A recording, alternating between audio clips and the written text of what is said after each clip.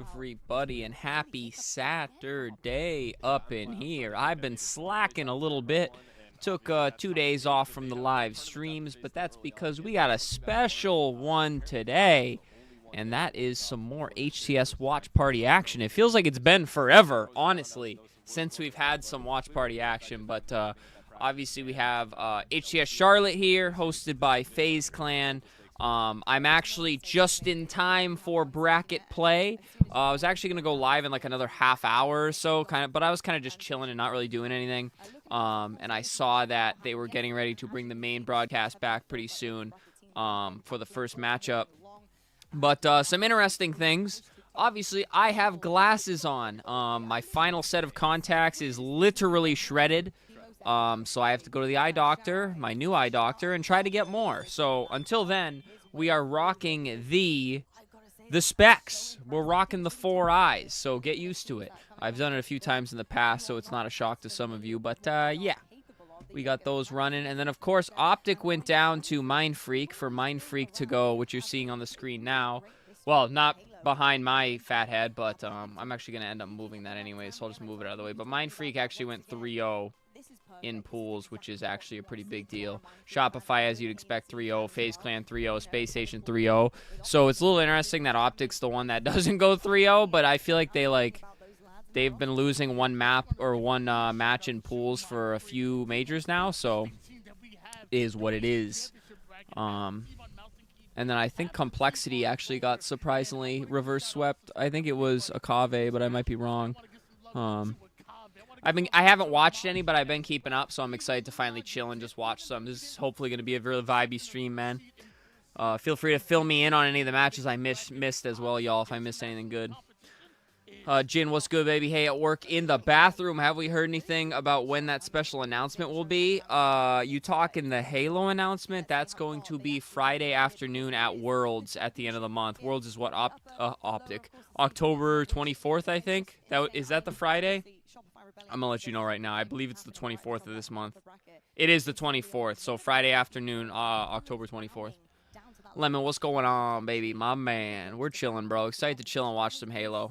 It's been a good day so far. Been a vibey day so far, so hopefully that continues on stream. I got a cute little Red Bull here that I'm gonna be consuming and hopefully drinking some water as well. So I'm ready to go. I even got a snack here on the desk, bro. I am so ready to chill and watch party with y'all, so hopefully you are ready to watch party with me. Optic scamming early already. I don't like to hear that. But like I said, they always seem to drop at least one in pools, so I'm not too nervous, but probably because I haven't seen the gameplay, because if I saw some questionable things, I'd probably be a lot more nervous about it, you know? Court, what's good? Good to see you. Okay, last I had heard, the announcement was just during Worlds. Nothing specific. Appreciate it, boss. No problem. Jin, I actually did a video talking about some of the stuff that's been going on. I uploaded that Wednesday, Thursday, because there's been they announced that it was going to be on Friday instead of Sunday, which was a pretty big deal. So exciting to see what they're going to have. Above mid Cody Smurf, is that you? What are we on about, brother? Is there literally somebody going around with that name? Because that is not me. That is not me. Adam, what's good, bro? How long you live for? Probably a long time, honestly. I'm just vibing. What are you thinking of this Optic team as they woke up slow on this Saturday? Absolutely just vibing. I don't think I've had this flavor before. Juneberry. Don't think I've had it. Anytime we've had a dynastic team who've just dominated throughout the season, it's not bad. Not the best. Might not even crack the top 3 for me. It's not bad. I'm rocking the Optic Texas Championship jersey. I had it on stream the other day, but we didn't really talk about it. The logo patch is actually glow in the dark, which is actually insane. I wish I could show you that. I doubt if I turn my light off that it's dark enough for you. Oh, God, no, not even close. But it is really dope. Sick jersey. Got the World Champions 2025 patch. Got all the sponsors on it. Got the Scuff. Got the Razor. I wish they were my sponsors, but neither here nor there. Contemplating going live and doing this. How would you feel if we did a co-watch? Usually shoutcast EUHCS, so it would be fun. I'll be honest, Adam. I'm probably going to chill and do this one solo. I really like I get real vibey in the watch parties, man. It's pretty easy just to keep chilling and reading chat. But if things slow down a little bit, I'd be down. Grab a couple cold ones for me when it gets later. Hope you'll have an absolutely vibing night. Cheers. Hey, much love, Jin. Hope the night goes smooth for you, bro. And don't be scared to go hide in the bathroom and watch some stream, all right? Don't be afraid. Aaron, what's going on, baby? Good to see you, my man. How are we? Sounds good. I got you, bro. How have the streams been, Adam? Has it been good to be back? Is it everything you'd hope for? I was glad to see I had a decent amount of viewers because I know how the YouTube grind can go with I talk about this whenever I take a short break from YouTube. It's like, and here we go, guys. We're jumping into gameplay, so I'll finish this thought. YouTube literally forgets about you and doesn't show you to your fans, which is messed up, but neither here nor there. I was glad to see you had a decent amount of viewers the other day after not being on for a while. That's unfortunate. I'd be tweaking. Brent, what's going on, brother? How we doing? Brent, fill me in. What have I missed in pool play? I know you've been watching. This looks sloppy so far, bro. Dude, look at Royal 2's eyes and him barely blinking, bro. I want to see him get roasted. Y'all roast me for how I look playing. So what the hell? And actually, Optic may be able to get that camo, but it's Cycle who's found the hill. Somebody please still around. Expect to support household names. Do you go for the camo, or are you going to be able to roll that Metrics is tough at the moment, but it's just being consistent. No, absolutely, bro. That's all it comes down to. Right, but nah, bro, you definitely established yourself enough where the fans ain't gonna forget you, bro. And that's fucking wholesome. Most notable thing was Gunny's team ran through pool play without dropping a map. That's actually insane. What team is Gunny on? As always, y'all, I've been out of touch, so please bear with me. I got to get my HCSC legs back. Life's been busy, so.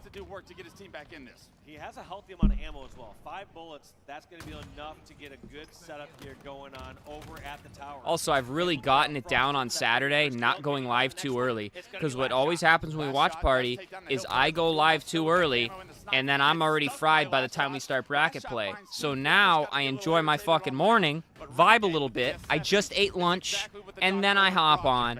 Energy's high, just in time for winners round 1. It's perfect, bro. It's perfect. Ooh, they got the corduroy sponsor. I got 2 beanbags right back here. Actually goated. Displayed. Let's see how locked in Renegade is early on this Saturday. 2 players coming up the tower. There's no I'm back. Yeah, there's somebody called above mid Cody hanging around Onyx. It ain't me, bro. I wish it was. It ain't me. They beat Mind Freak, then Mind Freak upset Optic. Weird stuff. Pretty easily from Optic, and now we'll start to get progression on the second pool. That's kind of crazy. Pool play is always a little fucking mixy, though. Let's be real. See him mouth something to the effects of sit down as he out-BR'd Formal. 3 members of Optic push screen to get Frosty out of that position. A lot of information given to the rest of Shopify. Can the rest of the team hold this setup for tower? Doesn't look like it. As Bound picks up 2 in the kill feed, it is all 4 going down. Frosty the first one to spawn, but Optic break that setup immediately as well, and they'll continue progression. Already over 50%. Get this back to a 1-1 score as slow as you started. Optic starting to get on their feet. And look at the score lines across the board here. Legend, still not killing the board, but most assists, has 5, which is the rest of his team combined. I love the fact that he's not playing too different, though. He's just post up in your nest, saying, I'm still going to land on my shots, hold this up, and try to keep Shopify out of the hill. Shopify break the hill. Frosty with camo. Shopify doing a really good job working together. Formal with this opportunity. Now Frosty with the same power-up, power weapon combination. So little time. By the way, everybody make sure to hit the early thumbs up here on the YouTube stream. Pretty please. Helps out a lot. We're going to be live for a while here, so. There's 2 players pushing towards nest. One's already snuck around back tower. The camo, not going to be part of the equation anymore. Oh, he tried to say. Oh, I was going to say he tried to save the bullet. But in the meantime, the rest of Optic, Legend himself, there's rumored beef on Optic, but between who? In that hill to get Optic right back in this. Yeah, I mean, on one hand, if you're a Shopify fan, you have to say, great job, we're shutting down Legend. You gotta do it good. But on the other hand, you're saying. And are we talking recent beef or like stemming off a while back or what? Wait until he wakes up and starts going off. If you can process that. Or are you starting the rumor? While all of this is going on, that would be impressive. But Shopify get a clean wipe as the hill rotates into house now. Cycle going to be the first man. Hector is going to sell the whole team. I don't know about that. Set up here. He's going to get taken down. 2 actually go down. Frosty and Cycle both lose their lives. The player in the hill for Shopify by himself. It's going to be last shot is roll 2, trying to anchor from green, trying to get some damage. Maybe if I had more context, but the way you just worded it, I find that hard to believe. Let me put it that way. All 4 up and have a perfect setup of their own, but they have to play perfect here if they want this hill. Couldn't tell if Royal 2 was not Q-Team because he was getting greedy and trying to finish off that fight, or he didn't want to get the Yeah, spot I know, I was all trolling. over at green and get stuck in that position. Was that part the troll or what? No, I'm kidding. This next push to go through. It's still Only not that rumored, time. but apparently 3 members of Optic have a problem with the other one. Hill number Why you 3. gotta say it like that? Who's the one with the problem? Finds himself 2 by himself. It's roll 2 who stands alone on the map, gets in the hill, and this will be Shopify taking the But yeah, lead Hector, once again, 2 to if 1 you here followed soon. Optic for even 2 years, bro, Hector would never do something of like how you said it. Kills across the board. That's also not really how it works, but he's very big on doing what's mutually best for the players and the org, which is important. Ooh, that was a good snag. That shit never worked for me, bro. I gotta step right on top of that pad. Just tiptoes around the sightline right there, able to get away with that camo. And now, although We all know who, to be honest. I mean, I have a hunch, but I don't want to be wrong. Renegade's got the camo. He's But gonna I mean, try and get up close and personal. due And to look at this. I past, love this from him. long Some past initial damage events. from a team. That's his sign to go. Yeah, and Got a last pretty time good when we guess. saw that secondary hill being I love captured, this. Oh, Row 2 really didn't see that? Wow. Renegade really pushing through to that side. It was Renegade slipping behind in the mud. You saw Frosty didn't catch that timing last time. Second time Renegade makes a flank. People are Once guessing again, Legend, but I'm thinking Formal. Beautiful trigger discipline Yeah, from I mean, Renegade right yeah. there. Just a heads up play to clear out all of green. Ooh. Repulse, camo stick, working to his advantage as well. Last shot did see him, but too little too late. He didn't know he had all the Formal's utility definitely had a lot of to play beef in the around, and past with a Renegade lot takes of that last shot to different help players Optic in both almost esports, but guarantee this fourth you inning. know, when you're a competitor like that, I mean, it's just, I feel like it's just easy to be things to get oh my god, I want to see it from his POV. It's easy for things to get abrasive sometimes, you know, especially when things are as heated as like the end of the HCS for a while. If we're gonna see Shopify try to commit to Formal the this, GOAT, the other 3 can or get just sold go a off. bit more slaves instead of their hill I mean, number that's not 5. really how it Not works. gonna move until Optic get in, and so Shopify kind of left without an answer outside of try your best to come back in this, and if you can pull that Has off, anyone that played would be the a BO7 deflating beta yet? experience I'm for planning Optic. on getting on There's one some player probably still after I at tower. stream Last this shot because on I gotta the play ground. some and Last do a shot video first for body y'all shot. on my The second one is thoughts. true as well. But This kid, when I'm he hits interested up, to he hear does how it not is. miss. And right now, I saw, he's the yo, player to and if watch. you haven't played it, Double body there. like 12 or 1 o'clock, they added a playlist with basically dialed back SBMM. Supposedly the mode prioritizes ping and fast matchmaking over skill. How it should have been all along. Yep, looks like Legend's gonna No scrap one's up more the locked last than the other, remaining yeah. time in that hill. We got ourselves a tie game, Wes. Next up, top center hill. 2 minutes and 40 seconds on the clock, so you can guarantee that time probably not going to be a problem in this game. It's a first to 4, we're going to call it. Formy with the Formal snipe. close up and does what Formal does best. Rip That's how it faces works from on a Optic, posted bruh. position. Formal and Scumpy are the Finds that poster first childs pick. there. I Body mean, shot yeah. to roll 2. Scumpy Roll 6 big gonna time, repulse bro. up into Formal's teammate. Good comms. We'll get roll 2 taken down. Formal is in the Scump position, though, for sure. He can do whatever the fuck he wants, bro. Because if he's on the watch parties just go harder. Formal's personality, bro, just, it complements Scump so good, bro. And you have Formal streaming that shit. Like, Formal's gonna be like Scump, bro. He's gonna make more money in retirement than he did during fucking his playing days. From either platform. So we're gonna have to see if Shopify can make up that gap, but Optic scrapped up. And so as a much, long they're time, about I mean, 70% probably all the long-time Optic fans, I'm That's a dying to see beautiful read from T2P Cycle. So watch many parties, times bro. you see that player from cuts get a back smack, get Swims, something my good man, damage what's to that player good, before he's bro? able to react. But Cycle, How would I go with about heads sending you up, gameplay for the situational VOD of you? awareness, So, able to get a melee, if you set it join up the immediately, Discord, and he doesn't the get that above play average forward for Discord, Cycle. there's a Now look at link the in progression. the Shopify description to got do right so. back in with the use of this camo. There's a channel called VOD Submissions. Just throw your clip or your gameplay or whatever there, and just let me know like what rank you are and stuff like that. Top center is going to be Optic trying to scrap up this last little bit. Inbound dodge these nades. Yes, he can. They get steps in. They get steps in from the repulse up. It's Cycle. Cycle repulses up. He gets 2. It's a double for roll 2 as well, and that's going to do it. They're going to get the hill all 4 down for Optic Gaming. The hill will go to Shopify from a miraculous last-second play from Cycle. Something about counting chickens before they're hatched.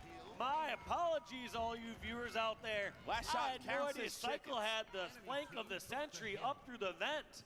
I didn't see anyone near sandbags in a position to contest that. If we're trusting anyone to count chickens, I'm trusting last shot. Everyone knows he's got chickens at home, and he can count those chickens. to the very last second. 3-2, Shopify take the lead. I'm a fake fan. I didn't realize you added Discord. Nah, there's nothing wrong with that. I'll be honest. I mean, me or anyone else aren't very active in there, so it was definitely more for the fans. You know, I used to beat myself up that I'm not more active in it, but it's like everybody really wanted it early on. I think we still have like 450 people in there, which is actually fucking insane. The only real risk is now someone like Legend. I just struggle keeping it. I struggle keeping my socials active, let alone at Discord. You know. He might have started slow, but this is the exact opportunity you expect Legend to take advantage of. He's going to have a player back green, but knows that there's white wall pressure coming as well. Roll 2, taking down Legend before he can do any more damage with that snipe is a massive kill for Shopify. This hill narrowly in Shopify's progression right now, but look at how Optic are making this scrappy. They're buying time. They get beat in the hill to contest last shot. A frustrating death from last shot as he gets overwhelmed by the rest of the green wall, and now Optic have control of the hill. So we'll have to hop in. Yeah, definitely. I mean, at the start of this hill, erased. Optic have an opportunity to tie this game. It's definitely chill. Luckily, nobody's obnoxious or anything in there. Not playing it slow whatsoever.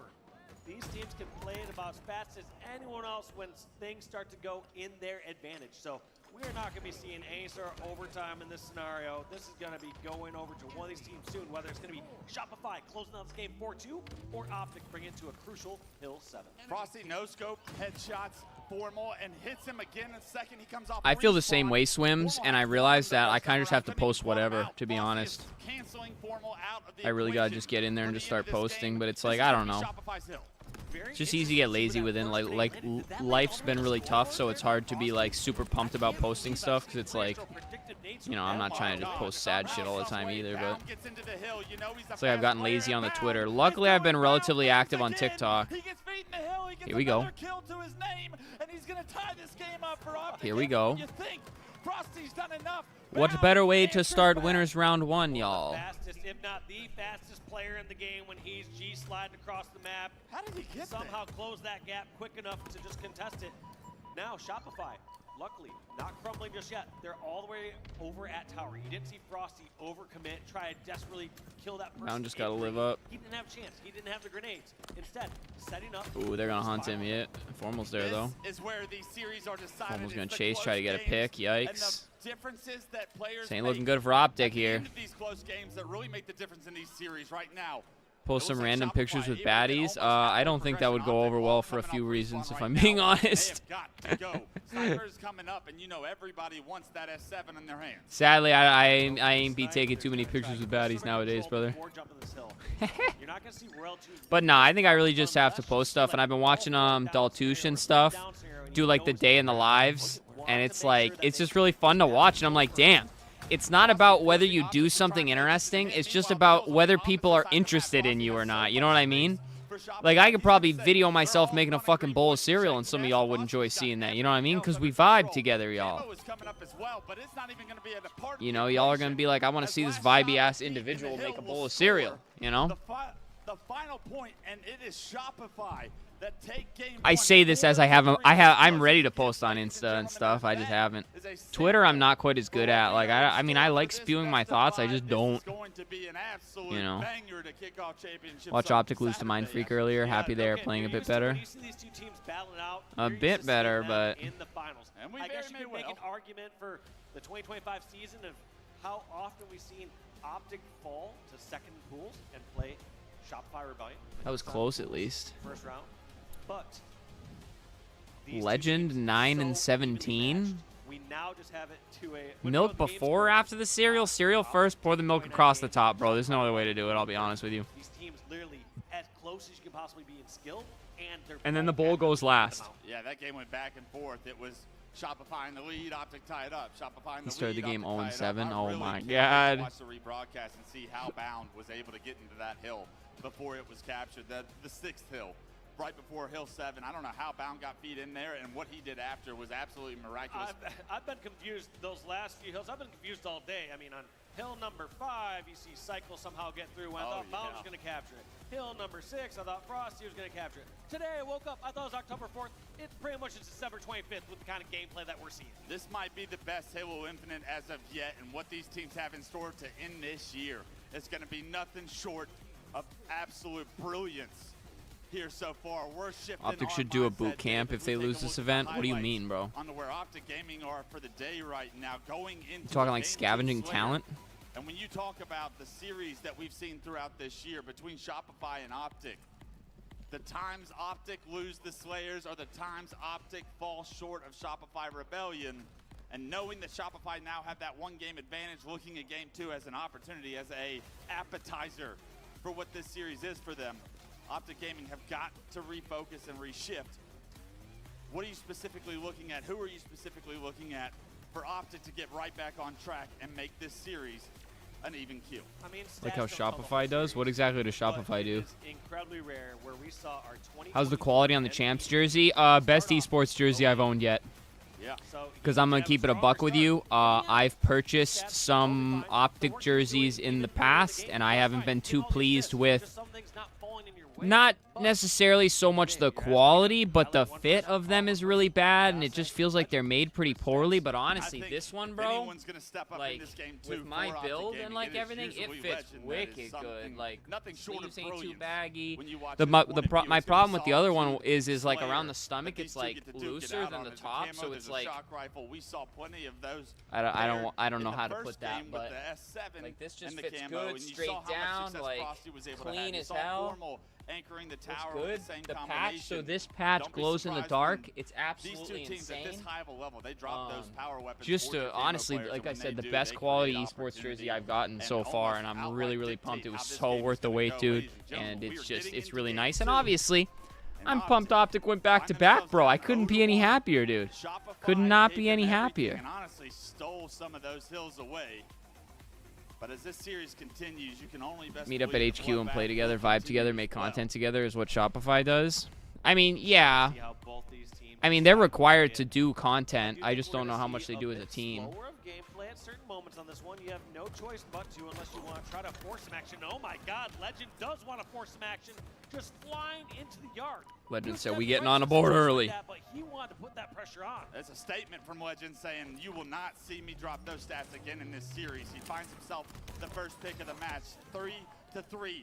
Trades across the board, shock rifle in the hands of last shot, but I believe that camouflage is still going to be up for now. An Nobody able LA to go for Gorillas it. hoodie and its But ass. that Damn, continues to bro. get You a split. Gorillas Coming fan? across everywhere you see last shot kind of gets surrounded. There's We players don't have any flanking Gorillas him, and fans there's a in player the posted in front of him because in the Renegade friend group. forces himself to be such a hard kill. Formal is able Zach, to pick what's up a good, couple bro? of kills. With that, he's able to I find will his say camo SSG, and the shock shirt rifle and the hoodie, already. The they power- have the power highest weapon quality paired merch I've together. Now gotten it's Formal's chance from to any once like again change the esport outcome relevant of the thing. series. Not that I have a ton of it, but it was really high quality. Ooh. You think about, yeah, that also seemed like I should have hit. I'll give you a little credit there for him. Well, that one looked pretty good to me. Look good But to me, Coach. I was gonna say the fact that Renegade not only stayed alive, And then on the way, I also have oh, you're a Hook fan. That's dope. I also have a It's how difficult of kill are Ultra. you? How much of a nuisance are you being Stay alive. taken down? I have It's Optic with the pressure, Optic 11 to EWC 6. merch That was a coming, the hat and the beautiful shirt, and push. I'm really excited Under to the see back how of that trade, is. they were able to finish Quality-wise, off I hope every it's single good. one of those kills, only losing one member. 12 to 6 the I lead. should have the Most championship teams shirt race coming apart in too. the It's equation weird the right now. Foremost jerseys still with came shot before rifle the in hand. shirts Forced the backup, but you because, can't hit the headshot on well, the player they sniper. came out Players later, with but driveway, loop. And a lot of pressure on the Optic here, but Formal gets into the mix, finds himself a kill. big gets Scrap another player fan. to I no like shield. Scrap. Kills being traded out will benefit Optic here he's now. good for the sport. Yeah, and you feel like Shopify, The they're e-sport. overly committing here to try to According to take out Maniac, players they don't over like doing at the content, guard so and they driveway stopped months because ago. shot I rifles did there. notice I That's haven't ammo seen them in point. as many So clips. all that time that they're chasing around Formal, But that's trying kind to of get that weapon annoying. back, Yeah. Formal making effective use of it, getting a few picks here, laying down damages. I understand the mindset, though. I mean, I don't know. Maybe I don't actually, because you are on like the top Oregon esports. But it's like the HTS is coming to an end. You don't really know what's coming for you. Like, it is hard to stay locked on that end of things, you know. Renegade head on a swivel, turns onto Royal 2 posters, gets that Also, kill they before looking traded out. good, Three man. go They down for looking Shopify. good. The second camouflage is coming up. Optic may have an opportunity to get map control. It's Legend finishing off Frosty, popping the camo, and can he stay alive is the question. Yes, he does. Decides to revert back towards this driveway side. Now Legend's gonna have to try break behind the defenses here. We've seen No Optic Shopify. throw these leads, In fact, though. maybe not. player's going to just make a push towards you. That's going to be the opening that Optic need to make their next charge, and here it comes. Ooh, I thought he had him. Making him such a difficult kill. We'll take the trade, I guess. That's the map control gone, and he's forced to trade with Frosty in that situation. Scrap's the only reason you got a Thief shirt. I didn't know you had a Thief shirt. Thought that was going to be an opportunity to run away with the game. H4F. I need a shirt that says that, bro. 100%. I mean, it felt like Optic were gifted the opening slay. They had the camo and they started the charge, but Shopify answered to a couple kills of their own on the opposite side of the map. Kind of isolated Legend out there. He didn't really have an option. He was always going to get traded out. It was just a matter of does he get that kill on the Frosty. He is able to get that kill, and since then, Formal's found himself another shock rifle. A little bit of success with the first one. Let's see if he can have even more, now that he knows where Shopify are, all stuck in the back of loop. There's a lot of map in front of Formal right now. If they can keep Shopify pinned down, that would be big, but as Formal relocates to bottom U-turn here, multiple members pushing top posters right now, and Formal gets back up to top sniping. Now he's got Cycle in front of him, but Frosty looking over. I would have got a shirt for whatever team he went to last year. That's what I figured. But Cycle gets the best of Formal. Should be cleaned up by Legend. Legend trying to hunt. Cycle down. The repulse makes it a little bit more difficult, but finally Legend able to get that kill, and a much better start for Legend as he is 8-4-3 here in game 2. Optic benefiting from that heavily with a 30-19 scoreline. Yeah, massive lead. I mean, we talked about highlighting Legend going to this one, but I think one of the people who's doing real amounts of work there is Renegade, getting 2 kills in your kill feed, dead, bringing him up to 14-5. The MVP Renegade, 14-3-5, getting his team back into this series. Part of a leadership quality is doing it yourself sometimes, and Renegade says, I'll do it myself. We'll hop on board with him, and he looks to be aggressive. All Shopify are top sniping. Ooh, y'all heard Swims, bro. Swims be thumbsing up the stream while he's at work. Everybody else hit that thumbs up as well, pretty please. Appreciate you. We got Optic up 15 kills here in the Slayer. World Championships where you have Renegade on this Splice roster, flanking around over to Yard, hitting the likes of Frosty and Royal 2 from behind. Renegade challenging the world right now, and Cycle brings him back down. I don't care how many you up, bro. I don't want to be seeing that. Shots of his own. Cycle trying to do what he can. Like I said, we watched Optic throw some pretty big maps last major, so I'm never comfortable. This is Optic's game to lose. When you're getting on the beta, I'm not sure, honestly. I might try to run a little bit later tonight, but I won't be on long. I just got to get some gameplay under my belt so I can talk about it. What they can do if they get Optic in some sort of spawn cycle, but you start to think of like Camo act. Ooh, that's problematic. Maybe 3 or 5 kills in a very good or very average time. 13 kills, completely different. Cycle was actually getting hunted by Formal there. He actually does a phenomenal job to good stay moves alive, by Cycle here. able to take down Formal, but in the meantime, he's still losing teammates. Members of Shopify are dropping across the map. Face cam froze already, chat. It's going to be a good day, bro. It's going to be a good day. Usually I only have to reset it once, though, so that's good. That's good. That probably means this is the one. We're getting it out early. The last 2 players forced into blue, and this is where they could get trapped. This is the moment Shopify could come back in this game. I'm getting real sick of this PC, boys. I'm getting real sick of it. Trades out the damage, but that's me, Legend and Frosty going down. So every single time it seems like Shopify. Greetings, we're back. Here you go, glasses cam, y'all. You like it? And make it so glasses cam. I didn't put the hat on. Yeah, I can't tell you how big of a kill Renegade got off screen there. And oh my God, last shot, not going down without a fight, gets a triple kill. Beautiful shots from last shot, up close and personal to make it a 7-kill game. And all of a sudden, come on, Shopify's face cam. momentum starting to manifest. Is Optic really gonna blow this while I'm fucking trying to fix my goddamn face cam, bro? Is this really how this is gonna go down? Also, I forgot. I tried to put my face cam like here so y'all can see the score and stuff. There we go. Alright, we're back. You can see me. We're back. Phew!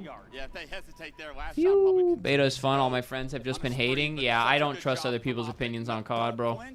But y'all know I'm gonna be blunt with you in the video. If it's good, I'm gonna tell you it's good. If it's bad, I'm gonna tell you it's bad.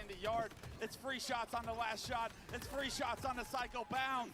The player that was called out so much yesterday to try and step up when these two play each other. Bound. Man got those winter whiskers growing in. I like it. I've had the same beard set up for months, brother. Actually, probably years now.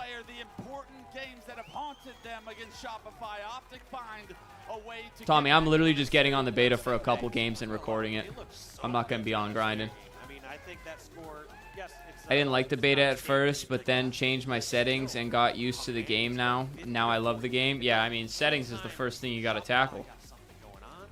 first things first, settings, It bro. got work. It felt like Optic always had an answer, some sort of kill across the map, some sort of trap, or just some sort of brute force effort from someone like Renegade just to snag a kill. Yeah, it's not some sort of effort. It's Renegade on the map doing things. 19 and 11.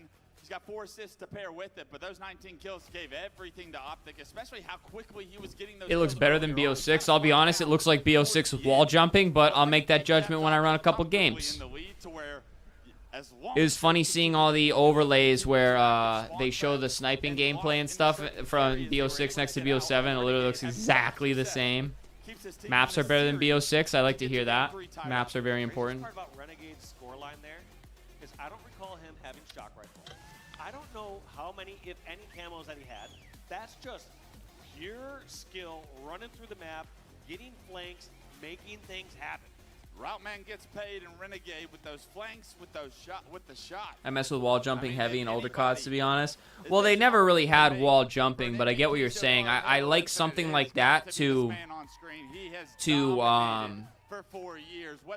add a skill gap, you know what I mean? And like, I obviously haven't tried it yet, but it begs reference to one of the best things ever was in BO3. Like doing like the tricky stuff, like running in somewhere and then like jumping and running across the top of the doorway and jumping off, and then like to throw off the people coming into the room. So it's like doing that with a wall jump feels really clean. I'm pretty excited to try it. Beta grind isn't too long. Highest level's only 20. Yeah, that's how it normally goes. I just mean I'm not going to be on much at all. I want to say maybe tomorrow, but tomorrow's shaping up to be a real busy day, which sucks, but is what it is. Just give me a BO2 remaster? No, absolutely not. Leave that shit where it is, bro. Don't ruin it. He does not miss. Leave that shit where it is. At all times, it seems it is very difficult, even for the reigning champs in Shopify, to take this man down. If we want this series to go the distance, we're on a very good trajectory here, all tied up going into Game 3. Ladies and gentlemen, I can't wait to get Game 3 started. And I know these players both have some confidence going into Game 3, knowing that, hey, if you're Shopify, you won the objective, you lost the... I'm really not a fan of remasters at all. I never have been, bro. Even a Ruined BO2 remastered is better than the cheese they released today, bro. No, it's not. Just make COD playable and put the old maps in the new COD, bro. Trust me. Yes, no remasters and remakes. Thank you. Thank you. The only remaster remake I will allow is if it is a campaign and it's a copy and paste with improved audio and graphics. I will allow that. Play the shit out of it. I won't, but y'all can. Do not remaster freaking... Dude, things have just changed so much. It's not going to hit the same. People are going to fucking hate on it. And now the worst thing ever is going to be the BO2 remake or the whatever remake, you know, like, just don't. Just try to make a good game. People would not be begging for remasters if you just made good games. If BO2 came out today, everyone will clown it. Exactly! COD has such a bad reputation, bro. If any of these 8 players get that weapon in their hand, they can really start to... No nostalgic cash grabs? No, absolutely not. So if you're Shopify, what do you absolutely fucking not. Who are you paying attention to the most to start prioritizing and positioning for that early control of the power-ups and power weapons? I think if you're trying to prioritize... Lemon Zester, we can do that in a modern game. The little series we saw from last shot with the AIO 1 beta, I was getting action taken against Wallers. Problem of using the same engine. Yeah, that's definitely fucked. Shopify is they need to be able to get an entry kill and then not throw a death or fall into an optic trap right after. Right. I feel like there's a few times that we're seeing, and this is from both sides, but specifically from Shopify's side, is they'll get one kill, and then you'll instantly see that kill answered by someone from Optic. Dude, I ate lunch not too long ago, and then I brought a Lenny and Larry's fucking cookie up here to eat when I got hungry, bro. Low-key, I kind of just want to eat the cookie now, which I might just do it. You can't quickscope like that on the modern ones, to be honest. Yeah, but Lemon, that's what I say when I say make a good game. Like, give the fans what they want, but in a newer iteration, with maps that are made well, and then put the old maps in and give them your personal touch, kind of like what they do with Nuketown. Do whatever you have to do to spruce it up or change it however you want. But they can make a good game, I think. Trying to pop one out every year might make it hard to make a good game. Yeah, because it's not a yearly game release, it's a yearly cash grab. We'll take the other two hills that are a little bit better. There's an entry kill there, or maybe I would argue an answer. Action and banning is important against cheaters. I actually just saw a video on Instagram how cheaters are running rampant, though. More free death than what he normally would. Yeah, Formal able actually to get to. He actually stuck roll 2 off the ground. A god nade from the god himself. Formal able to take down roll 2 right off spawn. So he kills roll 2 across catwalk, throws a predictive nade on the pipe door. It bounces off the ground, sticks to roll 2's big toe, and roll 2 hasn't played the game in 20 seconds because Formal has taken him out of it. Yep, roll 2. Cheating COD is just a meme now. It's pretty cringe, honestly. That's 3 in a row. He's being very mean, not letting us. Bro, have we heard anything on ranked with this COD, bro? I kind of need to see it at release, to be honest with you. Both being recaptured by Optic, so you think Optic are going to be able to try and get some momentum off this, but I say that. I think best case scenario we get it like with season 1, which usually 3 weeks to a month in. Which I never understood why season 1 can't be released at launch. Season 2, what the fuck? But giving up A in this situation, no harm, no foul. You got a 50-point lead and a BC control for Shopify. And last shot. Vision had to send a cease and desist. Yeah, but I mean, why wouldn't you do that? And that's going to continue. Points on the board here for Shopify Rebellion. Formal by himself here over at Elevator, forced to drop bottom. You don't deserve your next paycheck if you cheat, on God. Takes him out, and roll 2 give him Formal a little bit of his own medicine there as he takes him off the screen. 4 down for Optic. A brand new camo for roll 2. Optic are going to split spawn actually in this situation. 2 players spawn towards Elevator, and camo for roll 2 approaching these players. He's actually going to refunded the game and bought a beta code instead. Maybe buy it again if rank looks good. I was thinking about just pre-ordering it, honestly. Like, let's be real. For stream and content alone, it'll be worth it for me. You know, even if it's a bad game, I'll just drag fucking COD's name through the mud. I don't give a fuck. Hello. It's paying off.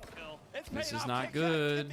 But Royal 2, the patience, the discipline pays off. He's doing Royal 2 things. He says it's my turn with camo shock, and he lights up the scoreboard for Shopify. Oh boy, that was a weird push by Legend, no? 31 and climbing to 26 from Optic. Like that, trying to line up one more. This isn't good, bro.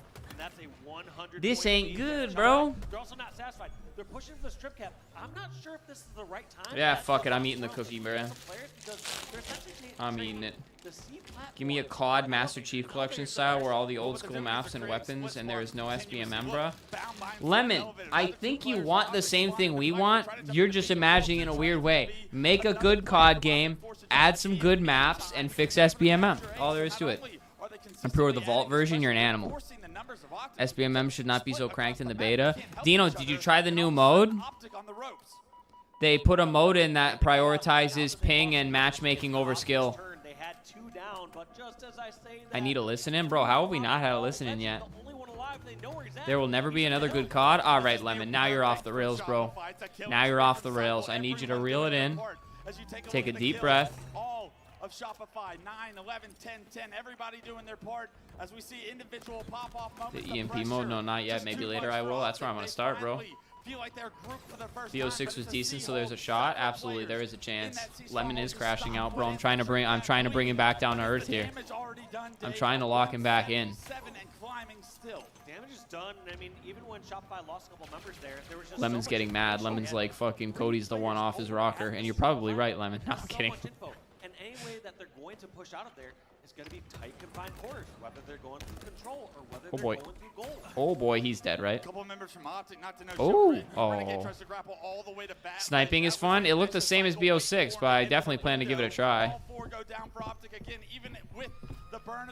If we all come together and don't buy BO7, they'll be forced to try next year. Yeah, but that's never going to happen, bro. That's never going to happen. Even in the worst years of Call of Duty where people said to do that are the years that COD had like top grossing years financially. So I remember when the game was ass and Activision was still breaking records on their balance sheets. And with that, opens the This is floodgates of not a looking 3 good again for Optic. Somehow, once at again, all. they just I ate my make cookie. You didn't take a bite, bro. Incredible pushes. Basically, they'll know where there's so many players of Optic, and as you saw from that pipe engagement, Optic had numbers, but they felt funneled in even one by one. They're going to get double teamed, they're going to get grenaded, and they won those fights. Pushed on over. Yeah, I saw it was a mosh pit mode. And at this point, it is just too tough here for Optic to come back. They have to play perfect, and they have to do it now, and they have to do it the rest of the game. The pressure from Shopify has been too much. Bound and Formal both go down. A player tries to come across catwalk, and a trade will do everything for Shopify to win this game. 244. Oh, I remember my iPhone homies always complaining that they couldn't buy memberships for YouTube. I saw they made an update where iOS can now buy memberships. I guess you couldn't before. But as of October, iPhone users can get memberships easier. Just trying to bring attention to it for no specific reason at all. Taking the right fight, hitting all the important shots. Please buy a membership on YouTube. Staggered. One thing that was so impressive to me Or gift one. is that a lot of times when I do remember getting COD at Walmart and it being marketed as the highest selling COD every year. I mean, it low-key was. Every year, dude. They were up. The next two members fall, and you have these staggered spawns. Shopify, however, they lose one or two people, somehow hole up, get into strong positions, be over in pipes, be in difficult to kill spots, buy time to their teammates, and if anyone Optic overextended, they would get an answering kill of their own. Yeah, that last control from Shopify lasted the last 5 minutes of that game. It was never Optic's opportunity to get back into it. It was always. All right, what do we Optic on think, the chat? road. Optic on the road. 3-1 They could Shopify? not figure out a way to break what was the relentless pressure from Shopify, and what a response after game 2. They said, Greenwall, you didn't invite me to the barbecue. Remember when people hated Advanced Warfare through Infinite Warfare and now they are loved? Thank you, Brent. Exactly. Everybody fucking hates on shit and goes, it can't get any worse than this. And then they go, oh, you know what? Advanced Warfare was actually a really good game. I fucking loved Advanced Warfare when that shit was out, and everybody hated it. They hated it. I love BO3, I love BO4, but no, everybody was too busy saying BO2 was so good, I miss BO2, I miss BO2. Guess what? Now everybody talks about BO3 missing the wall running and shit. Like, bro, you gotta enjoy the present, alright? Still insane. Still cooking heads. Advanced Warfare is dog water? Alright, Lemon, I think you're rage baiting now. That shit was kinda low-key fun. I will say, though, it was low-key the least COD feeling COD, but it was so fun with, like, the thruster packs and stuff. So goated. Listen, man, if you say it was dog water, you just did not play enough Search and Destroy on Detroit. That's all I'm saying. I feel like I always favor Shopify when it comes to assault, but now Thank you, Brent. Brent kind of spitting, not gonna lie. Brent kind of spitting. Name me one iconic map from Advanced Warfare. So, there's not iconic maps per se, because in my opinion, Treyarch has all the iconic maps. But if you weren't fucking with Detroit, if you weren't fucking with that really bright map where you with the little water pool and you could like jump on the buildings and shit, if you weren't fucking with those maps, nah, bro. Taking a quick look at Nah. their records here. I couldn't care less what multiplayer is like. Only really play CDL ranked and Warzone ranked anyways. I saw they're force-feeding us a Blackout mode. I don't think Blackout was that good. I'm going to say that. I don't think Blackout was that amazing, bro. I think Warzone better. I understand the appeal of Blackout, but that shit wasn't as gas as everybody acted when it was out, and now all of a sudden everybody says it was the best Battle Royale. I don't know. Maybe I'm being a hater in that department, but I just didn't enjoy Blackout as much as everybody else acted like they did. I'm interested to hear your guys' thoughts on that. BO3 Zombies was goated, that's it, bro. Nah, BO3 multiplayer was fun as fuck. Fun as fuck, dude. That wall run on Nuketown, ooh. Give me that back, bro. Where you run across the house and then run across the loop across B and then you can run across the other house into the spawn. Goated. Fucking goated. And that was in an era where everybody didn't have a scuff and like motherfuckers weren't looking up in the sky, bro. So you could like drop on dudes. Oh, good stuff. We get a map where it's bandits out and let's gun up. Right now it's Bound getting the advantage of that gun up, finds himself a double, and I feel like Bound is one of those players on bandit-only maps that can be a real nuisance to deal with. Why does the FPS look so low, bro? It's probably the stream, but Poor performance from all of Optic. to get back into this. And Renegade found himself the camo, found himself last shot with his back turned. Start's looking pretty good. Optic for early control of the map. Yeah, Renegade has to know that bomb was a little Played that bit shit for far. hours after school. You and I both, brother. Somehow beating about 3 or 4 grenades there. Christmas I wonder if noobs, rest in it's peace. just Christmas three, or I wonder noobs, if they bro. just were Rest in predicting fucking where peace. Renegade would go. Unless we dial back that Almost trying to SBMM. inch this bomb into the But you know what's gonna happen? Hey. of Shopify So, Rebellion. Frosty was awesome. in the Call of top Duty five. wants to Take it down release a right mode now. where The first it one to push into the doesn't race. take skill into account, right? It prioritizes ping and it prioritizes quicker matchmaking. That's great. That sounds awesome. But the thing is, the people who want the SBMM dialed back, I would have to imagine are mostly the average to above average players. The below average to average players probably don't want that. So they're going to play the SBMM mode. So if you do a quote-unquote no SBMM mode, are you not just going to get all the high-skill players hoping to find the low-skill players and just running into more high-skill players, which on its own, is that not a self-fulfilling prophecy of SBMM?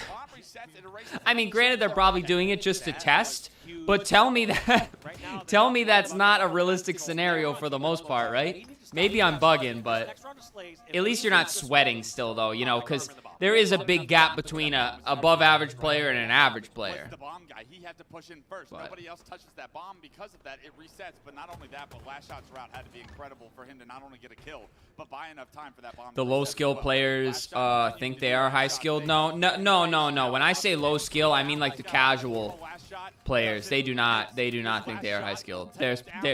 I have met plenty of people that just want to play COD and have fun, The rest are gonna be and they love SBMM. Renegade able to actually get a kill on the Frosty. That's going to delay some of the pressure, but last shot still on an absolute terror in optic space. He's got information that Formal's in the back of the base. He's no shield cycle. SBMM is for Looks over kids the that shoulder. stink and want to feel Takes good. it Thank down. you, 0-2 Lemon. wants the Okay, ball. now Lemon, Shopify. we can agree on something. This is great. With 9 minutes left, Shopify take that lead, and it's not off. SBMM has the lower skilled players thinking they are decent. Yes, that is a fact of life as well. That is a fact of life as well. By the way, I've been yapping and just reading chat. What the fuck happened? How did Shopify score already, bro? What the fuck is going on? I ain't even watch party, bro. This is a just chatting stream. You know, COD has a 60-plus page patent on how SBMM makes you play longer. Oh, no. Oh, I understand the studies and shit and the analytics, but it's just not... Back and the front, he gets removed from the map. If I make a game, my only concern is the players, right? When they make a game, their only concern is money. Money and your attention span, bro. They want you on that shit as long as possible, spending as much money as possible. And if you're spending more time, you're probably spending more money. Are you talking about SBMM and social playlists? Yes. Yes. Oh, fuck yes. Oh, God, yes. You need max SBMM in rank, but do it off rank, not off what you think my skill is. You know what I mean? But I've already beat that horse dead. I'm not going on that tangent right now, bro. Just putting the pressure on, letting them know, hey, your lives depend on this one right here. If you do not beat us in this fight, Optic are arming this bomb. No, yeah, we're talking about casual playlists because there's a big reason I won't even touch a casual playlist nowadays. And that's because I'm sweating my balls off as hard as I am in ranked. So why wouldn't I just play ranked where I like the gunplay, the equipment, the maps, like, you know what I mean? Genlees was good, baby. First time chatter over on the Twitch. You should play in the open brackets. Bro, I'd like to. Trust me, but I got a long way to go before that.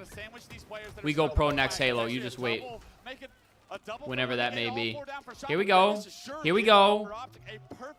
We're going to tie this up. Ooh, that was close, bro. That was close. Bro, what do you do when someone comes in and goes like 50-4? Brent, that's what used to happen. You just leave the lobby and find a new one, bro. So that was just also very fortunate. You feel me? Clearing out of the base to make sure they can get this next round of slays. They actually forced one. That's his fucking warm-up. He's probably going to ranked anyways, dude. But that could have been disastrous. You think the bomb arm would be an opportunity to reset the map for Shopify, but they go all 4 down. Baum finds the camo. He's also challenged with moving this bomb forward, but you know he wants to be aggressive, so he's going to drop that bomb. Spots roll 2, finishes him off. Good communication and teamwork Good angles from Optic here. It's Bound finding himself yet another assist. Or your ego comes in, you hunt him down for a 1v1, yeah, and then he's 51-4. What of it? You want to be aggressive. You want to be part of the action. Cycle gets spotted out. Actually reveals Bound who has this camo, and are they able to take advantage of that reveal from the sensor? I don't think so. The bomb's still neutralized though. Yeah, these other members from Optic are put in a difficult spot. Right now, Bound is hoping that somebody else comes down towards the bomb and pushes it forward. But nobody else from Optic wanted to take that lower position because they saw Bound down there already. And so Bound had to either completely keep moving that bomb or abandon that position. And you got to wonder if he could go back. Would he just start moving that bomb? 50-4, you break out the MK14. I beat that. Didn't work out for Optic, and now Optic on their back heels once again, stuck in the back of their base, similar to what we saw from Shopify. They have control of the fridge, they have control of the engine, and it's going to be a collapse from Shopify. It's just funny because COD, over all this time, has tried so many different things, and they've done a lot of really great things, and it's like, bro, why can't you just, like, bubble wrap all those fucking great things together into one game and just send it, bro? There should be SBMM in social, though, because it's not going to be fun for people if the enemy has a high Onyx playing against bronze ones, but not overly obnoxious SBMM. You just need to prioritize a different style of SBMM. I've said this before. If it's a 6-man lobby, or a 6-man team, 12-man lobby, you get 2 above average players, 2 average players, 2 lower tier players, or some mix of that. Or if a team has 4 below average players, the other team has to have 4 below average players, so that in every single lobby, there's somebody that every player can kill. You know what I mean? Cause it's social, man. It's not fucking ranked, dude. I don't know.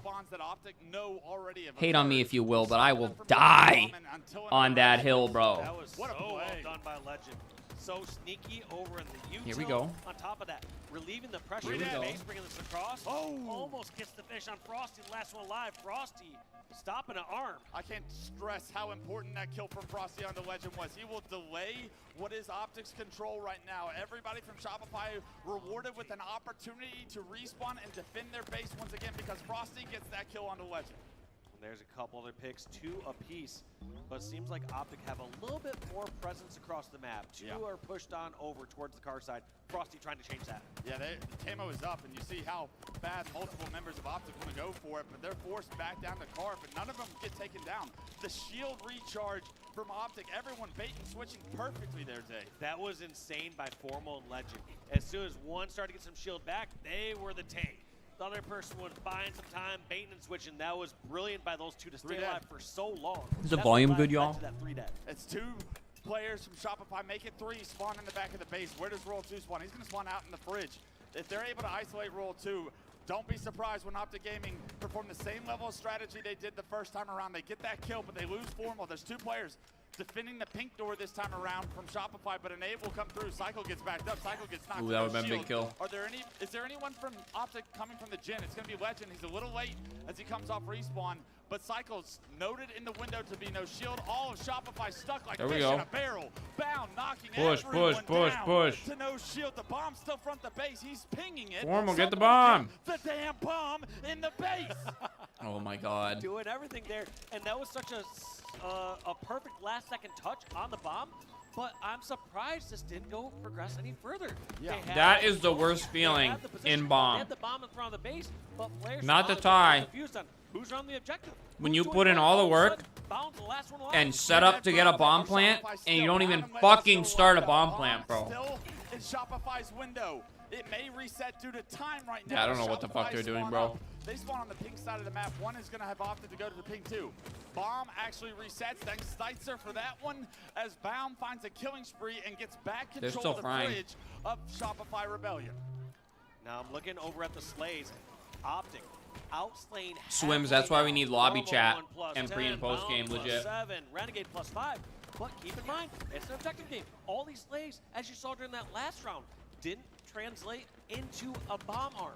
If they can't do that, all Shopify need is just their one opportunity. They just need to outslay for 30 or 60 seconds and get their one arm. I mean, Bound clears out Optic space again, sees the bomb bottom middle, and has got to be saying it again. Someone get the damn bomb. They have outslayed Shopify so heavily for what feels like the last 3 minutes and have nothing to show from it. The game this is insane. remains tied.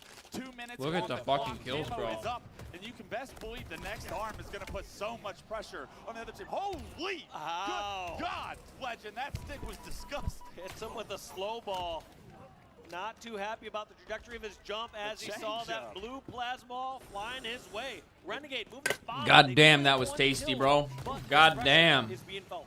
Information on 3 players. Renegade did damage to all 3. Frosty in the window, challenging Legend, backing Legend up as 2 members of Optic go down. Shopify release what feels like have been the past 5 minutes of pressure. Finally, Shopify with the bomb in hands get into the enemy gen right now. Optic, they start to slow play. Look how slow They're saying, all right, we're now in defense, and they realize what's at stake here. If they lose this next round of slays, bombs being armed, and there's only 1 minute left on the clock. One of the greatest Optic plays I've need ever to seen get eating, these bro. kills. I They wasn't need paying to stay attention. I'm alive. sorry. There's 2 players weak over here on the BR. I'm Can they checked stay and we're alive? just That's gonna be getting 2 started. down. There's Renegade and Formal both taken out. You know that bomb's moving in that cycle. Damn, bro. Arming this bomb.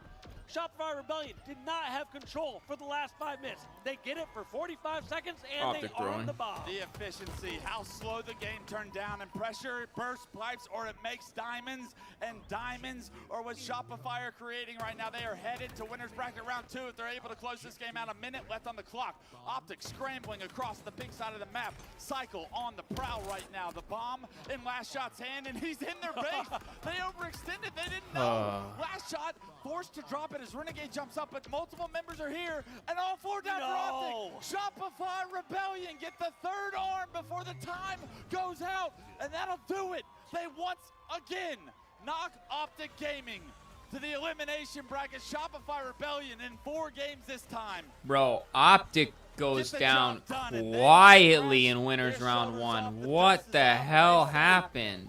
We love to see Optic in round 1 because we always beat them there. They just made that look clinical in game number 4. I mean, the most surprising part is Optic. They had the slaying. They had things going on. Just a couple missed objective opportunities.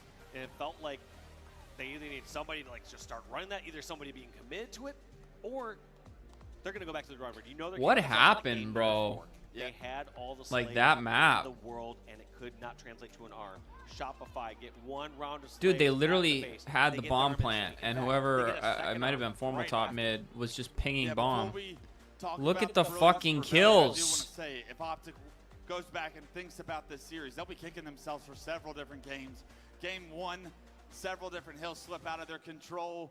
So close, they lose that game by margins, very small margins. And then you go to this game. That was what bound feels like pinging was bomb. Predominantly I couldn't remember who was controlled top by mid. Optic. They outslayed Everyone positive on Shopify Optic. several different times. It felt like they got multiple wipes without being able to get the bomb physically into the base to be able to arm it. The name of the game is neutral bomb, for God's sake. You need the bomb in order to score points. But Optic weren't able to do it. Maybe that's testimony to Shopify Rebellion's defense, but it only took Shopify 1 clean wipe each time they got that arm, and even the 3rd one, I mean, that was just Optic trying to scramble for some kind of level of success there at the end. So if you're looking at this series, Optic fans and the team can actually keep their heads up and be like, all right, we've been here before, we've gone through the elimination bracket, we've proven we can do this, and we're a lot better than that. Very few mistakes costed us an opportunity to go through the winner's bracket this time around, but Shopify, they've got to be pretty happy with the results. They're from what just happy, but occurred. also it's got to be a little unnerving seeing what Optic can do in that neutral game. That was uncomfortable for them in that, 10 to 4 minute mark where they're just getting outslayed over and over again.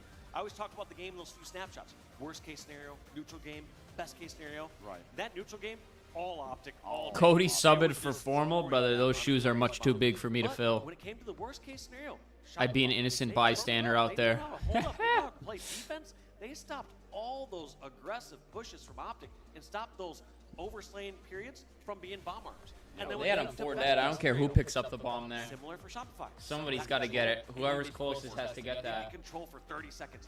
But I mean, I guess in reality, you should have the foresight that people are going down, and you got to carry it into base. Bro, they left it out fucking front base.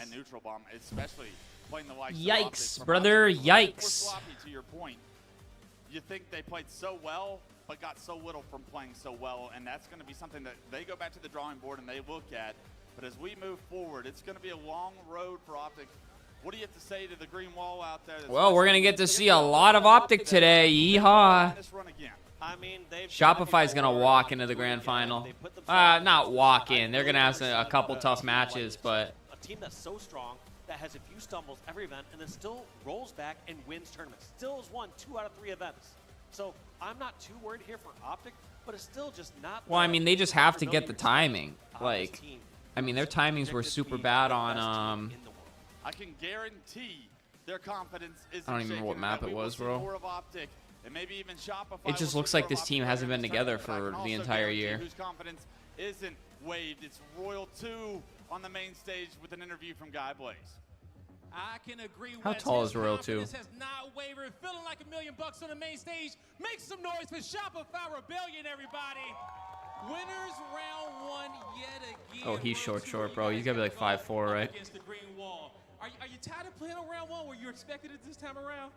No, I thought this was gonna be like it looked like the pools how they were going. It was gonna be like a normal tournament. We probably wouldn't match up to them until winners finals, but of course it wouldn't be an HCS tournament without meeting them round 1 again. So. It would not, okay? It's insane that we got these two meeting round 1, honestly.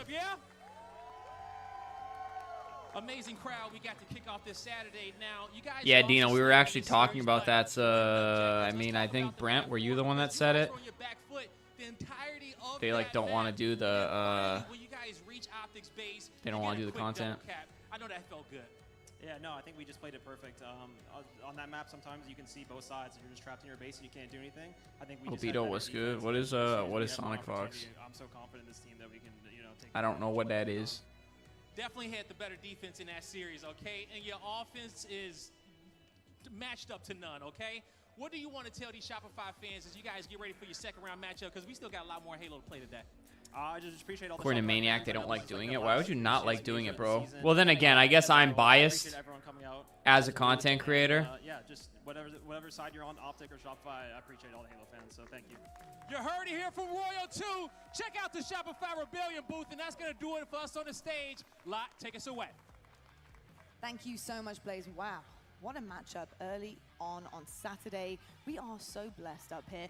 Main stage action was elite. It really was on fire, and I have to talk to you, Snipe Down, about what we just saw, because we were conversing in the back here, talking about what on earth went wrong really for Optic Gaming, because it felt like they were in it at one point in time. They were slaying so heavily.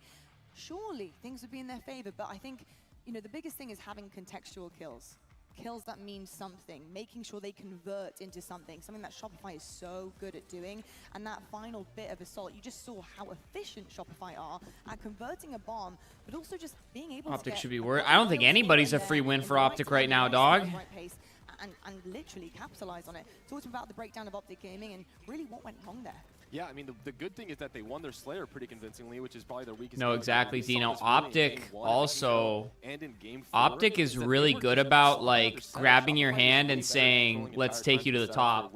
You know what I mean? Like, it's you can see Optic with everybody. It's never a one-sided relationship, and that's really why they're one of the best fucking orgs and why Hex is one of the best fucking CEOs, dude, honestly. The bomb guy would try to push in too soon, get picked, and every time. Yeah, I saw that they picked up the NEM roster. One person was kind of dying too early when they were getting the control and trying to get the bomb cap, and that's why the defense was so strong, is because when you get those picks, those trades when they're in your base are so much more impactful than just trading anywhere else on the map, because that gives you more time. You're already spawning there, and it makes them have to travel all the way across the map, and that's why their defense was so good, and Shopify was once again just way better at getting the clears, getting into the base, forcing them. Another thing too is, and why, if that is the case and they don't want to do content, I want to say the roster's in the wrong there, because Optic does a lot to make sure their players are happy. happy, and obviously I'm on the outside looking in, so who really knows, but there's a reason why they have so many people that A, want to be with Optic for life, and B, come back to Optic the moment they're not with Optic anymore,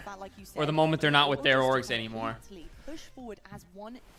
Oh my god, if I was on Optic, bro, I'd be going harder than I ever did. Like, you did not make it once you get to Optic. Well, okay, maybe you did, but Optic is like the pinnacle of content in esports, bro, in my opinion. I will say, though, why not? When you're looking across some of these stats here, I think it's something that they can clean up on. I think they can adjust, because it's not like they're just getting absolutely cooked and fried here. They have something to kind of push forward with. It's just the efficient work we need to see a little bit more from them. Yeah, you know, even the stats kind of lend to what Eric was kind of talking about. Because of Shopify Rebellion's positioning, you saw the damage output, especially in that game 3, be so significant. And even when Optic were out slaying them, you still see Shopify Rebellion with the damage advantage on top of that. Luckily for Optic Gaming, I see Formal doing content, he gets it. Well, what's interesting is it's in their contracts, for sure. Twice now we've seen that. APG was saying they should try and do one before Worlds. Who knows, though? Yeah, that'd be nice. I called them an objective, scrappy team for a reason. They're going to be just fine in the lower bracket. They certainly will indeed. There is also a reason why we were actually honing in there on Optic is the springboard. Yeah, no kidding, bro. Usual, it just looked good. If the green wall like you, bro, you good. They're making it through here, the upper bracket. The green wall hates you. You can still be good, but feeling really comfortable. I think they're looking same with FaZe letting their brand fall apart, doing content with RiceCum and Clowns. The people at the top just don't know how to do good content except Scumpy. I mean, I won't agree with that completely. There's a lot of different reasons FaZe Clan went to hell. A lot of different reasons. That has evolved from the first event that they've been together to now is just absolutely phenomenal. You saw the stats on that page, and there wasn't a single person on that Shopify roster that looked like they had to carry or stand out, while Renegade was far and above the highest on his team. I think he had 70 kills, and the next closest was like 58. Yeah. And so that's pretty big difference. And the fact that Shopify was so good and all their stats were right around that 1.0 KD means everyone is playing the team game right, and one person isn't the reason that they're winning. And the stats really led to that as well, because when you looked at the overall stats, Shopify Rebellion only outslayed Optic by single digits over the course of all of the games. But the assists were double-digit assists by far. What about 20 assists, a difference between them? That really lends to that teamwork. And, man, Shopify Rebellion getting better and better, it's kind of scary. It is incredibly scary, especially if you're in this arena and you're planning on going up. Scump is what you should base it on. Look, grinded content while playing. Look at him now, millions. Yeah, but Scump is a hard example to use because he's definitely a 1 in a million esports / content creator. Let's be real. Brother just has it all, dude. He's the perfect specimen in esports. Tune in with us here at Charlotte. Folks, we're going to head to a quick break, but when we come back, we have plenty more Saturday action for you because, of course, we're into the championship bracket, and Shopify, as per usual, are sitting pretty, waiting. Lemon FaZe does do a watch party with Zuma, if I'm not mistaken. Made of greatness, or maybe greater than them. Or at least they did. I don't know if they still do, bro. I've fallen out of the Zuma loop, to be honest with you. I do love Zuma, though. Yeah, FaZe Zuma.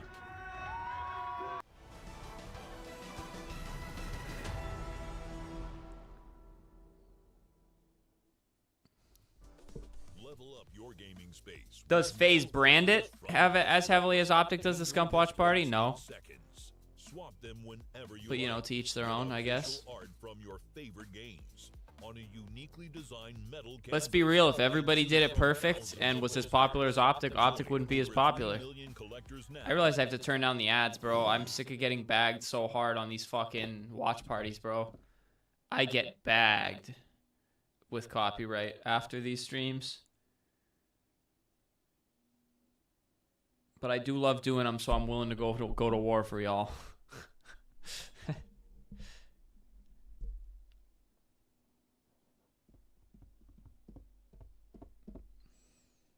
But I will say, on the topic of the Scump Watch Party, you should definitely strive to be the Scump Watch Party, right? That is the pinnacle. But I would not compare yourself to Scump and his content because, whew, like I said, 1 in a million right there, bro. FaZe allowed too many scams to come out of their brand. Optic never cashed in for the short-term mindset like that. Well, you got to remember, FaZe got taken over by Suits, bro. They sold it. They sold it to Suits. Same type of shit that happens in gaming, bro. Some suit wearing businessmen take over a brand that was built by small individuals with the main priority is we think this can make us money. They make a bunch of money. They run it into the ground. They milk it for whatever is left. And then they just go, whatever. You know, that's literally what happened. You know, you literally built the shit off small content and gaming and shit like that. And then you try to turn it into a lifestyle brand. Like, I'm not saying you can't, but I'm saying there's a big disconnect there when you stop worrying about the gaming, you know? It's the shit that fucking made you, bro. Scump should be the goal of what can happen. You may not get to Scump level. No, I agree. Like I said, you should be obviously striving to be like that. Yes, Optic went through its own fair share of speed bumps, but luckily it ended the way it did, and it's better than ever, you know? FaZe could obviously still make a comeback, but I don't think they'll ever be what Optic is, because I don't think they want to be what Optic is. Optic doubled down on the gaming side, and look at where it got them. Loki, I want Optic to lose this for the hype. They'll be out of the tournament, I think. Shut up, Brent. You know what, Brent? I'm going to time you out for 15 minutes, and you're going to have to think about what you just said. No, I'm just kidding, bro. I'm just kidding, brother.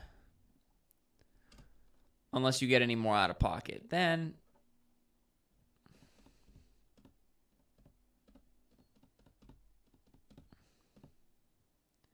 FaZe messed up because they didn't execute the non-gaming side correctly. Well, no, they kind of gave up on the gaming side altogether for a while there. FaZe literally turned into a hype, crypto, hype, lifestyle brand for a while. Obviously, they had, like, Atlanta FaZe and stuff, but, like, it didn't feel like they had any association with actual FaZe, and they really didn't, for some extent. FaZe was kind of just doling out the money to keep them going.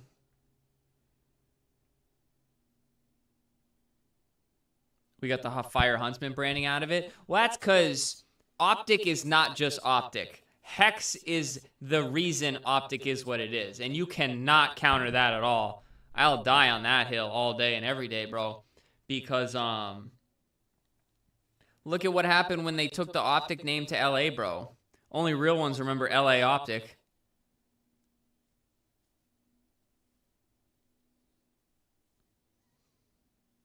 A FaZe tower in Miami. Oh my god, imagine.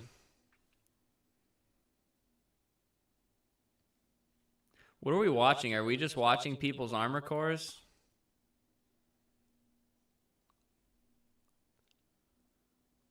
Alright, I think as deserving as APG getting a ring. Same kind of similar situation. Now you got 2 in EWC. Say it louder for the people in the back, Dino. Say it louder for the people in the back. I've been on the Dashy train forever. So for him to now go down as one of the best ARs in history now with the achievements, oh god, I'm happy, bro. So happy for the kid. Hello, folks, and welcome. I don't know why FaZe stopped with their clothes collabs. Imagine legit, because that costs a lot of money, bro. And they were literally hemorrhaging it. You are relaxed, having the best time ever, because our fans in here are tweaking right about now. If Shotzi three-peats, is he top 5 all time? Absolutely. Absolutely. Well, I guess it depends on if he pulls like an MVP, then yes, for sure. And that is the fact that your team have done this twice before, and not only have they made a journey here in the elimination bracket this early. Shotzi already top 5. Who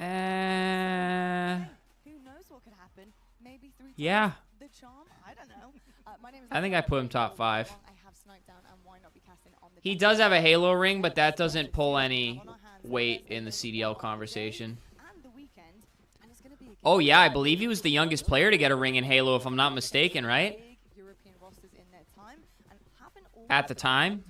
Luminon Gaming have been looking pretty good so far. They do find themselves, of course, in the elimination bracket, so they're not probably super happy with how they performed so far, but I do believe that all 4 players on that roster are really, really good. Yep, Dallas Empire and 2 with Optic. This matchup in general, in particular. I mean, we have not seen the best of Optic, but the longer these tournaments go, the more scary that team is going to get. They started off the day slow. In that series, they obviously weren't at full form. They collapsed on a couple of these setups. In this series, I mean, this is make it or break it right here. This Luminon team is hungry. To be fair, they avoided a lot of these teams, or tried to avoid them to still end up against them in the winners bracket or losers bracket round 1. So it's very interesting to see where this goes. But overall, I mean, Luminon, I would be loving my chances if I was them now, just based off of what I think their mentals might be. I would be trying to maybe provoke them a little bit, some things like that. Yeah, Luminon, dude, if Luminon comes out swinging, bro, they might be able to catch Optic on their heels. Seriously. Jay Hernandez, what's going on, baby? Tom, good to see you as well. Welcome in, y'all. Talk to me a little bit about Optic gaming here. What can we rely on? What is something that a lot of these Optic fans right now in the audience need to depend on? Yeah, Shotzi had to be 17. I was going to say 17 or 18. This one over the line and continue their journey. Well, the one good thing about Optic Gaming is that they're a very momentum-driven team. When I say that when things are going good, they're oftentimes going great. When things are going bad, they oftentimes go terrible. Luckily for them, game number 1 heavily leans to their favor. So when I'm looking at Optic Gaming, I'm looking for them to really blank out everything that happened in the last series, which they've done before in a lower bracket round number 1 matchup, and just play their game. And if they get momentum under their wings, they can run away with it. On the other side of things, if they hold on to like... Yeah, Optic is looking sloppy out there. Not gonna lie. We can see a very tough series for Optic Gaming. I think the really good thing right now, Simon, is the fact that with Optic in particular, it's not like somebody is not shooting straight, not performing super well today. Grim will forever be my GOAT. Is pretty good. It's tough between. However, it's for just me, about I mean, how they it's convert hard to into say those because second eras and stuff like that. I mean, they both play in the same era, but Karma, bro. I think Karma was so fucking goated. Obviously, Krim has more major wins. He's got an unbeatable amount of major wins, but they were right there against Shopify in the kill category, even though they got blown out in a couple of the games. So my freaks make it run for top 6. I see no lies written here. I said they had the best teamwork in the game as a team when they're on 100%. But if they're not able to capitalize on these objective games, we've already been live for an hour 15. Might be one of the only teams that has actually watch parties are the best, bro. As well. So if that is slacking, then this is where it gets dangerous. They started the day 0-2 so far, which is just oh my god, pretty mind-blowing. Good fucking question, bro. I'm just vibing. Yeah, that actually, do you know what? It's so funny that you put that. Gotta be on LVT, right? An angle to take, no one giving him anything, and you can see this is the hallmark way to tell a game 5 is happening, is how slow the game can become. I mean, at this pace that we're playing at, it's like you can think his time might be the equation, but good flank by Trippy, and hey, that's 5 in a row that he starts with. Big game Trip has arrived. Not only that, but Luce is able to clean up on the damage as the follow-up. The Synod does spawn close, just going to allow Envy to have each other's back, but the positioning is not there. This is not a great spot to fight from. Lucid knows this. Halo go? Nah, that's a tough one. He looks to apply some pressure. Knows that pressure's going to be coming, Descendant. Looks to maybe try to get that damage in, but Snakebite keeps him away from the nest side. Snakebite, an aggressive play, but cut down. Yaxon playing patiently here. He's not only going to find one, he'll get the second and the assist. And Lucid just gets away with that kill. That sidekick coming in clutch. No, Piggy doesn't know that Lucid's one shot here. He's getting chased down by Precision, but Lucid able to land that kill onto Piggy before falling. Those trades favor FaZe. That was an opening slay that went in the favor of Envy, but when it's all said and done, FaZe got a big advantage at the end. Wow, Penguin getting max value out of his life. Very difficult situation. Body shot gets cleaned up as well. Snakebite all the while able to comfortably grab this camo, and it's Trippy with an overkill. What did I say about big game Trippy? Trippy is 11-3. The entirety of FaZe is 11-17. It's just Trippy versus Envy is a tied game right now, folks. That is insane. Snakebite still has a little bit of this camo left, wants to use it to grab this sniper. Trippy versus Envy's a tied game. Elects to reposition to top tower. Camo has expired. Well, will expire in a second or two. And he's already got some shots lined up. Maybe he late procced this camo because he could. Yeah, he's thrown off my timing. Probably thrown off the timing of Envy as well. Finally, that camo will dissipate, but still 6 bullets of sniper into the hands of Snakebite to work here. And finding players with backs turned, it always feels nice just not to have to actually take an engagement. And there's 2 snipers on the map, folks. Two snipers, only 1 shot for Piggy. There's 6 for Snakebite. Piggy just got a clutch double right before that, but yeah, not often do you see the dual sniper action. Piggy gonna try to see if he can find another angle. And It's crazy how many brotherly duos there No, are. he could catch Snakebite by surprise, especially on this tower. He looks away at the wrong time. Oh, the that would have shot been spicy. doesn't connect. Snakebite gonna stay alive, and he has extra ammo to work with, anticipating the push. Piggy comes around the corner, but dealt with early on. Did you see his spike grenade got redirected by a grenade from Envy? And that might have been a good defensive grenade, but just like that, Envy only down by 2 after a couple great pushes. And more importantly, they got the sniper to Descendant's hands. He's been unbelievable. Has the most power weapon percentage kills in the tournament so far. I believe 9% of his kills throughout the tournament have been from power weapons. That's kind of a crazy stat. He's insane with it. Look at FaZe. It feels like FaZe are respecting the ability of Descendant to not even give him the chance to hit a clutch shot. But the locations of FaZe are being located ever so slowly. They're now being surrounded. QT gonna come out. Trippy using it to dodge the snipe bullet, but can't dodge the bandit. FaZe have done a great job to kind of navigate the situation. A 3-kill lead for FaZe. I don't know, Honestly, I'm Lucid's surprised there. it's not more with how this game has kind of gone. Lucid, perfect flank. That player had no idea that he was coming, and it's 2 kills that go their way. Precision did get the camo during the chaos, but he's not out free yet. Has to get I around like the how forest, FaZe is gets playing 1 this, kill, but yeah, if can't get Envy away can with keep his life. controlling the He's power hunted. weapons, dude. He took a stick with the next. Oh, wow. So smart. That's like the only way he can get another kill before dying there, and also have an impact to help his team win their fight. The reality is that the lead grows for FaZe. You know, you make a good play. Yeah, we'll switch over to get that, at least Matthew, in a little bit of second. value out of your life, but as a team, FaZe is starting to control the game. A 5-kill differential now. This one's spicy, bro. Chasing Lucid into these chase grenades. Well placed by the members of FaZe, and look at that. Lucid slides out with this tiny amount of timing. Might just turn 3. No, finally gets shut down, but that's a huge lead for FaZe.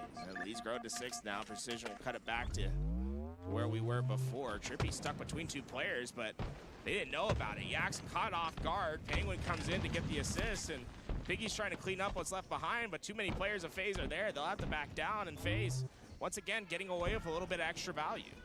Piggy deciding to backtrack. Man, what's going on, baby? Good to see you, my man. What's good? QT. See if he can find play with it. Snake bite. All right, was now recovered FaZe run away with beautifully. this a little The bit. shots are good onto Yaks, and somehow Precision got away with a sniper, but he gets taken down, and Envy get it back into their hands. And now a 7-kill differential. Envy just is such a tough road for them to come back from. I mean, FaZe at this point, they just need to make sure they don't sell the game away, right? And get with each other, and FaZe very patented at slowing games down. They like to play these slow-paced games. Sometimes to their detriment, but usually only against teams like Optic and Shop. Yeah. Typically close these out against every other team. We have seen FaZe play slow to the point that they throw the game away. Will that happen again? Not too many big snipes so far this game. Not going to be able to take that shot. 8-kill differential, only 4 minutes and 40 seconds on the clock. That's a long time, but how this game is going, I wouldn't expect kills to come at a rapid pace anytime soon.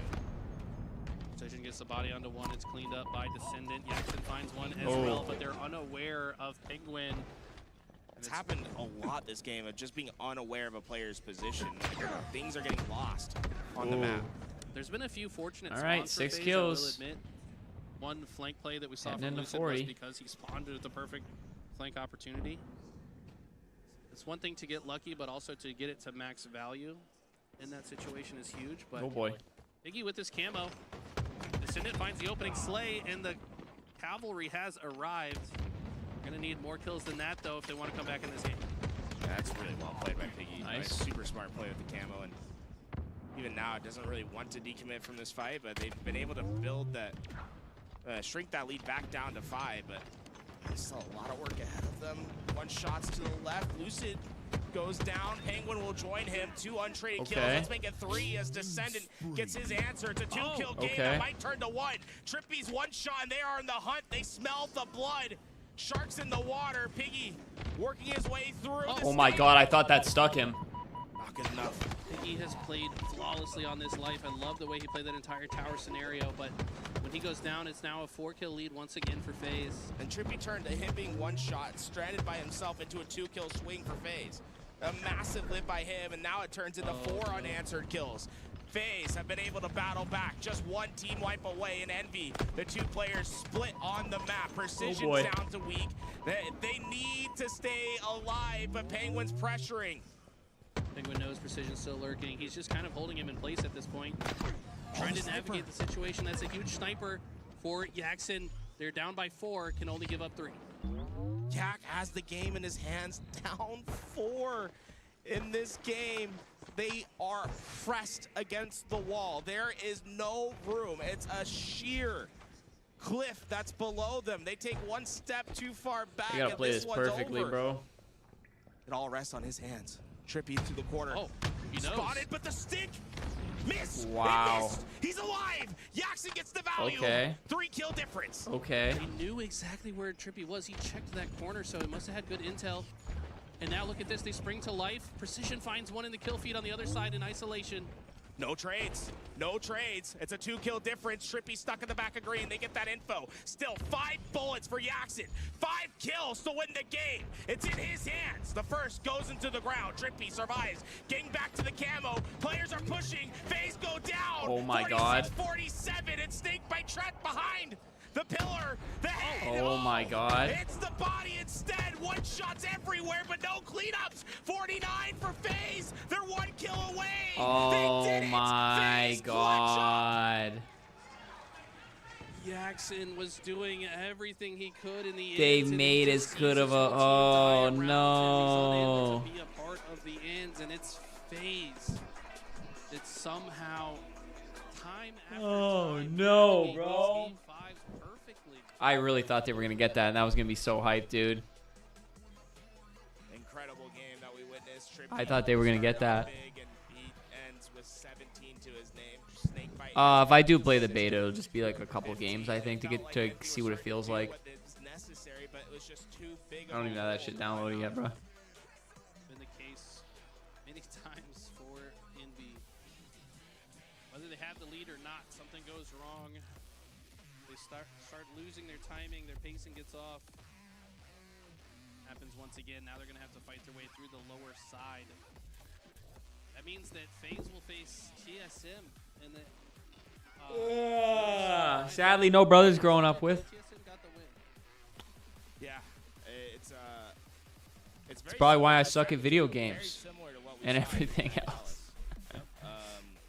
And TSM have a big chance. Last time it was TSM that played against Space Station, though, to get to that point. TSM will have to take on FaZe. Shopify Rebellion will take on Space Station.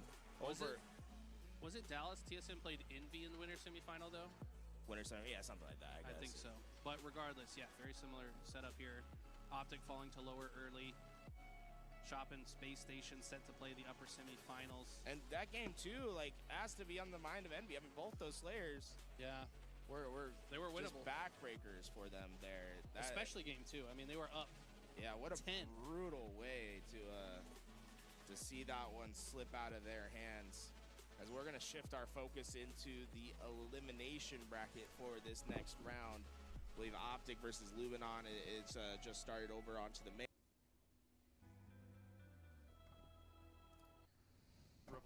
Yeah, Legend nearly showed him who was boss in that 1v1, but Sniper connected with the headshot when he needed to. Just a little bit of a pickup on the slays been the big difference in this second round to the first. Optic completely outslaying Luminon in that round number 1, but this time it's looking a little bit more even.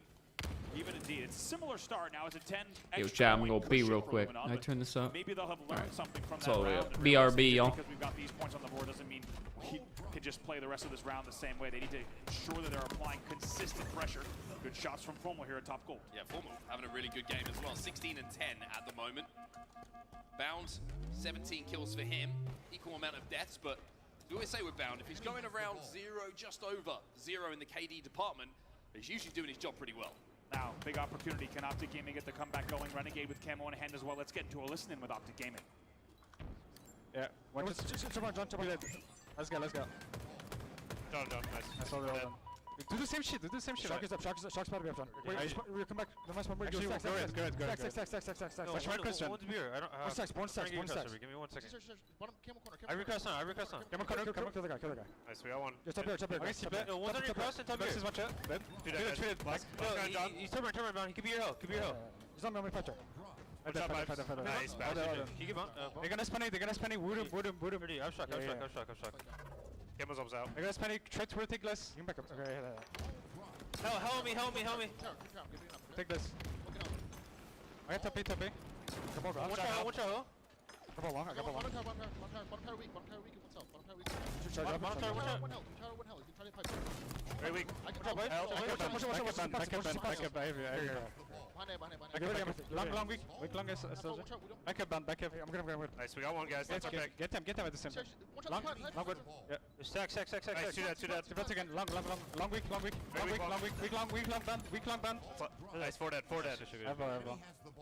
Block him, man. Wood him, spinner. Watch this. Yeah, I recross, man. Okay. He's weak C. Actually, I Yeah, didn't one do it. stacks. I'm I pointing long. recross, man. Pointing long, one side. I don't have your C-subs. He can walk up C-subs on you, then. I'm watching.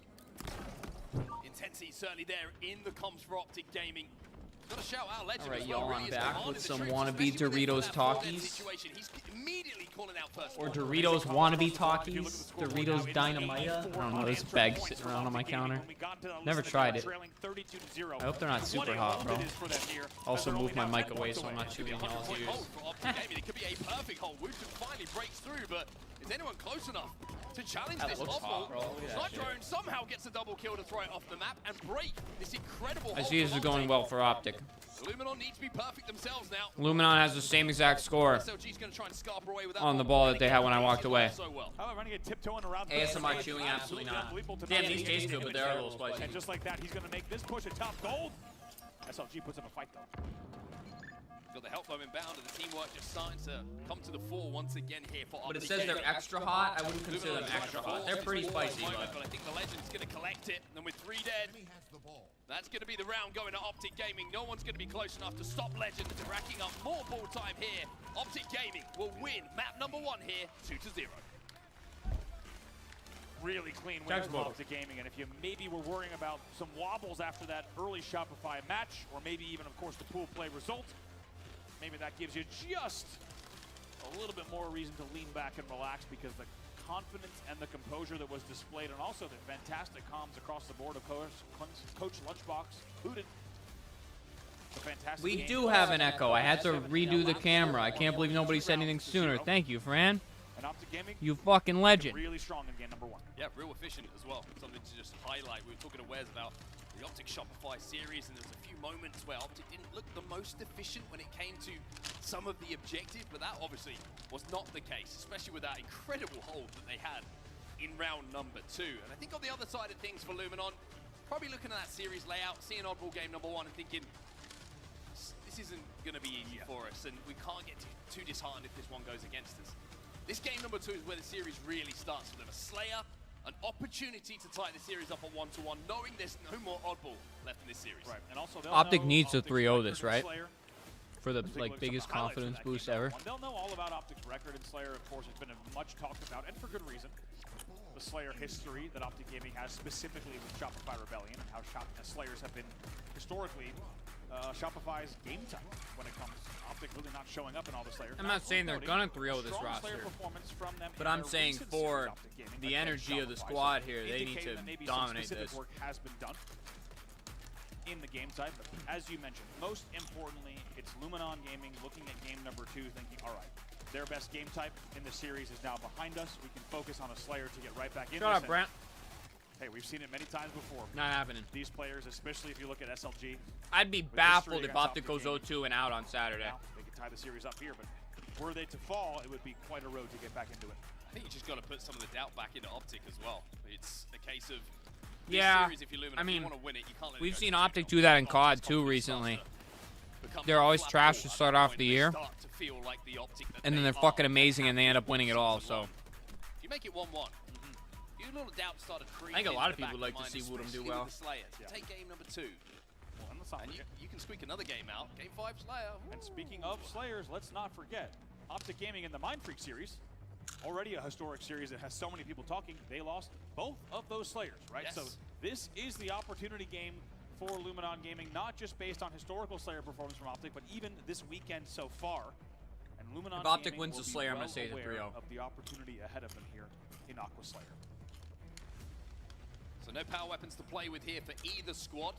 It's going to be all about the Bandit. And of course, controlling that elusive camo Shut up, top Brent. middle, which is really, really changing and swinging these games on Aquarius. Also been fantastic to watch how the progression of the players using the camo has evolved since we've seen that change. Something you've been very interested in. I really have. It's amazing how much more patient the camo play is. The extra 15 seconds, what they buy you in terms of total game time, it feels like so much All right, more now that I'm really munching these down, bro, they're getting kind of Every hot. time we're seeing a camo player from the best players in the world now, they're taking a second to assess kind of the state of the union on the map. Where is our team composition-wise? Where are we? Where do we need to be? They're letting their teammates move into certain positions to get a certain amount of damage or angles, and only then is the camo play made wisely. And of course, they try to milk it as long as they can. It's quite a different They taste so dynamic. good, though. And we'll have to see which team can make the better of it in this one. We're underway here in game number 2. If you're just joining us, it's Optic Gaming up 1-0 in a must-win elimination round 1 versus Luminon Gaming. Well, it's a good start off the rip again here for Luminon. That's going to be 3 dead for Optic, and that should be the camo going to them as well. Renegade's going to get spotted out, and that's going to give information on where all of the spawners for Optic Gaming are. It's the perfect rebuttal from a disappointing game number 1 off the rip here for Luminon. What can Glory do? As I get it all so over much my talk jersey. about this player, the talent, the promise, and now in one of the biggest series of his career here. Just got to wait these nades out. Doesn't get a stick, doesn't get any kills. Yeah, I don't fall for rage bait, bro. And no one to really follow up here for Luminon. A little bit of a misplay. And maybe a little bit of a miscom. However, Wootum finds one, takes the second fight as well, and will find a double kill. And now the collapse can continue. Even though that sticky does not hit, it's a triple kill for Wootum. Oh, now boy. in a 7-1 lead. And Here we go, looked like boys. it was going to be a massive blunder from Glory and Luminon to not hit the stick. Instead, they still convert on each of those kills. They now lead 8-3. Yeah, Wootum made the most of a bad situation. And Optic just took an extra second to get out once they had that opportunity and got that pick.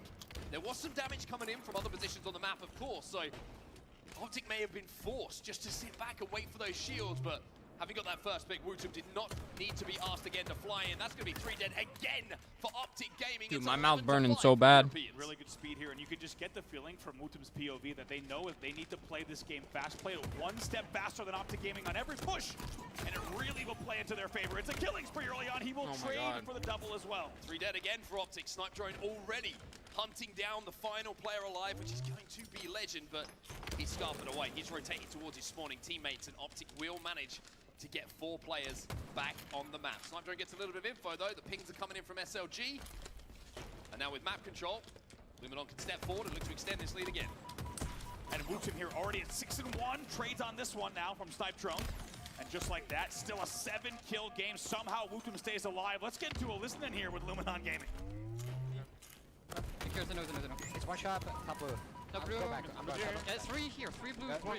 They fuck up out. 3 blue, pinching, Navy. Yeah, I got it. I'm going out yellow front. Couple 5. Top blue, formal. I'm looking top blue. There you go. Yeah, watch your top blue as well.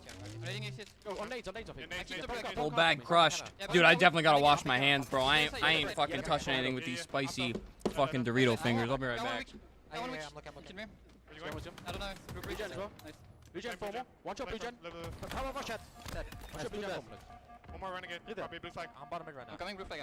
I shot. Just shoot. He's absolute. Just Yeah, blue Back cat also. Blue cat Okay, one. okay. One shot Legend. Blue cat. I'm looking for a blue He's going P1 or P2. He's one shot Legend. Okay. One's back shrooms. There's 2. P1 weak. PD weak. Watch your P1 combo as well. Bridge. Blue gen weak. Renegade. Okay, I'm going car 1 for He's Jen. last one, blue gen. You have Last one, camo blue for 50 seconds. Yeah. Okay. He's on me, I think. No? Okay, Sorry, Mark. Jen. Hey, it's coffee. Okay, I hear. Yeah, he's out. They're playing. What a life this is from Wootum. What a game this is from Wootum so far. 12-1 out of the listening. And he is sounding like a stone-cold killer. Man, I've got chills. What an unbelievably lucky time to get into that listing there. 13-2, as you said, against one of the best teams in the world and a current World Championship favorite. They're up 28-16 to watch that entire life from Wootum and a series of events from Luminon. Incredible now to have a 12-kill lead in the Slayer, make it 13. For Optic fans, it's about keeping your head in the game. And for Optic players, it's about keeping your head in the game. We've seen big swings in this game type. You can come back from this kind of what looks like a chasm in the scorecard.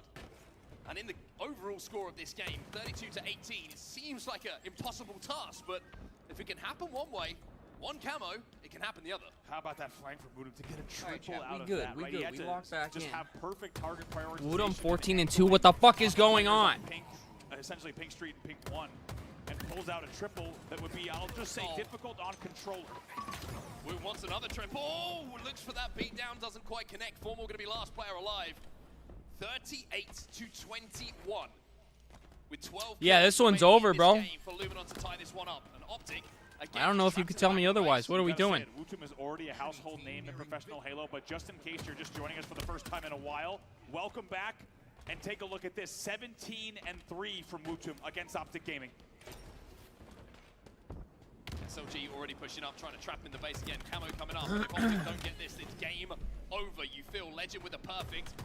Will be traded out. Bound. Gonna miss the shots, and Snipe Drone is not going to do so. Wootum versus Formal. Optic getting staked, bro, is just not okay. Is anyone in position to grab it as yet? Renegade. They gotta dig their feet in here. And at 44-26, it feels like a familiar story for Optic Gaming. They're finding a tiny bit of footing, but way too late in the Slayer. Camo is still up top middle, I believe. Thrust is going to be grabbed by Renegade here. SLG going to do a little bit of damage before he goes down, but Optic find themselves 2 down. Snipe Drone feeling all sorts of confident. Challenges with no shields from the window and puts Renegade on his back. Camo will be taken down though. Legend winning some important individuals, and Renegade starting to find a little bit of fire, but is it too little too late here for Optic? Short answer, yeah. 48-31. I won't even call it a miracle to be required. I would actually say not possible, especially with the way that Luminon is playing. Did my camera freeze again? Kills to go in what was almost a stake dinner. Bruh. Getting a little bit more They're getting control staked with anyways. gets 49. Well, not quite, but they got Really destroyed. is what I'm kills, trying to two of say. them right at the end of the game to close it out, and boy, do we have a series on our Bro, I'm hands. low-key tempted to just get a new 1-1. motherboard, to We be find honest with y'all. ourselves After Luminon strike back against Optic on Aquarius Slayer.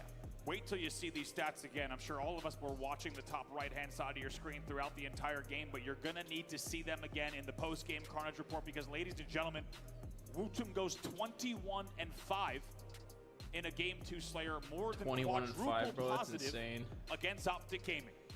I don't know how many times I've said that, but I can certainly count it on one hand. Unbelievable performance from him, demanding respect here in Charlotte. And I think you've got to give credit to teammates as well. A lot of the times we were seeing Barbosa, what's going on, baby? Good to see you. But then the damage output from other teammates means that he could position himself to clean the damage up and make sure that that damage did not go to waste. It is an incredible individual performance from Wootum when you're looking at the statistics, but it's even more impressive when you look at the overall team performance. That's crazy, bro. Nearly a steak dinner in game number 2, and we said that this game number 2, by the way, we'll take a look at some Wootum highlights because If Optic lose this, they won't regain at Worlds, though. I disagree. From this man on your screen, the mouse and I will say they're not even close to my favorites to win Worlds if they lose Good this. day for mouse and keyboard players. Yes, it has. Have to wonder if that's going to continue here. Obviously, we have a long way to go in this series, but this started it off. This was such an impressive kind of decision, and I like one thing I've always loved about Wootum. Game number 1, not a great game, right? Game number 2, Glory makes a bad play, gets a little bit too aggressive, gives the camo kill away, and you're thinking, oh, this is where Optic push out. But Wootum just has this confidence where he's like, no, I still believe there's an opportunity here. There's a window for me to push through and get these kills. And that kill in particular, we just saw the double beatdown. No one does it better than him on mouse and key. He just gets out of those situations with the trade. Crispy, man. I'm telling The you, whole highlight really has to be Wootum, bro. not hitting all those shots in the exact way that he did. Just so clean. I mean, look at these numbers again. 21-5. I'm just gonna say it. These are matchmaking numbers. Putting it up on the main stage against Optic. That's crazy. Dude, I had that little Red Bull. I already feel like I need more fucking caffeine, bro. I've been so tired lately. He's not going to be giving out too much until the game starts. Let me tell you, he is a stone-cold killer in-game.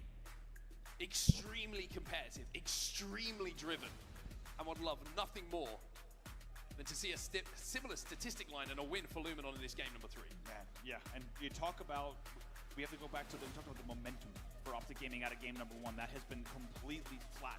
You can tell that's not just a Slayer win for Luminon, that's a 50-32 shellacking.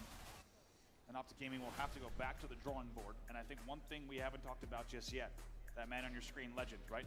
A part of the Quadrant roster that has taken down Optic Gaming historically. Legend has been on both sides of this. Optic, dude, this next map is super important. Like, after the way that their year has gone, let's not forget they are still the winningest. I think this is the most pivotal map in the series. The next one, I really think whoever wins this next one's probably going on to win the series. Very good point. Not the first time it's what, Origin, CTF? This season. Yeah. And off the back of those elimination runs, who's standing tallest at the end of the tournament holding the trophy? Optic Gaming. So they will know how to get out of these positions, but Optic does how look many checked, times bro. you have to put yourself in it in a season? Yeah, it's a great point. But I mean, think about it. You just got kind of spanked by Shopify. You just got practically staked You're absolutely right. And I think by it's a very Luminon. important counterpoint you just raised. This team has been here before. They will not be panicking, and their best performances all year long have started right here somehow in Elim round 1. If you didn't catch it earlier in the season, They look fucking sad, bro. They look like they don't want to be there. Where's the energy? And setup, losing winners round 1, having to fight through the entire elimination bracket. Take a look at some fly cap leaders here from Charlotte so far. Two of them at the top of the leaderboards are involved in this very serious SLG, also sneaking in there at the bottom quietly. He's got his fingers to his lips just so that you don't notice him too much, but Bound is going to be the guy who, no surprise, furthest player forward for Optic Gaming. Yeah. Like, bro, they almost look too serious. And I mean this, like, all the time. Like, dude, I'd be fucking knuckle touching and shit, being like, come on, boys. Let's fucking turn up here. Otherwise, we are going the fuck home, and I did not plan on going home Saturday. Both want to make something happen on the You map. know? And sometimes can be guilty of maybe not putting the brakes on when they need to. I think that's what makes this series so exciting, is you essentially have players who are very eager to have the first damage, to have the opening picks, to make the difference in those pushes. And what a dynamic we get. You can see it already. The series is playing out this way. Yeah, there's an echo again. The camera froze again. Fran, you are on top of it, brother. I don't know what I'd do without you, to be honest with you. Going up against Bound and Legend, they're going to be absolutely flying at one another. Nah, you'd be checked. Brent, you're literally at the last fucking major in Halo Infinite before the World Championships. No fucking way, bro. Even if it's fake energy, you gotta bring something to the table. You can't just sit there like, Is going to be a good one as well. Capture the that ain't gonna get you nowhere. So we're going to see some sniper action. We're going to see some rockets. And we're going to see the power weapons back in play after that Slayer Aquarius. Now, this can be a very unforgiving game type. Yes. If you lose that snipe and that flag is moving, you're 3 or 4 dead. With the caliber of teams we have on our main stage right now, you could be down not just 1, but 2 flags almost instantaneously. Going to be really interesting because I think it's hard to place a bet on this specific game type based on the playstyles we've seen between these two. You could argue that Luminon can catch fire and keep Optic on the spawn. However, if just as you say, if that gets broken once and Optic gets stable footing, then Luminon's in all sorts of trouble.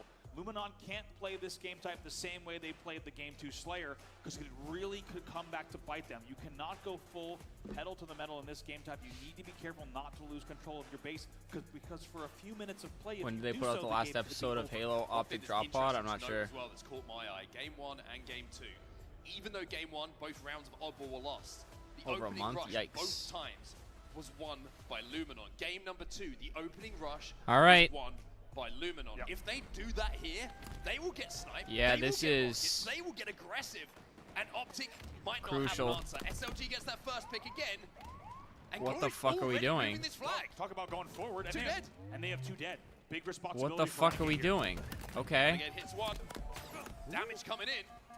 And Renegade has to back his ass up to try and get into a position to stay alive. Both flags Legend away. on the overextend. This is a huge, huge battle. And Legend wins it. If he goes down there, it's 1-0 to Luminon. Okay. That flag should Looks like blue flag's still going to be out here, but for a moment, Optic Gaming can breathe based off of some big individual performances. Renegade getting the first pick is a huge deal as well. I mean, if Legend doesn't win that, it's 1-0. That is just a massive, massive, impactful play from the man that we're watching right now. It's a 1v1 for the flag cap. Also, how about a start to an Oregon CGF, right? If you wanted action, you have found it here. I don't know if I love that pull by Legend. Full speed Halo Infinite. Now we're this two game dead. is already no exception. 2 dead here for Optic Gaming. Snipedrone going to finally collect the rockets. And the overextension is happening once more. SLG is pinching. Here you go, still SLG 4 dead for a gets 2, second. and Glory finds another. Bounty's last alive, and he's already down to no shields. Oh, spawning back base too, bro. This goes in. It has to, right? Difficult man to get past. Oh, splash on the first one. Second one probably can't push this way. They'll have to watch Fountain as well. That flag is still moving, by the There way, it and it goes home. Luminon out of the gates hot here. And Glory will be the man to get that flag cap. All right, Legend with the snipe. Guess what? Also, opening rush, same thing. Glory They're gets a 2 pull in dead. the first 15 seconds. We talked about it. I like the in move between by games. Glory, though. Glory is your first man forward. He'll have footstep audio Unless here they on the sniff him elbow. out. And that's going to be a nice assist. So once again, as the first man forward, doing what he needs to do to at least trade, if not pull. It only took 1:30 for the first flag to go in for Luminon, and they're also slaying here in a 2v2. I gotta lounge a little bit, y'all. Doing at the moment, constant overextension on the elbow side takes you back to Splice in Halo 5. How they really did adapt this game type to work in a way that worked for them. SLG feels like he's the player who's like, oh, don't worry, I'll just go and fight everyone at snipe. You guys just get that flag moving. Try and pinch Optic. And Optic not had an answer as yet. There are certain game types indeed where that really is going to be a beneficial playstyle. 2 We'll talk dead. about that in just a second, though, as 2 fall for Luminon. Maybe an opportunity here for Optic Gaming. Oh, Really good important nade. kill there from Glory, not only to just quell the pressure, but maybe put some pressure on. Dino, that's how they've been looking, bro. They just look like they don't want to work together. It's weird. Legend, but in the meantime, this Looks like distraction from fucking Legend is matchmaking. allowing the rest of Optic Gaming to move into the base. And Legend with can pick these rocks, rockets though. up now, because everyone from Luminon is in the death screen, and Optic have that flag moving. Excellent timing there. Glory's going to be your first player forward if he has any kind of angle, but this flag should go. This is a cap. No one in position. Yep, there And you now go. start to All worry right, about 1-1. the double cap. Sniper coming up. 2 dead for Luminon again. And I'm pretty sure that Legend still had a rocket, and he's picking up a flag. Renegade with snipe. Flag moving again. Great call. You and I were thinking the same thing. It's dangerous double cap territory when you've got 2 dead during the run, and Glory gets cut off. Okay. Double for Renegade. Beautifully Okay. There are skulls everywhere. Okay. Renegade is ripping Luminon apart. It's a double cap. Who asked for the Renegade going off this game? Somebody in chat was asking for it. Here you go. Game takeover is Here the you only go. way to say it here. They'll now lead 2-1 on a perfectly executed back-to-back cap. What did we say? The second you lose control of the map, Optic Gaming will make you pay. That's what they're doing here. SLG trying to get a flag moving just to make Renegade turn. Oh my god. On the frenzy, this dude. Insane accuracy and This is what we need to see out of Optic, though, right? Like, we literally almost had a scenario where we didn't see this once. Talk about how sometimes Renegade has to be the one to pull Optic Gaming across the Bro, finish has he line, hit anything that's and not a he headshot? keeps getting away with it. SLG just come off the spawn, has managed to escape. They don't call him Renegade for nothing, boys and Snipedrone might not girls. be so lucky though. He goes down as well. Good news here for Luminon. Finally, there's no ammo left. Renegade is 14-5 after that. Unbelievable passage of play, and guess what? You saw a highlight reel from Luton in game number 2. Renegade said, let me put something together real quick for the replay team in the back. What a series of events. However, the job is not done. Still 2-1, they need another flag to close out the game. SLG wins a fight. 3 All dead right, though for 3 Luminon dead, again. 4 dead. And they have struggled to get out of their base. It's 4 dead. Snipedrone and Glory come off the spawn. But Renegade has already turned the corner, already got this flag down S1. It's desperation for Luminon. They have to stop this flag, or Optic will take this game. Wow, doing it all on the map. He's Let's gonna see go if he can round down. the corner. No, GG.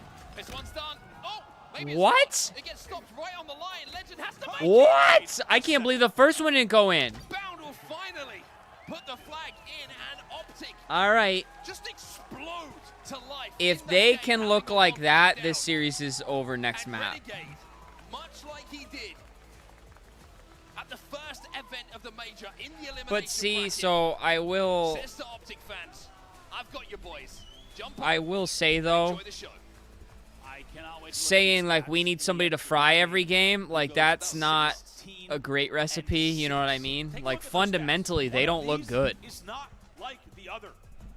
An unbelievable blowout. Well, I mean, performance fundamentally from they him. look good. You get what And I'm it is saying just though. Like we said, Luminon, if they That's wanted what to I'm play the saying. game like Renegade's not always they gonna be needed doing to that. Be careful, and all it took was 1 flag to go in, and Renegade grabs the next snipe, and he never looked back. Let's also not forget, on top of nearly going triple positive, he also escorts that last flag back perfectly by choosing a bridge to grass the fountain route without taking really any damage, and even though it took a little bit of a flag juggle and handoff for Bound to close it out, they get the job done. Renegade J-Dub on your screen, reminding us that he is one of the best to ever do it. Renegade. All the discussions happening amongst the community and people who have watched every single event of Halo Infinite. Who is going to Chat, do I have more caffeine on top of the Red Bull, or do I just suffer? You quite simply don't know. Be real with me here. The most impressive thing for me about that killing frenzy that we saw from Renegade, it happened so quick.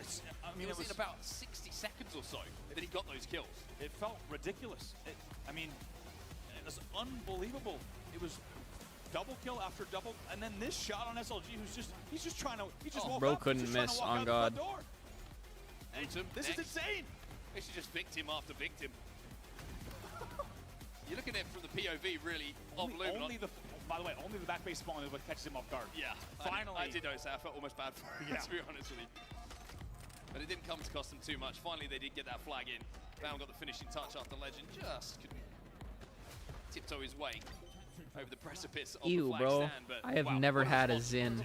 After game number 2 and the way that that went, what a response.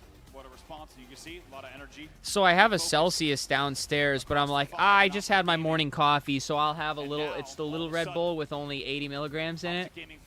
But like, dude, I have not been sleeping well, and I have been just cranking fucking Celsiuses, bro. But I actually slept, I slept like 8 or 9 hours last night, which is huge. And then I'm gonna try to keep, on the sleep schedule, because I've only been sleeping like 4 hours, which is really bad, bro.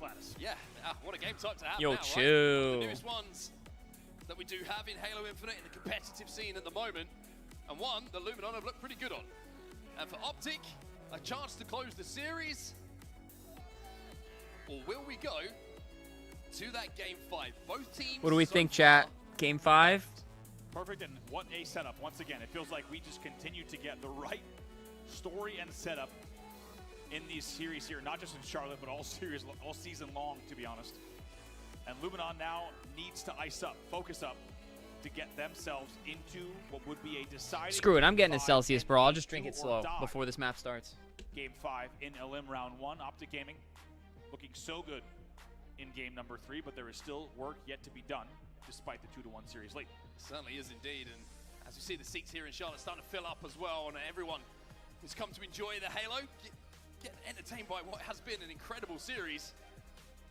You're looking forward to who is going to make it through to Championship Sunday, the last major Championship Sunday of the season before Worlds.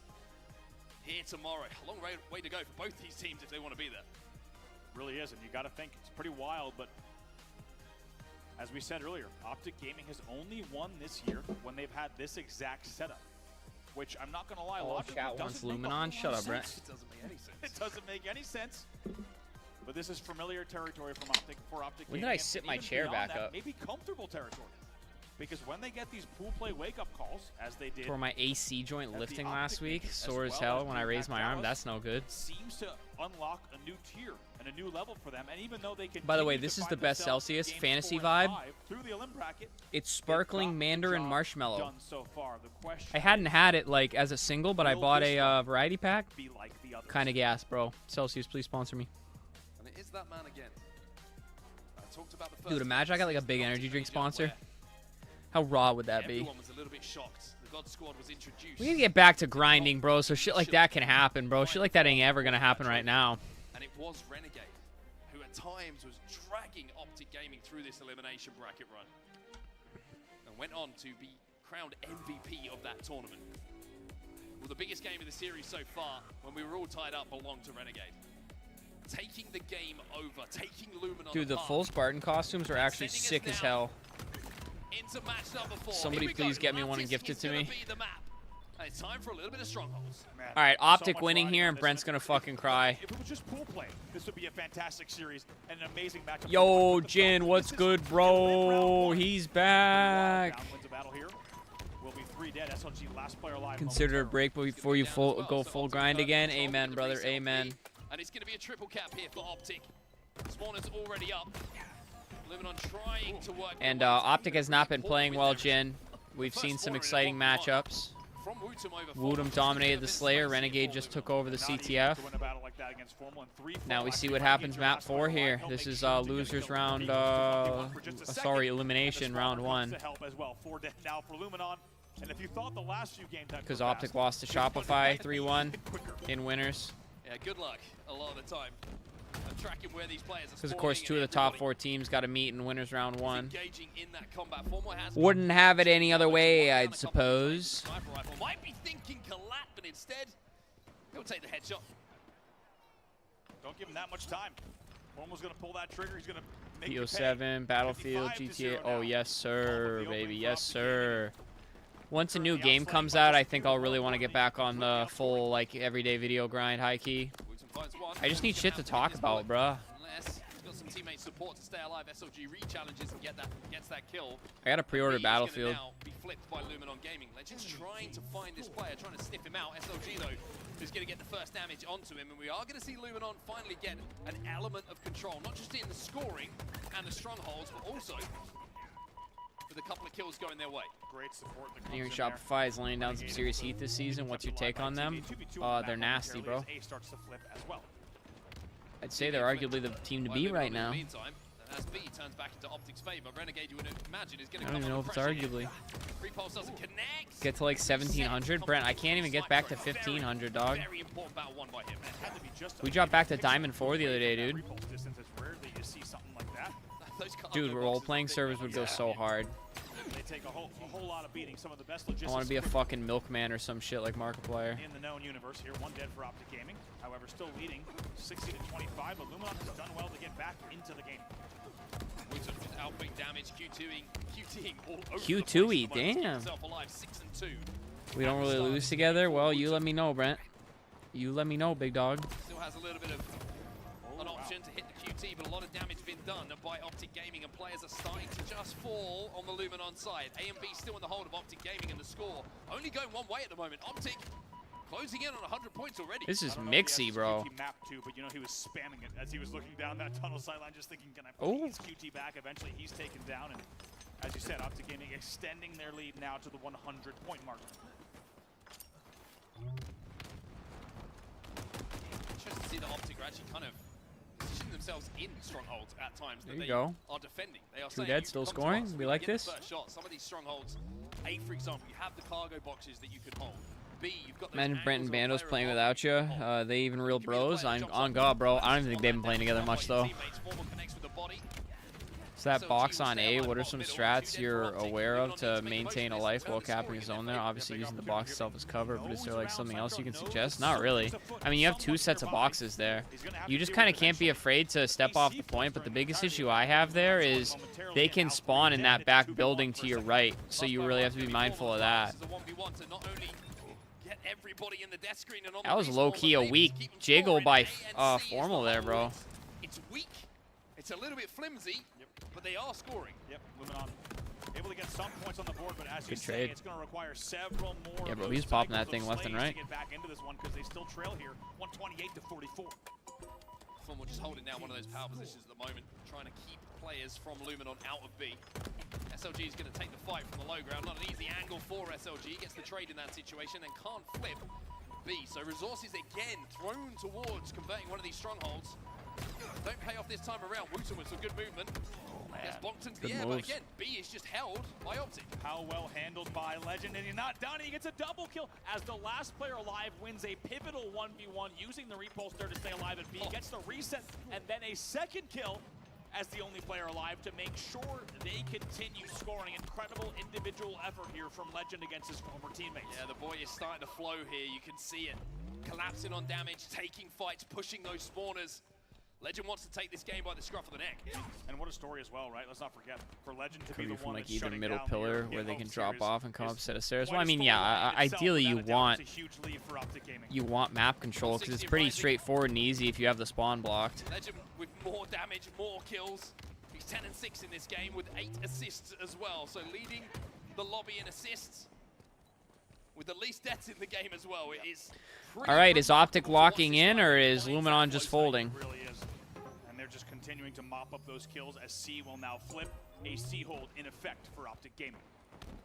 Yeah, Luminon need to find something. They need to find it now. Otherwise, the tournament's going to be over with a very disappointing top 12. Wooten finds 2, but Legend, of course, does not go to the death screen without taking at least 1 with him. Glory is going to re-challenge. Wooten will get Oh, no way. Just Legend is gross. times of a player like Legend. I think everyone, as soon as that battle started, I hate these everyone offsets. What looked you talking about? bottom right to see if he had a sticky, and as soon as you saw that he had a sticky grenade in the back pocket, you knew what was going to happen. Of course, he takes the extra damage with him.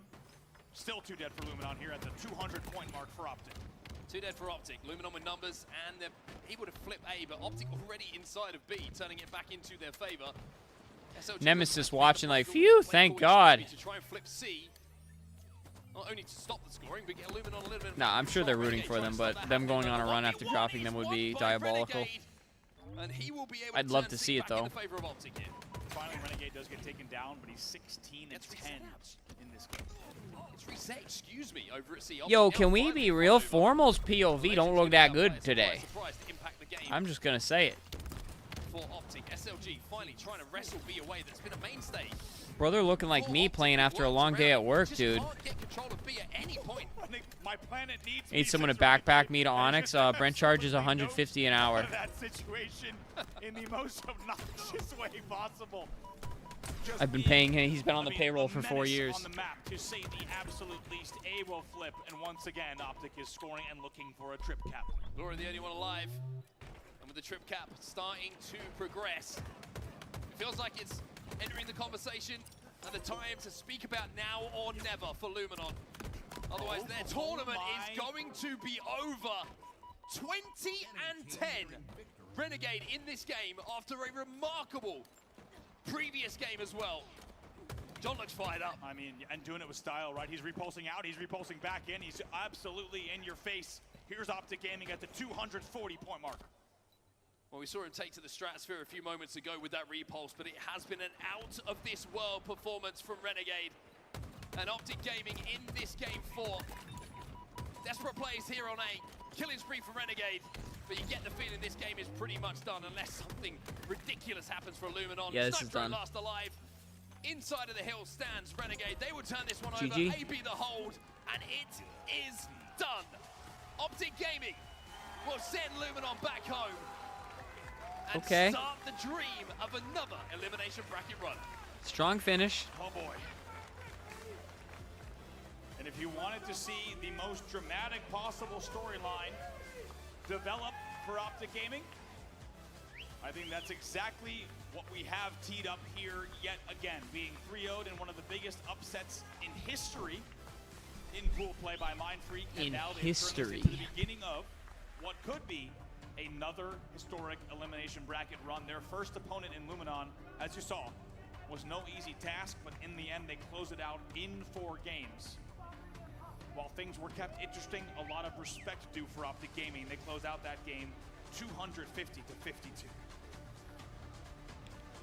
One thing we've learned from Optic Gaming elimination bracket runs throughout this season, throughout this year, is they get better and better and better every game as the series go on, as the games go on, and even though they're down there early, you got to wonder if the rest of the tournament Has Formal been positive yet today? Kidding, of course. We might be seeing them a little bit later on. Not being a hater. Never would be a Formal hater. I'm just being silly. Also, honest question. Go positive. It was a dominant performance, and it feels like Renegade is not just the X factor, but the one that's just popping off in these games and just, I mean, putting up numbers that, to be honest, he has no business putting up. And also, as we saw, passages of play as well, where just you cannot find any gaps. Even when you think you have him dead to rights, it is easier said than done. And Renegade and Optic Gaming looking like they might be back on form. A lot of work yet to do, of course, but it'll be a lot of fun to watch and see where this goes from here. Certainly will. I mean, Renegade many times has been described as a game changer, right? Yeah. If you needed to explain to someone why, I think you just show them that series. You're like, there you go. He just has this ability, whether it be finding a power weapon, whether it be just finding a route, an Dude, angle, onset is so jacked. I need to get that off my chest, bro. And he can completely change the momentum of the series. I think that series belonged to Renegade. You have to say, big moments for his. It really did. It was amazing to watch, and we're lucky to have Blaze on the stage here with Coach Lunchbox to break down exactly what we saw in a fantastic Elim Round 1 from Optic. Oh, we got Lunchbox? That's not good, right? All right, everybody, make some noise. We're not sending a player onto the stage? That's not good, right? As they come out on top with a big, much-needed matchup. That can't be good, right? Lunchbox with me on the main stage. And Lunch, you guys didn't start the day off the way that you wanted. What's been going on from your perspective?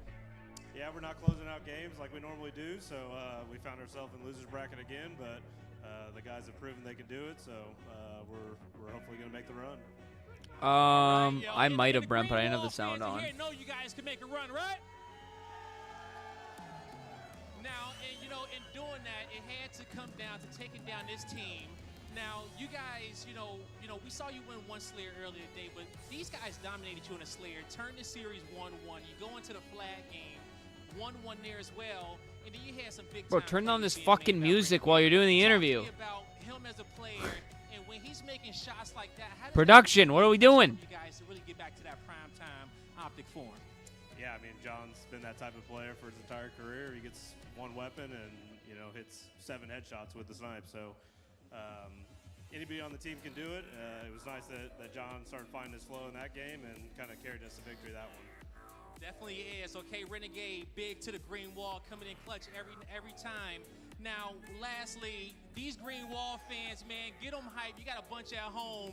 You know, they looking to make you see you guys do yet another run. What do you want to say to them? Yeah, don't lose faith. They've proven they can do it. Don't count us out. Don't count them out. They've done it before, green He wall. didn't sound like he meant that. Do it for me and Coach on the stage. I don't know if he sounded like he meant that. Kidding, of course. Let's go indeed, and that's exactly what the Optic Gaming fans are going to be saying right now, because that main stage match was perfect. That's exactly what they needed to build some confidence. Dude, Optic jerseys in are their so roster, goated. Who are going to have to make a Cinderella story run once The best, again. bro. And it's quite fitting that it's the final major, and they're going to have to really squeak their way through this one once again.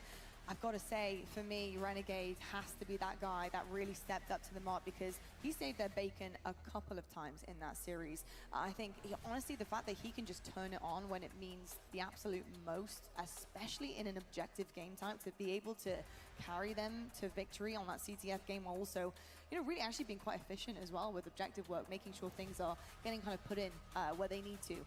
I will say Renegade has been lights out all season long. I think that optic cap might fit my head. Oh my god, bro. Dude, I remember seeing those on Shark Tank originally, and now they're gradually fucking starting to be everywhere. So what does a player like John do for a team like Optic Gaming, especially when they're on the ropes like that? I mean, when it comes to power weapons, Renegade is by far one of the most impactful, if not the most impactful player on the map. We saw what happened when he got that sniper rifle. His team literally got back-to-back caps right away. He held the entire map, the entire control of one side of the map all by himself. No one could even leave their base. It was actually incredibly impressive to watch that. I guess my biggest concern is what happens when he's not playing like that. You know, there hasn't really been another standout player on that team that I've watched so far, and usually it's someone like Legend. He had a rough first couple series, and then Renegade now is the only one. That team is so good. My concern is, like I said, what happens when he's not stepping up his game against some of these better teams and they're able to hold him down a little more? I couldn't agree with you more. How long can you rely on just one person's ability? Because, quite frankly, you know, you're going to have rough games. You're going to have games where you're a little bit quiet, but the fact that John is able to do that basically back-to-back in that series just to make sure that they've got that done here today. The first win, by the way, of their Saturday out of 3 games that they've played already. I mean, it's tough stuff. You can't really expect that and put that on a player's shoulders. Snipe down looked too healthy. I had to think, who the F is that? I'm looking for a Legend to step up here. I'm looking for a Bound to step up, I think, in terms of I saw he was going to be on the talent, which is dope. Doing what needs to be done. He's a phenomenal anchor player. His comms are off the absolute charts. He does everything. Because you don't play Halo anymore, bro. I'm kind of waiting to see the rest kind of step up to the mark. But hey, Saturday on the ropes with the pressure on. We know Optic do really well with that, Tony. So are you expecting big things following this series? I really do it. And although I would say maybe he didn't step up exactly in the stats department, right? Not been GA'd? No, the free-for-all, so we actually had a chance to talk to the members of the free-for-all community, and they said, hey man, let us have some fun, right? Like, we can't play with these types of weapons in 4v4, so let us have our power weapon, and free-for-alls, it's the heat wave. Yeah, I think some lobbies are still GAing it ahead of time. Interesting. I think the players are talking about it beforehand. Triple kill again for Lego, by the way. He's had a few of those. Can he win this? Oh, turned on! And he's now up by 6! 5, actually, but still, after only being up by 1 or 2, 5 kills feels a lot better.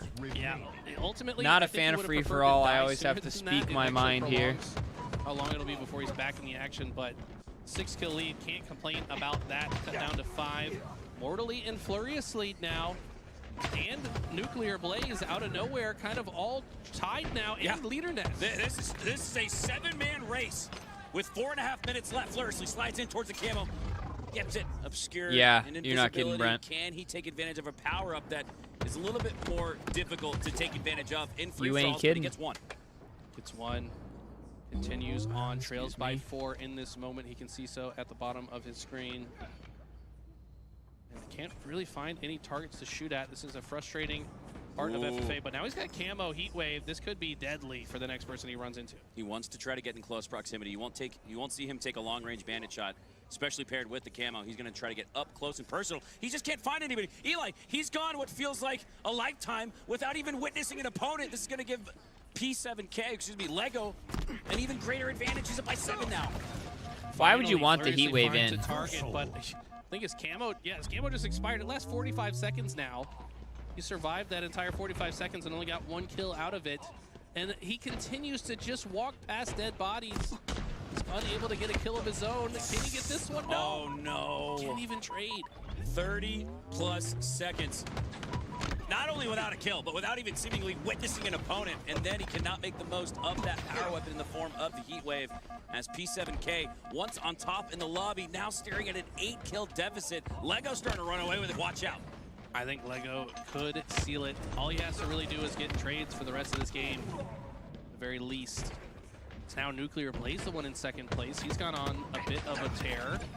Wow. But Lego with some perfect shots answers right back. Oh, and if he gets that double, that's the kind of game-winning securing early before even the 3-minute mark. It makes you feel like you're going to win it. Doesn't get it, but he still feels pretty confident with 46 slays. Nuclear Blaze still down by 5, so he's within reach, a killing spree, but Lego comes off a spawn and gets another trade. That's all you're going to see him play for the rest of the way because of that lead advantage. 100%. Up by 6, 2 minutes, 38 seconds to go. Gloriously gets taken down. It's definitely like FFA just does not get me going. Watching it, but still trails by 5. playing it, and it looks like P7K's caught back up a little bit. I get the excitement. I think it's dope that they do the side events for it, but Nuclear Blaze is making a run at it. Back it's not to huge 5 on it, after to be Lego honest. secures another one cleanly. He's still alive. Double kill, going for the triple. Does not get it. Goes down car 1. That player re-engages immediately in another gunfight. It's mortally. P7K though cleans him up with a melee. 48 to 43. Fluriously at 41. Also P7K at 43. You can't write Lego in as the winner just yet, but he's feeling pretty confident. 2 minutes left. Definitely feeling confident. P7K 5 kills behind still. It's been that way for quite some time. Lego gets absolutely. assists. 1v1 and 2v2 would be way better. Force the trade. That's all he has to do. Ride this to the finish line. It's been a clinic. This has been the dictionary definition of how you want to play free-for-alls here from Lego, as he's the first to reach 50. I think I just saw Uncrazed give up in that last fight. I don't like to see that, but I don't think he has any chance to get anything other than 8th, so just how the cookie crumbles. Lego with 3 kill lead, 90 to go. He's going to keep it a 3 kill lead as he finds another. It's not Red, right? Red is Unreal Mind Freak.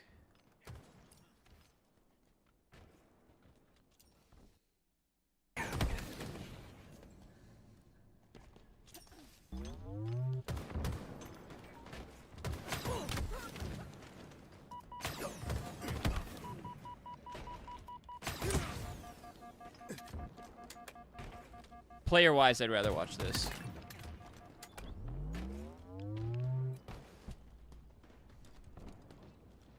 Big collect and boo-boo doo-boo guy.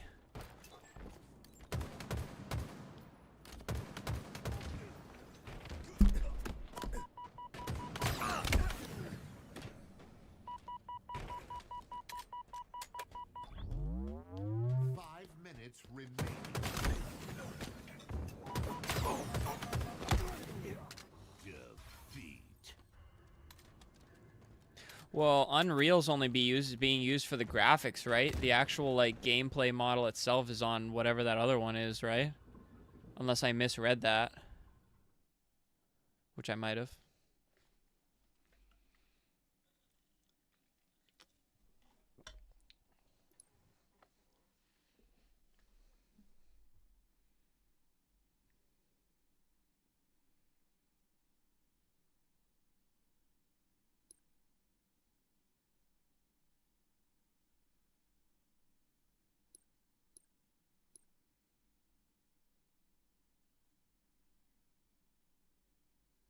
You know, this broadcast is a fucking streamer's... Never mind. I was going to say it's a streamer's dream because it has no music or anything, but now they're playing music, so I shouldn't have said anything. Yeah, he's been grinding FFAs, and I remember I was walking with him and Goober. Subscribe to earn drops? I am subscribed. What are you on about?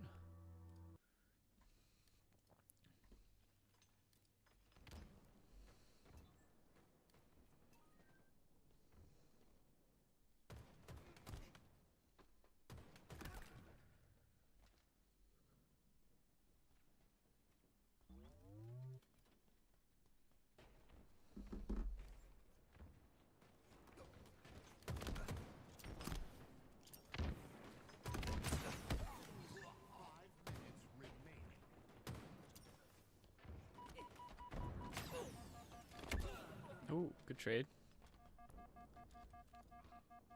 49-49. Damn.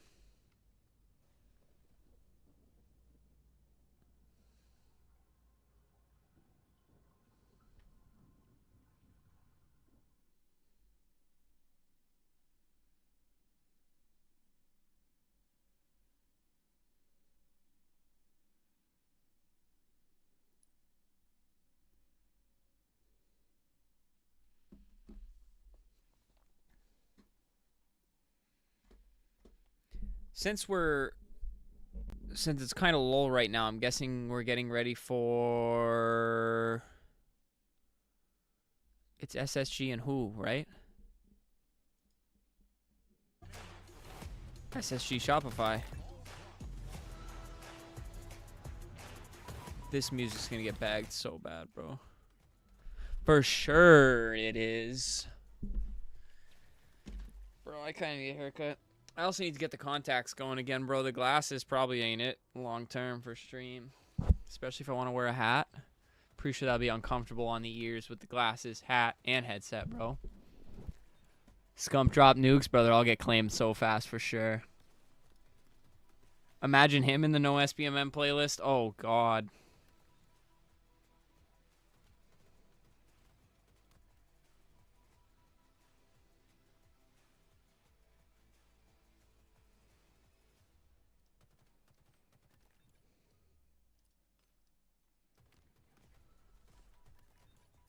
I was like, dude, I was just being like, why do I have it so quiet? And I'm like, oh my God, duh. Because music, bro, copyright is a beautiful thing. For many reasons. Anyways, everybody be sure to hit the thumbs up on the YouTube stream if you have not already. Takes 2 seconds. Go down below, hit the thumbs up.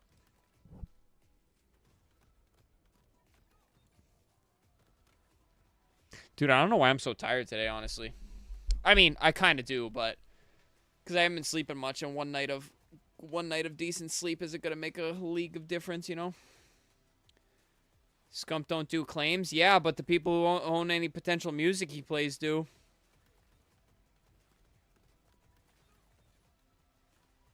I haven't watched his stream in a while. I don't think he plays music, but I'm not gonna do that to old Scumpy, bro. I'm not gonna watch him for my form of content. HCS Charlotte Major. Steel Series. Displate. And I kind of want a display, bro. Corduroys, I got 2 of them. There's the optic one. I got a topographic one in the back there. Fucking love those things, bro. Please sponsor me. Again, Charlotte, and welcome back to your day number 2 here at the Halo Championship Series, hosted by FaZe Clan this time around, the final major of our season. And of course, the main stage, getting ready to host 2 teams, duking it out in the winners side of things in our champ bracket. Shopify Rebellion versus Space Station Gaming. So lovely to have you guys joining us here on the desk. Got Snipe Down and Why Not Be Casting here with me all weekend long. And I am actually really excited about this matchup. I want to see what Space Station Gaming are bringing to the table, because Shopify Rebellion, we know how good they are. They're so buttoned up, but how can you unbutton these guys? That is my big question. How do you start to turn all of their strengths against them? How can we unbutton these guys? Put them against a team that really, when you look across the roster, doesn't make sense the most, maybe teamwork-wise, but maybe individual skill, slay power, scrappiness. maybe that's how you do it against Shopify Rebellion. I got to ask you a little bit about your thoughts, Snipedown, overall on this series and the way that these two match up, because honestly, playstyles do play into things when it comes to a series here. Yeah, I think the Space Station roster, truthfully, is one of those teams where once they catch momentum, they have a really good fight, but they also are one of those teams that play up to their opponent's caliber. And so I think we can kind of throw out all the online scrims at this point and those scores. I mean, that team has specifically always kind of hated online practice. They've never taken it as seriously. It's kind of been a thing in the community of not even wanting to play them sometimes because of it, because you don't feel like you can. I don't care about your blocking Lottie. Yeah, I usually do, bro. She's always on the right side. They can take a lot of games or even take this to a game 5 or Slayer. I ain't moving, they bro. have a chance, and all they have to do is beat the better team in 3 games. I'm not totally blocking her, bro. You guys get to see her forehead and her eyes. With the history that those players have, they can do it. Let's switch it up and talk about the underdogs for a moment here. Space Station Gaming first, because this is honestly where my questions really There you go. How's that? I want to know how they handle certain situations in terms of a series layout when it's favoring them. How do you handle a team that are really good at pretty much everything, and where your strengths lie, how they turn weaknesses against them? Would you rather me block my boy Tony? Come on. For Space Station, is that really where the main focus is here in the series? I mean, is that exactly where Space Station are going to excel, and we're going to see potential upsets happen here on the main stage? I think just by watching the Space Station roster, their mindset is they're just going to tackle. Oh my gosh, I'm drawing Shopify point blank. They're just going to take them and they're going to fight them like firepower with firepower. Because I do think that when it comes to individual skills, these two teams have one of the higher caliber levels of that. And for them to come out here and do anything, they are going to need to match them, because I don't think Space Station, because of the lack of practice, has the teamwork to outdo Shopify. But like we said, we saw Shopify. None of them were specifically standing out above the rest. So maybe there is some space for Space Station to take some of these games. I like the pun there, by the way, Eric. I'm a big fan of puns on the desk. And speaking of, to make sure everything is going out this well for Space Station Gaming, once again, they're going to need to really tighten things up objectively. It's also going to be really important because, of course, you need to win one of those. As long as you win the 2 Slayers, you're great, right? But that objective game is going to be super, super important. Tony, Rotting. Yeah, I don't know, actually. Tough picks. Because if Space Station win, Optic could run into Shopify sooner rather than later. And I think Shopify, if anybody's going to beat Optic, it's Shopify, right? That's Optic's toughest feat right now. Yes, Dino's on the same wavelength here. But yes, team, just rooting for teams wise, here we go, I have to root for Shopify. We've got Scherzi and Gaskin, who always stay winning, so they can Grammar police? Guys, let's get into it. Actually, it's spelling police, and you... Never mind. Series layouts are always massively important. Never mind. Sometimes you need to win 3 games, as Snipedown said. That's the case in almost every series here. In Space Station, although the underdogs, there's world champions on that stage. They have more than just a chance. Yeah, there is a couple of game types that I do think favor Space Station in this series layout as well, which is not something you can say often when you're going up against Shopify Rebellion. In particular, that Slayer Streets is an outlier when it comes to this Rebellion roster. They are 1-6 across this season, which sounds when you look at this team who just seems to be winning on every single map. But it has been their worst, so maybe that is a chance for Space Origin Station to try and Streets. nick one away in this series layout. Capture the flag. Origin is going to be our game. Oh, Brent. 1. Dan, you're always a man with statistics. You're both Tony mods. You two are going to have to settle this. 1v1, live fire. SSG. Not to disagree with the desk, but SSG are 3-0 across the season. I think it's a good game type for them. On the flip side, for Rebellion, they are 4-1, so both teams are confident on it. SSG about to get ran. I will say I think Shopify is going to run through this. Should I put my... I am kind of chilly. Hold on. Or the Rocket side. So I think this is going to come down to a couple of individual plays. You know, do we get a Renegade moment, like from Optic Gaming, where suddenly he just pulls out a 10-kill sniper spree and completely flips the game on its head? We have 8 players on this stage that can all be capable of something like that. And it's so interesting, right? Because when the best players are on that stage, sometimes we talk about how important teamwork's going to be. Bro, I'm so fucking fraudulent. Sometimes it does just come down to putting the SSG hoodie on over the Optic jersey, bro. From a player like Stellar, when they get that sniper rifle, hitting faces and carving opportunities. Dude, should I beg SSG to pick me up as a content creator in the DMs? Do you think they'd respond? I am kind of waiting to see Stellar back in his prime yet again. I'm waiting for this Space Station team to kind of show us what they're truly made of. I don't feel like they've hit their ceiling yet. I'd run you in that too. Map set records for these teams on these maps. As I said, Street Slayer, not a great one for Shopify Rebellion. But then when we look a little bit further into Do you think last year's SSG would beat this year's SR? Still haven't lost on it. No. Li-Fi Oddball hasn't been great No, for I SSG. don't. But that Aquarius Slayer, if we do get there, it is another game type that both of these teams have been very successful on, which you would imagine would create I think this year's SR is the best roster built do we get there? With the way that Shopify Rebellion have been playing so far this tournament, it is in a hard to while, look past them winning or this probably one. in all of Infinite, if I I'm like being your point honest. about Space Station Gaming, how they haven't Especially with the way really they've hit been their playing. peak yet. It's almost like they're laying dormant, waiting for something to happen. They had a moment against Optic Gaming where they Because went let's up be by real, 2, but Optic they got has the the first quote-unquote round. God Still Squad wait this to see year, these four and players click. Yeah, especially considering when this they team low-key was getting beat pretty good after the changes happened. It felt by like it was SR. Space Station forcing these changes. They were the ones who wanted to make the changes. These were the players they wanted on their team as well.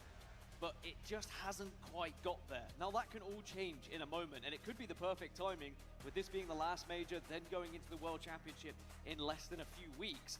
You could have timed it absolutely perfectly for your peak here. What a time it would really be for these teams, particularly for Space Station, to find that form and carry it forward just a couple more weeks into Worlds. This could truly be a great appetizer for this team. OG was What a unbeatable to statement start it the would be year, to and get the job there's Shopify no Rebellion. way That's easier said than last done year's with how SSG Shopify would have beat been this year's. playing Yeah, that's so what I'm far this saying. tournament. Like, You look across every single player. everybody kind of side, pulled and all the these stops to none get of these them rosters look together. out of place. None of them look like they are struggling at the moment. It is hard to find a weakness. And it's something I have to say about Dude, Shopify this hoodie Rebellion. is When it so comes nice, to bro. I'm so glad I got this we shit. do not see them fall into a banana skin. We do not see them trip up in pool play, in winners bracket round 1. They're so consistent. Their performance levels, their output, they will always be there or thereabouts when it comes to the winner finals. And that will be where their eyes Real are talk, I don't know why it's so during winners finals, cool in and then here, on like to upstairs. I'm pretty sure it's like 80 the outside, grand bro. finals as well. It's fucking They have 74. avoided the first banana skin in Optic Gaming, but now SSG are going to be the next target for them. And remember, on the other side of the bracket, we have FaZe and TSM. Both two teams who maybe would like to have a stab at Shopify Rebellion as well. All to do for Space Station Gaming. 4 players sit across from them. And they're the defending champions. But just last year, it was Stellar and Eco who were those champions for 4 out of 5 tournaments. And how fortunes have shifted. Now they find themselves chasing. I'll be honest with y'all. They were atop that mountain for so long last year. I'm going to go And you know 3-0. they're hungry for success. SSG. No, I'm just kidding. I think it's a 3-0 SR. Series layout, and yes, even though I'm just gonna Slayer say it. maybe opens up an opportunity for SSG, there is a world where this is a 3-0 in favor of Rebellion as well, just because they've been so dominant. And they're going to be confident after that win against Optic Gaming in particular. Like that would have been their biggest concern. This tournament, when they came into it, we are worried about Optic Gaming. That's been their main competition so far this season. With them now brushed to one side, it's about getting to that grand final and saying, all right, let's see if Optic can make that miraculous run yet again through the elimination bracket before we have to face off against them yet again. But this Rebellion roster, when it was formed, you know, it was off the back of the changes that Optic Gaming had made, the God Squad that was created, and Shopify Rebellion seemed to have had a pretty good form after being in this position. Not only that, but the team was formed not just after Optic Gaming, but after Space Station Gaming as well. So this team came about almost like remnants of what You know, was you got left. to Crim? Damn. And they have found success. Second place after second place, but then finally getting over that hump. They looked like, was it just going to be online competition? It requires a little bit of grinding. I mean, I guess Iridescent and Warzone does as well. Salt Lake City, and how sweet that must have felt. You've been grinding. Frosty and Royal too, trusting in 2 players who hadn't necessarily been in the limelight as much. Last Shot and Cycle hadn't won championships. Come on, let's get this series underway here, bro. I'm ready to watch. The real question is, can they go on to win a world championship? And at the moment, in the form they've been playing, I think absolutely they can, and it really would be quite something. When you look back at the Halo history books, the teams that have been formed, those who have gone on to win world championships, this for me would be, it would remind me a little bit of like Splice and what Splice did in Halo 5. They went against the grain, they took down the greats, they took down the big names, and even though this roster does still include a couple of the biggest names, it's just the fact that you get some new faces on your screen lifting trophies. And how funny is it you talk about Last Shot, you talk about Cycle, how Frosty and Royal 2, although a lot more experienced, they took a chance. and they went on that roster. But Royal 2 might think it wasn't that long ago that him and Snakebite got a chance to play with some veterans. It wasn't that long ago Frosty was picked Come on, up baby, let's by get this Royal 2 started. and by Snakebite. And now look at the career he's gone on to have. That is how you make a name for yourself. You play with some of the best if you can finally get that opportunity. And when you do it, you hold it and grasp it with both hands and you put your best foot forward.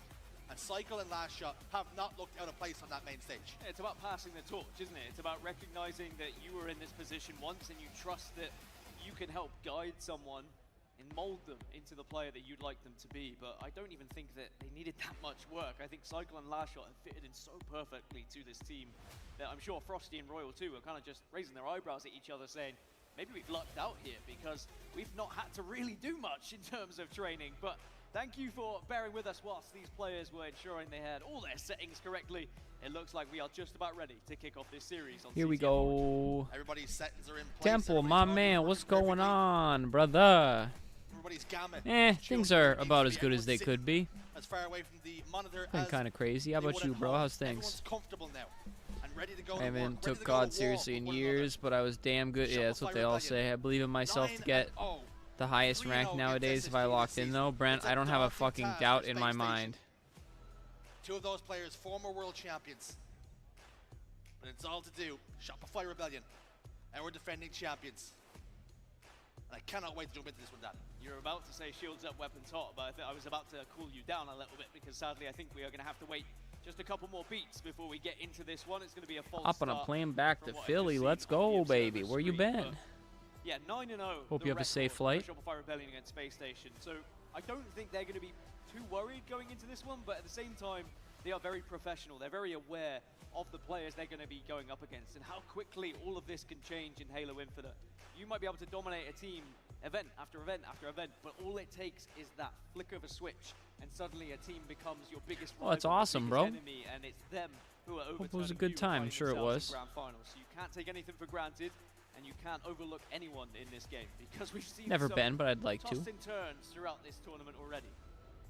Speaking of tosses and turns, Space Station actually tested in pool play, going to a Game 5, finding that ice. And something we've seen after the Game 4 victory was Elamite and Eco. They were in deep conversation, probably trying to rally the troops, saying, let's not let this one slip through our fingers, let's not make a mistake here. But how important are the coaches for these teams? Players, former players like Elamite, best man. You have that experience behind your shoulder. You know when they make a play call, you can trust and you can believe in it. Yeah, you need that fifth player, that fifth man behind you at times just to calm you down in certain situations or hype you up in certain situations, as well as the obvious coaching things that come with the role for timing weapons and yada yada. But that's a dynamic that is always going to be built through your team and what you want from your coach. You might have coaches who are happy to take a step back. They're told that they shouldn't be communicating too much in game, wait until you're out of game, only focus on timings. And you might have a player that's particularly quiet on your team who your coach I like the faster pacing personally. takes a role for and will call out for them almost, because then that allows the player just to focus really on their game. Because I have seen a few players in the history of Halo struggle a little bit when it comes to trying to call out a bit too much, and they get a little bit lost in the sauce. We even had the opportunity to stand behind Lunchbox when he coached against that series in Mind Freak, and although the series didn't go the way they would have wanted, the results didn't follow. The communication that he was passing over, just simple things, 2 dead, 3 dead, last player's here. So important to have that extra set of eyes across all 4 POVs. And when the information gets relayed, the players act upon it. They prioritize taking those advantages. But thank you for waiting here, folks. Capture the flag, Origin. That is where we're going. We getting The after it? shields are finally up, the weapons are finally firing. We're underway here, folks. Are the weapons hot though? Just to clarify. Well, if you fire the weapon, it's typically hot. All right. It's just fast wanted to paced too, double even check, if but it plays at 2 different speeds. Space Oh, Station, absolutely. 3 dead already. Shopify I do miss I'm gonna miss Omni movement for COD.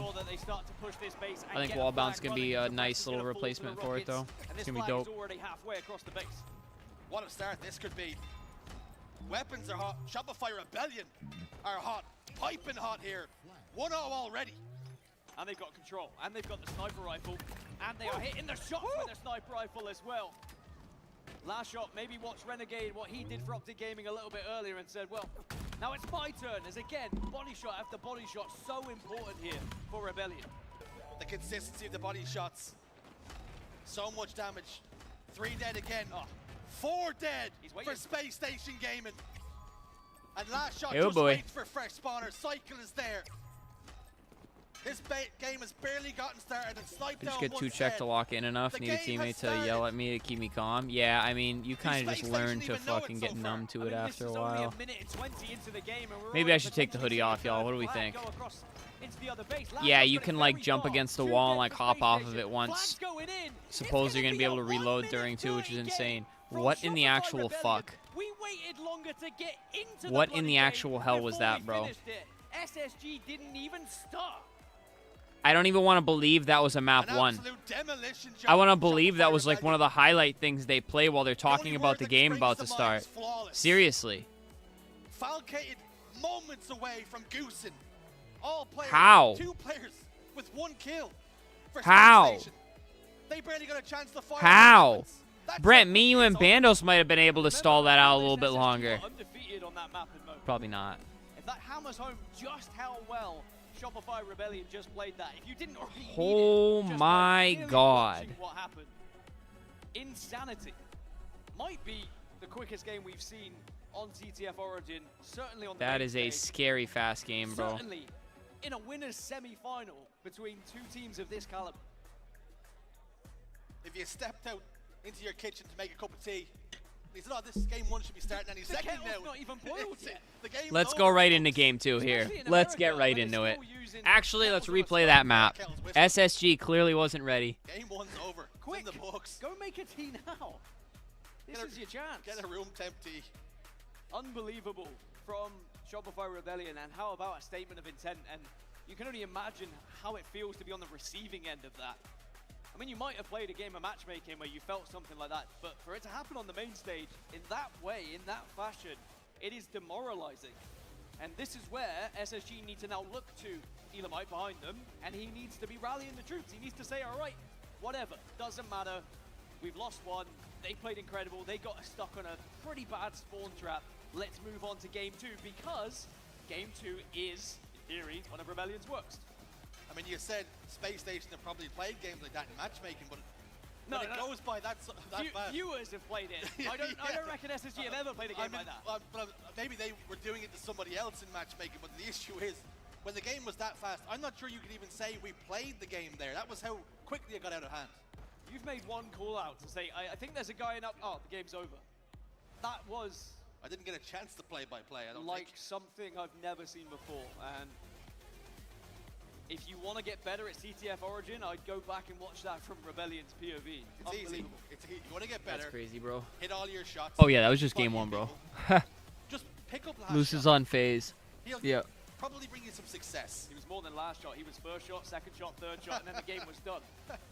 But Even the amount of kills in that first map was sad. Yeah, let's jump right into map 2 here. Previously stated a couple of times, Rebellion are 1 and 6 on this map in mode. So Alright guys, this one inevitably has to take a certain amount of time, okay? Maybe just brush that Inevitably. off and forget what has just happened, because they need to lock in here. If they allow Rebellion to come out of the gates that hot again, we could be witnessing not just a fast game 1, but a fast series. For Shopify Rebellion, it's more of the same. Yeah, Worlds is Friday, October 24th to Sunday, October 26th. But it would not surprise I believe me. in the Lesser dates. players would be shell-shocked by what just happened. But so much experience on that stage. Will we see a response from SSG now? Not only just a response, but winning this game is the only true way to bounce back. Yeah, I feel like they have to win this game. You go 2-0 down here, I'm worried about them. Yeah, not a lot of time between the last major and Worlds, which is probably a good thing, I guess. I don't know. Not if you want to make changes, I guess. But I think that's why everybody tried to make their changes before this major. And of course, that focus is going to often be on bottom middle when we have the power of spawning. It looks like it hasn't really affected the early game.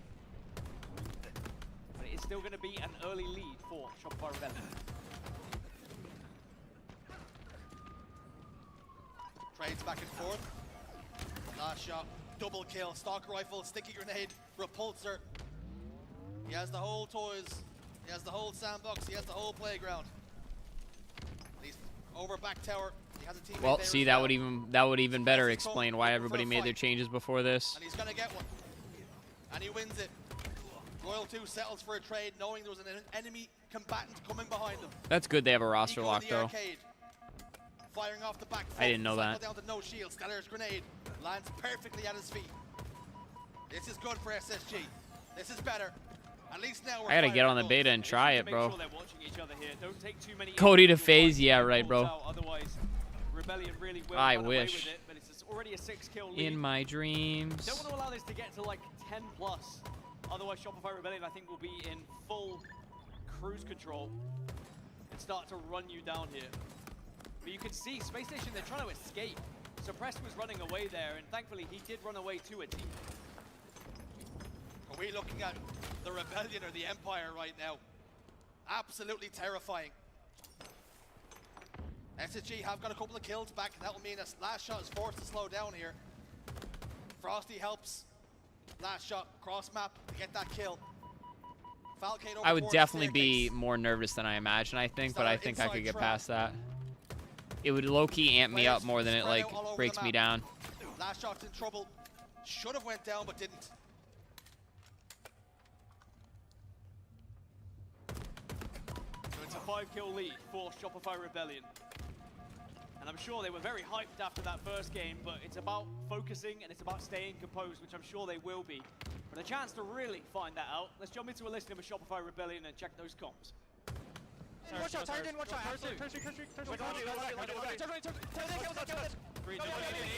Finally listening, bro. What's good? Hope Optic wins Worlds. I mean, me too, bro. But the way Shopify playing, they gotta be the favorite. Undisputed. Matt, clear it so you can help us to see already. Go quick, go quick. I don't think anything's okay, Matt, get up on the map. You can look at. Yeah. Can we walk down? Can we walk down? Go. No. We wait for their play. Ivy, the double challenge. Wait. 2 min. Like it's top. 2 min. Ivy. I'm walking past C. Be out driveway. You say C block, I think. C block. Go on. Another mid. To your right. Ivy, weak person. Ivy, weak. Alright, we're good shit, Wyatt. Watch your PD. Yo, Target. Last guy, Target. I'm putting bin map to Target. Yeah, I'm going PD. Back A. Okay, can we charge? Back A. I'll stay back. Two's back A, pressing. Tires, Wyatt. Two's back A, pressing. Red, arcade. These are beautiful comms, bro. He steps red. Last two. Wait. Be 2 shot. Watch out. Another one. One more tires. He steps. It's 2 Man, we can keep walking. Go 2. No, come 2. Watch out, Ivy. One shot. Yeah. Just go B. Playing south 3 shot. Can we fight the P1? Looking? Yeah, I'm looking. Well, I mean, there was a lot of passion in there, a lot of importance, but my favorite part was probably the collective. Yeah. Just to make sure everyone was on the same page. But Rebellion, I mean, you heard some things there, like, let's wait for them to make a play. That's the best, though, in the comms, is acknowledgement, you know what I mean? Like, I hear you, this and that. Because a lot of people like calming and they just don't listen, bro. Like, that used to be a problem of mine. Now I do a really good job listening. I struggle a little bit with the comm part, though, You're but... trying to tell me this team's record on Street Slayer was 1-6 coming into this. Correct. Are we sure? Can we check the numbers again? And again, I will always go back to the point that a bad game type for a team is going to be focused on when they are in scrimmage. Regardless of whether you don't scrim Nuttiest. Slayers, you can still practice them. And you can still go over VOD review, and you can still check as to what went wrong. And it seems like maybe Rebellion have found all of the things that were going wrong previously, because it's going very right at the moment. Camouflage for Royal 2. Team requires 14 You have great kills. comms when not reading chat, thank you. They can just sit and wait. Information gained. Stellar slides across. They know it's going to be I have a great big comms with chat. 3 players over towards 11 out of Cafe. 10, I'd say. Frosty's in big trouble. Frosty gets 2. Somehow, some way, Frosty's fighting out of the smoke. And SSG are just shadow boxing right now. They can't land a blow. Yeah, Frosty landing a 1v2 is massive for Shopify Rebellion. It stops the space station push. It stops them getting any sort of map control. You might want to start chalking this one up to being 2-0 to Shopify Not trading Rebellion. Roll 2 here. They look flawless. Such little mistakes they're making. They have not Spent made a 83 days of this year playing Some may COD. argue that just Steam says. giving a kill away could be a mistake, but that's not how Halo I wonder works. how Sometimes many you have to hours give I kills have away on to get Halo kills this yourself. year, to be honest. You gotta move pieces around the board and find openings.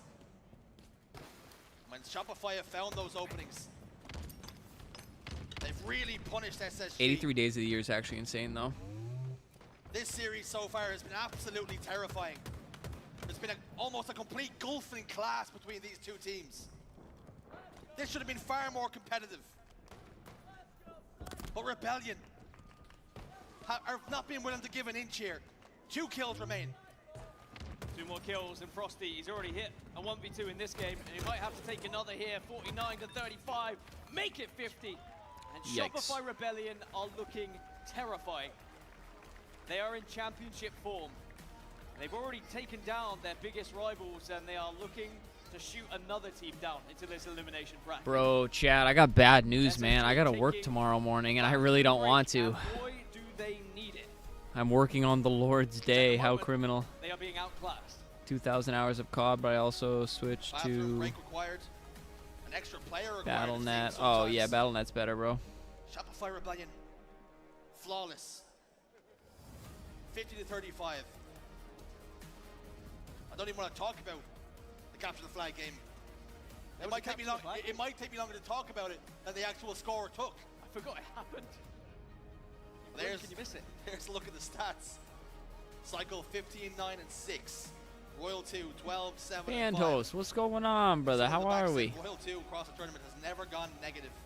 Sunday work session is rough, Champ Sunday too. Yeah, but I am planning on streaming later in the day. If I'm not too tired, bro. I would just believe it, just because of how Royal 2 plays and how dominant a force he's been in the Halo scene for all the years he's been competing.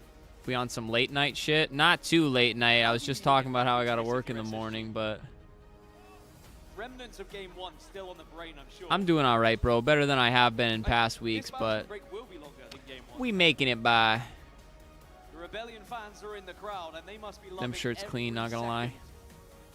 They're But I think it might be quicker to tell people what isn't longer than speaking of comms, who would IGL if we all teamed? Wonderful performance so far. You meet Brent till like 12 a.m. Oh fuck, bro. I don't know, man. None of them want to move. Those seats are What's funny is I feel like I could, but I also like I know you two are better at the game than me, so like I take a back seat. You know? At least watch party you can do tired. Yeah, exactly. I plan on just getting an energy drink and coming home and hopping on stream. Well, I got a few things I gotta do in between that, but I do plan on streaming tomorrow. George, what's good? Hey man, I'm getting back into Infinite after a long time. Is it best to play with controller or M&K these days? Probably controller, in my opinion. But if you're more comfortable on M&K, do that. At the end of the day, always play what you're more comfortable with. Has that given them somehow a buff? But it's all smiles. Brent will IGL? Oh, like game plan wise, absolutely Brent for sure. Dominated like this, but will be. But Brent's the type, he'd be like, all right, y'all, this is what we're going to do going in, and then I feel like I could be the one that shouts out what the fuck we have to do. Because Brent shouting anything out usually doesn't happen. I love when Brent gets fired up, bro. If we had fired up Brent all the time, oh my god, we probably wouldn't lose. I read the game as well as most, but can't tell people what to do in the moment. Yeah, you two locked, bro. You gotta let the guy that's picking up the oddball and grabbing the flag. I have more time to think. You guys just kill everybody, bro. Please give me purpose. Listen, I think I would enjoy being in the position I'm in right now as well. And I think Royal 2 said that in an interview. Just talking about this with y'all makes me want to grind so hard, bro, and then I don't. Sad, really. This team has just kind of brought new life to him and made him start to enjoy the game a little bit more and made him focus on different things. And sometimes you do need that kick up the backside, whether it's a team change, getting dropped, whatever. It has changed how Royal 2 and Frosty approach I just run with Brent and aimbot shit. When we do, it works 100% of the time. Quick flash of TSM. Can't argue with 100%. That's the real question, because that's going to be coming up. Remember, TSM are facing FaZe in the winners semi-finals as well. So I'm excited to see who's able to win that one. You mentioned Royal 2 feeling like maybe perhaps it was a kick to the backside and you start to enjoy things again. Well, kicks up the backside. Well, if that's going around and you can put it in order, maybe it's Space Station who actually need it more than most right now, because down 0-2, but there's being down 0-2, having lost 2 close games, but the way games 1 and 2, I don't want to keep harping on about it, but I also have to. It was dominant. Why not? Main ball carriers. Harp Last on shot, it. Eco. No, harp on it. You should, because what we're seeing here is something pretty historic with the way that Shopify Rebellion are playing. We've had so many dynasties and we've had so many incredible performances throughout the years of Halo where teams have just gone through and wiped the floor with the competition, but we need to give Shopify Rebellion their flowers because they deserve it in how they're playing right now. They have changed Hardest part of their Infinite game, these which days is is just difficult to finding a change in game. its fourth year. Luckily not for It's me, hard to but be innovative. It's I feel hard bad to for those that dominate in do this have the fashion, but issue. they have still found a way. Now, yes, there were the stats on your screen. For Cody all has hours players of because speaking we while are playing replaying on Oddball stream. live Comm fire. should be One thing about immaculate. the stats, I am good at talking earlier, fast and thinking Rebellion fast. are 3-3 throughout Luckily, the I'm just season, not good at and SSD playing. are 2-4. So stats would suggest that Rebellion are the favorites going into this one, but I don't think Aimbotting while the stats simultaneously to playing suggest selfish who's the when favorite needed for is this. pretty much the entire game, I feel like, at the Stats highest suggest level. The last game that Shopify Rebellion were 1-6, and I have to have a word with some people because what I've seen on the screen, it's beggars belief how that was able to happen with how they played it. Perfect. But still time for SSG to roar back into life. Still time to rally. Maybe that little pause, that break, just enough I want to time. give Cody my knowledge and have him direct us in a perfect world. I'd love that. And then we just need a strapping young fourth, bro. In game 3. That's SSG fucking have yet to insane. take a map off of Shopify Rebellion all season long. Can that change here? And maybe be the start of a comeback, which does seem an age away at the moment, but all it takes is Brent, one we moment. kind of need a second you. It's a good start from SSG. They do get 3 down for Shopify Rebellion and get control of the ball and sniper rifle. So a little break, a little step away from the setups. And they do look a little better on the rim. Ooh. Hate doing that. Body shot for suppressed. Comes under fire. Pressure was too much. He goes down. Tried to get away with the help of the repulsor, but it just didn't work for him. But he has friends in high places. Teammates there. All right, if we picked up Shyway, bro, listen, I'm not saying this was already the case, but best looking team in Halo. That's all I'm saying. I think this is the first chance they've had an opportunity to breathe. We may still have a chance to get there without him, but if we have him, 100%. Map 1, they didn't get a chance to even think. Map 2, Shopify Rebellion were constantly on top of them. But now SSG just get to dictate the pace a little bit here. Shopify Rebellion need to The show young us crack what they can ability. do to try and break setups. Much can be said when it comes to Halo. And what way to play? What play style is the most successful? Eco. I don't have either. Nice body shot. Nice If you don't have either, Bandos, then I'm fucked. People will try and oversimplify it by saying play fast. That doesn't just mean run fast and slide and things. That means that when you have advantages, you take them quickly. Some teams will be able to get an extra 10, 12, 13 seconds of ball time simply because they made the decisions a little bit quicker. That's it, it's thinking fast. Maybe it's a better way rather than just playing fast. If you take too long trying to make a decision of, do we push this side? Do we push that side? How are we going to break this setup? And the teams that are a little bit lower on the skill level are naturally going to take a little bit longer because they don't have that chemistry, they don't have those reps. Both of these squads should have those reps. They should have that knowledge of what they need to be doing in that moment because they played it so many times. I think it can be said as well. Oddball is actually a really good This is game so type for scrappy, SSG to bro. play here. It's one of our longest, if not our longest game type. More reps. Maybe just to acclimatize to the series because they just haven't gotten going so far. But this, in round 1, showing more than just signs of life. They're really putting Shopify Rebellion on the back foot. Yeah, I do typically prefer SSG on slower game types like Ball, like King of the Hill, setup heavy games where they can have a little bit more time to allow the likes of Eco to just have a think about how they're going to plan, how they're going to set up, and how they're going to stop their opponents. Whereas the previous 2 games, it was just pretty pacey. I would just like to Get feed that info chance. because I can talk really fast. Royal 2 has found It's just a sniper matter of rifle, if you can that's tell what always I'm a bad saying. sign. He's got a double. He's also got the camo. Cloud9 and Akave, a cave, are game 5. It's a little bit early for trick or treat. But he's got some bad intentions. Eco loses his shields, loses his life right after it. Falcated though, he was there to help. Suppress waits for his shields to come back. It's a backstab from Frosty. They both I'll bait. along with Cycle. Ball now I will down happily bait for y'all any day, for the record. in the round. It looked as though Rebellion Don't take had that to out of go for a setup, context. but just like that, Frosty goes down. This is good for from SSG. Even when the numbers are against them, they're finding a way to slow down Shopify. Oh, the COD timing. Stella just to halt Rebellion. Do that and only ping a few times. So far. And it will just probably be a bit of a surprise maybe with Shopify Rebellion, but at the same time, they know what SSG are capable of. My fear for SSG is what happens if Rebellion. Dude, I'm sitting like a fucking pretzel right now. I need to fucking if they can begin to straighten out the spine, bro, and I wonder why my back always fucking hurts. All right, let's sit up straight here, bro. Actually fill out the camera frame a little bit. On board with Stellar. Up into the clouds. Thought about going over towards Sandbags. The information came that Royal 2 was weak, gets the kill. There are a lot of kills going down on the map. Not a lot of ball time to follow. Game stays scrappy, staggered. But now, semblance of control. I just can't do Halo better at reaction shooters over precision ones. Forever Diamond in Halo. I mean, relatable, honestly. They are still up, but they have to try and break this setup. This is a good chance to jump into a listening with SSG and see just how they do it. It's not mud. It's in the vent, Johnny, in the vent. Got the vent, drop. Nice. I'm hitting big, guys. Top mid, kill me.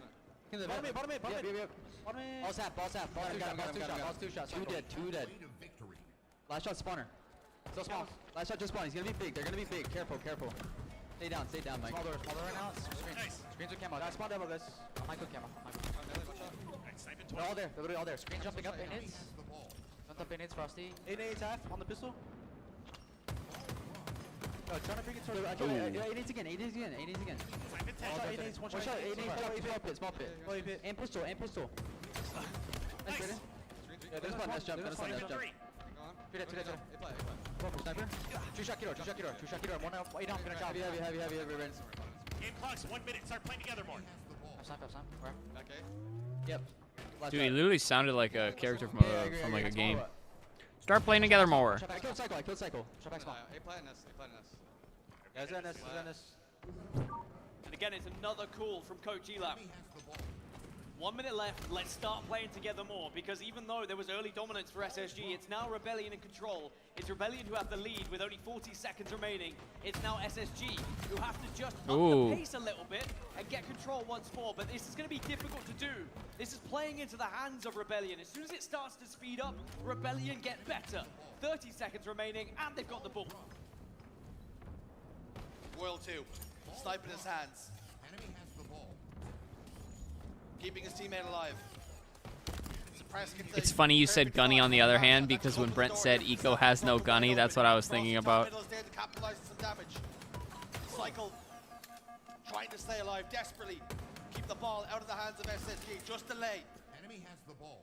He's the last line of defense. And as a matter of fact, SSG are quite happy. Just let him live. We'll take the ball. It's a heist. It's a smash and grab. I don't know, bro. 7 seconds. Yeah, I don't know, bro. That's not enough time to work with. The ball's in no man's land. Shopify Rebellion. Take round 1. And that is going to hurt. And Oh, SR is literally so good, bro. For SSG here, because they did have the majority of the round in their hands in those early stages. But as soon as we jumped into that listening, Rebellion started to gain control. And we heard that SSG were trying to say that they were saying the right things. They were saying we need to do this, we need to do that, but it's all well and good saying it, putting it into practice when Rebellion are putting themselves in those kind of spots, taking those kind of angles, and shutting you down immediately. Every single angle you push, it becomes frustrating. And SSG need to just find a way to pick themselves up yet again here, as they are constantly being pummeled. Plans, strategies, they're great. All until he gets shot in the mouth. And there's been plenty of that. The Iceman finds another one. Suppressed is there. Down to no shields. He's they play Cloud9, bro. Wiped from the board. Royal 2 gets one on the Stellar, who was the first spawner. Falcated on sandbags. Frosty with so much confidence takes the fight to him. despite the fact he had the cover of the sandbags. And now the ball rotates towards green, and the option to play it is there. Frosty cometh and Frosty taketh away, but what he takes away is your head, time and time again. 18 kills for the Iceman, alongside Royal 2 with 19. Shopify Rebellion have done so well. Somebody in to the come crowd back just from yell, what "He's was him." Somewhat a slow start, especially by their standards. I like SR's branding and They're colors. up again here in round 2, but Frosty was the last remaining But I've already player, which committed will to allow SSG's SSG branding and to pull colors, so I can't over just be towards liking everybody out here, you know? That's exactly where it's going. Gotta take the road over by Mud. Frosty's in hot pursuit though. Not interested in letting Eco get comfortable with the ball. Nah.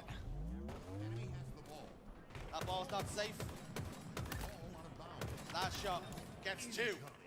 Ball got played though. Cycle whisks it away. And he takes the exact same route that Eco did. Realizes it's not too safe that way either. Frosty was great in COD, bro. Yeah, Frosty does not get enough credit. Is in. Bring it Mud. You then still have the option to play it. As engagement's going down across the map, and last shot continues to get kills here. Ball down, bottom tower. And speaking of routes, if you just go back about 20 seconds and the route that Frosty took to go down into dirt and win that engagement, not only did he take down the ball and made sure he traded, but he also distracted SSG enough that last shot could then take a route over through. Yeah, SSG needs to give me a phone call, bro, and a contract. It was perfectly timed. It was perfectly in sync. And dare I say it, Shopify Rebellion are pretty much playing darn perfect. The stats will show it was 1 kill and 1 death for Frosty. But what it was disruption. Well, I put my money on a 3-0 Shopify, and I like how my money feeling right now. Space Station are now focused on you. Big plays. 80 seconds almost now on the board. Ooh. For Shopify Rebellion. And Space Station Gaming. Ooh. They've almost got too much to do at this point. How has Last Shot just got that kill? Suppress must have had a call. They had to focus elsewhere, but it's allowed Last Shot to live. Get the kill. Now Shopify Rebellion only 20 points away from winning not just this game, this entire series. And it will be another 3-0 sweep, which has been the story every single time Rebellion have gone up against SSG. Rebellion just continue to be SSG's kryptonite. They have not found a way to crack the code. Map count as it stands, 11-0 with this victory here in this round with 11 more Okay, seconds. that's probably not the best way to go about it, Swims, but I respect the thought, honestly. Exactly how they played. 3 dead for SSG. I mean, they've not just been kryptonite for SSG, they've been everyone's kryptonite in this tournament so far. And Cycle looking to see if whether We just gotta keep grinding. on the clock here. Final moments tick away. A bit of nade damage, not enough to take him down. And Shopify Rebellion complete the clean sweep. It would be funny. What would be funny is if it worked. Winners final that Shopify Rebellion will find themselves in, and they will await TSM or FaZe to try and get into, again, a grand final here at a major for the HCS. And the way they're playing at the moment, I wouldn't want to go up against Imagine I them. DM them and they reply and say, yeah, you're on our radar. They're in championship They wouldn't form, say that, and but they are looking even if like I the was. best team at this tournament. But they haven't faced everyone yet. Have to remember that. There is still a FaZe or a TSM that could potentially test them here. But everyone else that's got in their way has been brushed aside. And for SSG, it's about dusting yourself off, licking your wounds. You've been here before. You've been in worse spots before. Still in the competition. Still life in those veins. But it has to be given. The plaudits have got to be laid at the feet of Shopify Rebellion. Need to get locked in, Cody, back in 2026. Bro, I hope so, man. 25 and 19 for Frosty. 23 and 16 for Royal. I've been off for a while, not gonna lie. And while Last Shot, you know, he may have gone neg 5, but don't forget, that was an objective game. Plenty of ball time, and also if you think about some of the kills that Last Shot got as well. Wow, dropping out, lower round 1. A bit surprising with how good that pool was.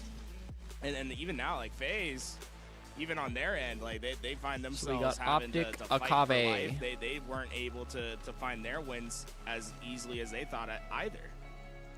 The Would you last get match cold, bro? of SSG lower was bracket playing, round but yeah, it one is a little chilly in is here, getting not gonna ready lie. to take off here. Game 4, usually get a bathroom break or a chance to have a pep talk. So we expect maybe 5 minutes before we get Mind Freak versus Unreal Nightmare. Game number 5. The winner takes on Envy.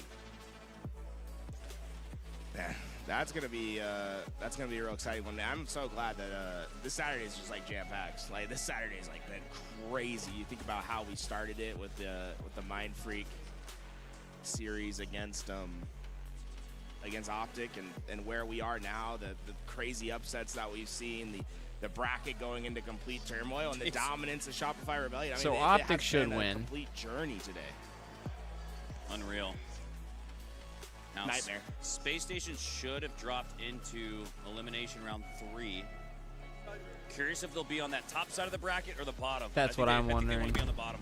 Here we go, Game 5, Mind Freak and Unreal Nightmare. This one will secure worlds for either side. I used to be the same way, Dino. Now I just warm as hell, especially since where I work, I'm outside a lot. A great flank with the mouse and keyboard. Rice gets massive kills for his team.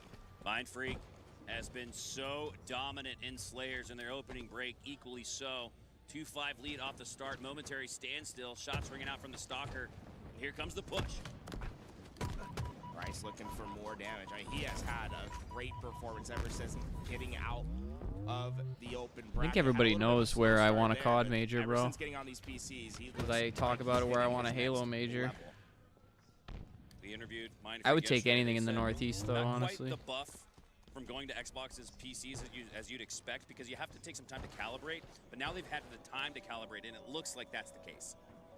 Sirion able to find his answer with Barracuda, just lurking over at B. He'll catch a player off guard. That damage that Common gets is good enough to keep Barcode away from finding a double kill, though. Will force him back, and Unreal Nightmare during that process took some great spacing up towards purple. They're going to try to collapse in on these players through driveway, but look how well Barcode's reading this. He has completely read the situation. Unreal Nightmare could be in danger if Barcode gets free damage, and he does just that. Look at them start to spring to life. When I'm at home, I can't wear clothes. I like to not wear a shirt, but in the winter I will be. Barcode had already committed to that melee. By the way, constant reminder, everybody hit the thumbs up on the YouTube stream. Appreciate y'all. Lead for Mind Freak up by 4, now 5. Barcode screaming callouts. Sprinting over to this PD, they want to Barcody. spawn. You know those spawns are happening towards. I'm gonna once I get the merch rolling, it's gonna be a jersey. I'm gonna put Barcody on the back. They're trying to battle their way in. Can I do that? They're losing numbers in the process. Rice 1v1, 1v9. Nothing to see there. Double kill for Rice, and he continues to be a dominant figure in this game. These MNK We got a players 4 out of the US. Are you serious? These MNK players always find a way. There it ain't feels no way like, it's in Boston, trade bro. scenarios to come out on top. And look, If it was New York, I'd be willing to go in the too. process as well. 7-kill lead, and this could be an absolute dagger. I could be to work persuaded with. for Oh, like he gets NC too, damage. The melee going down to like connect. Raleigh or Common wherever. Goes down to one shot, but stays alive. A huge pick onto the camo player of Mind Freak. Common will get eventually cleaned up, but he took as much with him as he could. This is exactly what we saw from Akavi. It was a 3-kill game heading into the 12-13 area. Now it's ballooned to 10, 25 to 15. Mind Freak on top. And they were down 0-2 in the series. This would be another reverse sweep from the international team. Wow. And you'd have 2 international teams. Yeah, I ain't with making it top to 8. Seattle, bro. Mexico's never done that. It's ANZ's nice seeing the never done that. Australians Securing their spots matchmaking at this Worlds. week. Hell It's yeah. not guaranteed for some of these international teams anymore. So what's good, Oth? How you been, bro? Unbelievable. The adversity. It's The also wherewithal. the first time in which both Mexico and ANZ will outplace the 2 European teams. Has never happened before. What? What's in the water in Charlotte? 20 to 4 30. down. Still maintaining that 10-kill lead. Now we have seen 20 to 30 leads shrink and Champs in Vegas. not get to the finish line And if I before. go to Earlier, NC or it was Mind Freak Florida that was down to 20 use my uncle's 30 timeshare with a against Pacific Hotel, Optic oh Gaming, where word. They made an incredible comeback, so do not count Unreal Nightmare out, but right now Mind Freak is flowing. There isn't much Good, bro. that's Hope stopping you're them. blessed. Much love, Picture in brother. picture below the Tough stat times sheet. lately, but we Unreal making it Nightmare, through. You've got Unreal Nightmare closest to you on the other side of the main stage, feature stage. Oh, I see what you're talking about, Brian. I think I can hear him. Phenomenal. 3-tap there from Sways earns him the perfect. It's now a 14 kill Hell lead. yeah, brother. Nothing wrong with vibing at work. Absolutely decimating Unreal Nightmare. I gotta work first thing tomorrow morning. I'm really not happy about it. Straight out. Do not give away things for free. The But we biggest keep thing grinding. You can do is just run out and give away free deaths. Oh my fucking god, I'd love a major in Boston, bro, for Halo or COD. Big time. Dino, it'd be even more lit if we got to meet at a Boston major. Ooh. Yikes. I'm gonna say GG. Everyone getting ready. This pop-off's going to be monumental. Sway's depleted 99% of that stalker rifle, and if I was his professor in Halo school, I'd give him a 100. Brent is my professor in Halo school. It separated them from Unreal Nightmare in a situation where Unreal needed to pick up Dr. Coolman King. Sway's didn't even let him blink. Camo up on the map. Mind Freak just 6 kills away. Nothing's ever going to feel safe. Yeah, no kidding off. 50th kill. Mind Freak knows that, but this might just be a victory lap. The final stretch is here. They are sprinting to this finish line. Barcode trades. Halo dreams turning into a nightmare here. As Mind Freak are just 2 slays away from eliminating Unreal Nightmare from the competition. Mind Freak moments away from their first ever top 8. 1 kill away. Where does it come? Scoob closes the space. There it is.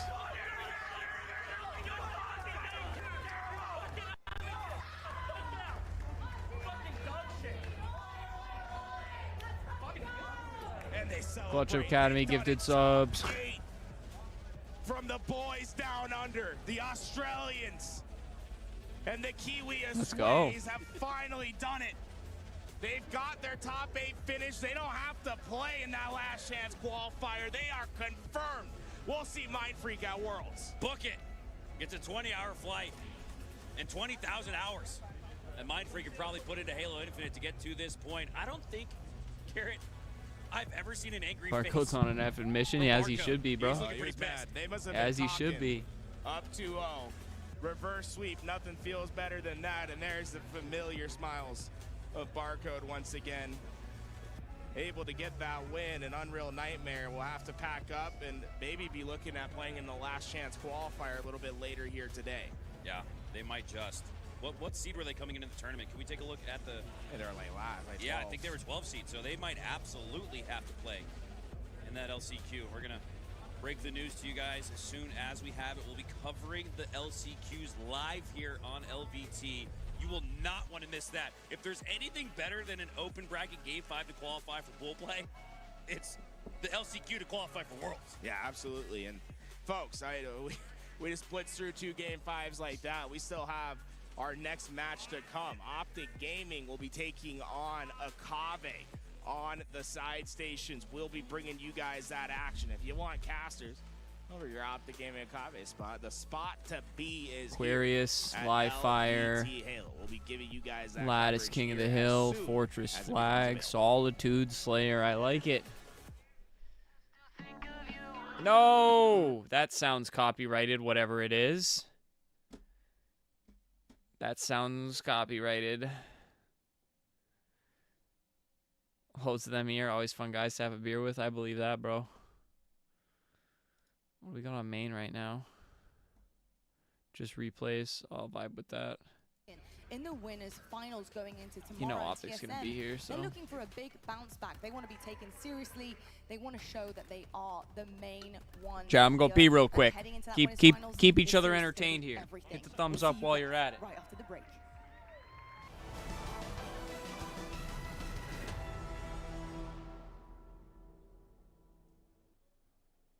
Everyone loves Corduroy's plush convertible beanbags.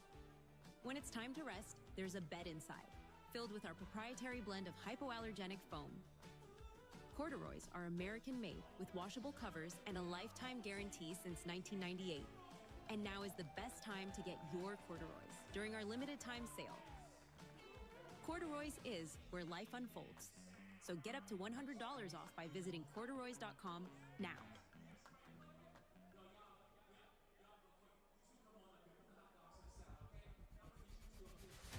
Want more Halo action?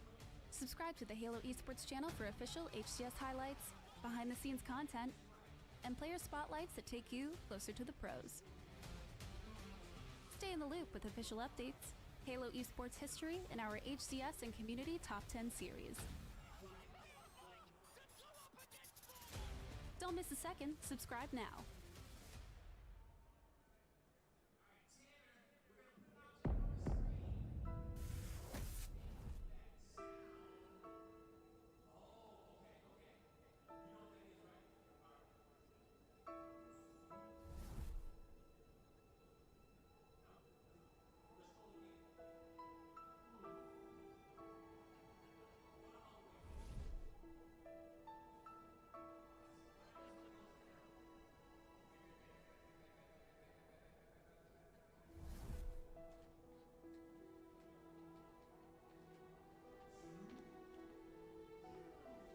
All right, chat, I've returned. I had to lose the SSG hoodie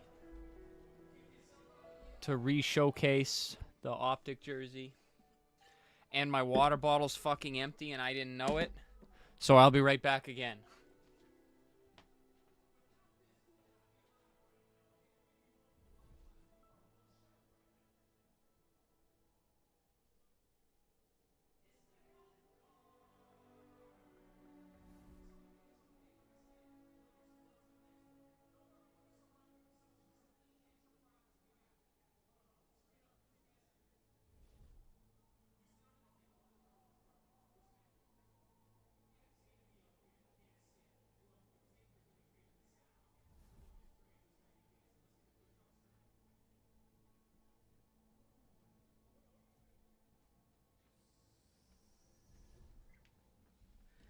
All right, now we back. Rooting for Mind Freak now.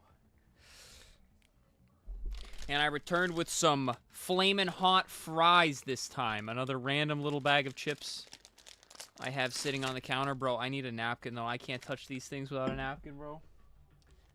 That flamin' hot is freaking red-dyed dust, bro.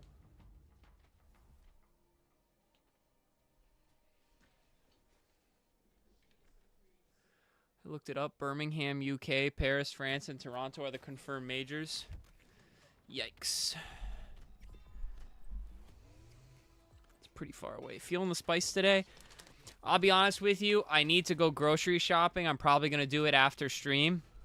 And I don't have much to snack on right now. So, random shit that I have on the counter is the move right now.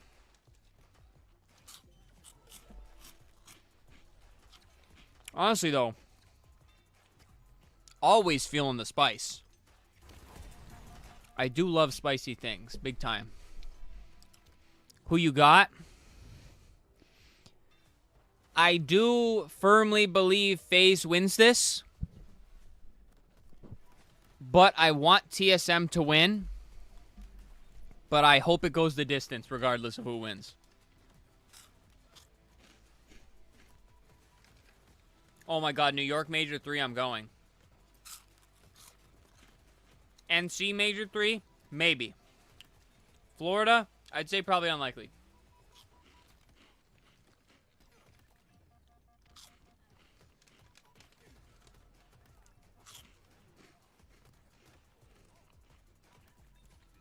Yeah, I honestly think FaZe wins this.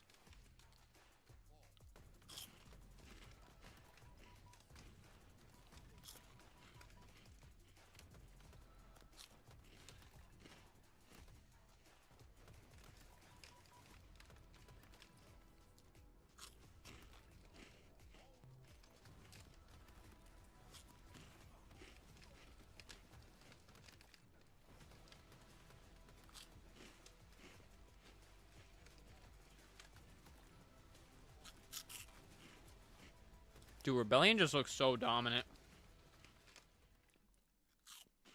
The HCS Charlotte Major, hosted by FaZe Clan, is brought to you by Steel Series, Displate, and Corduroys.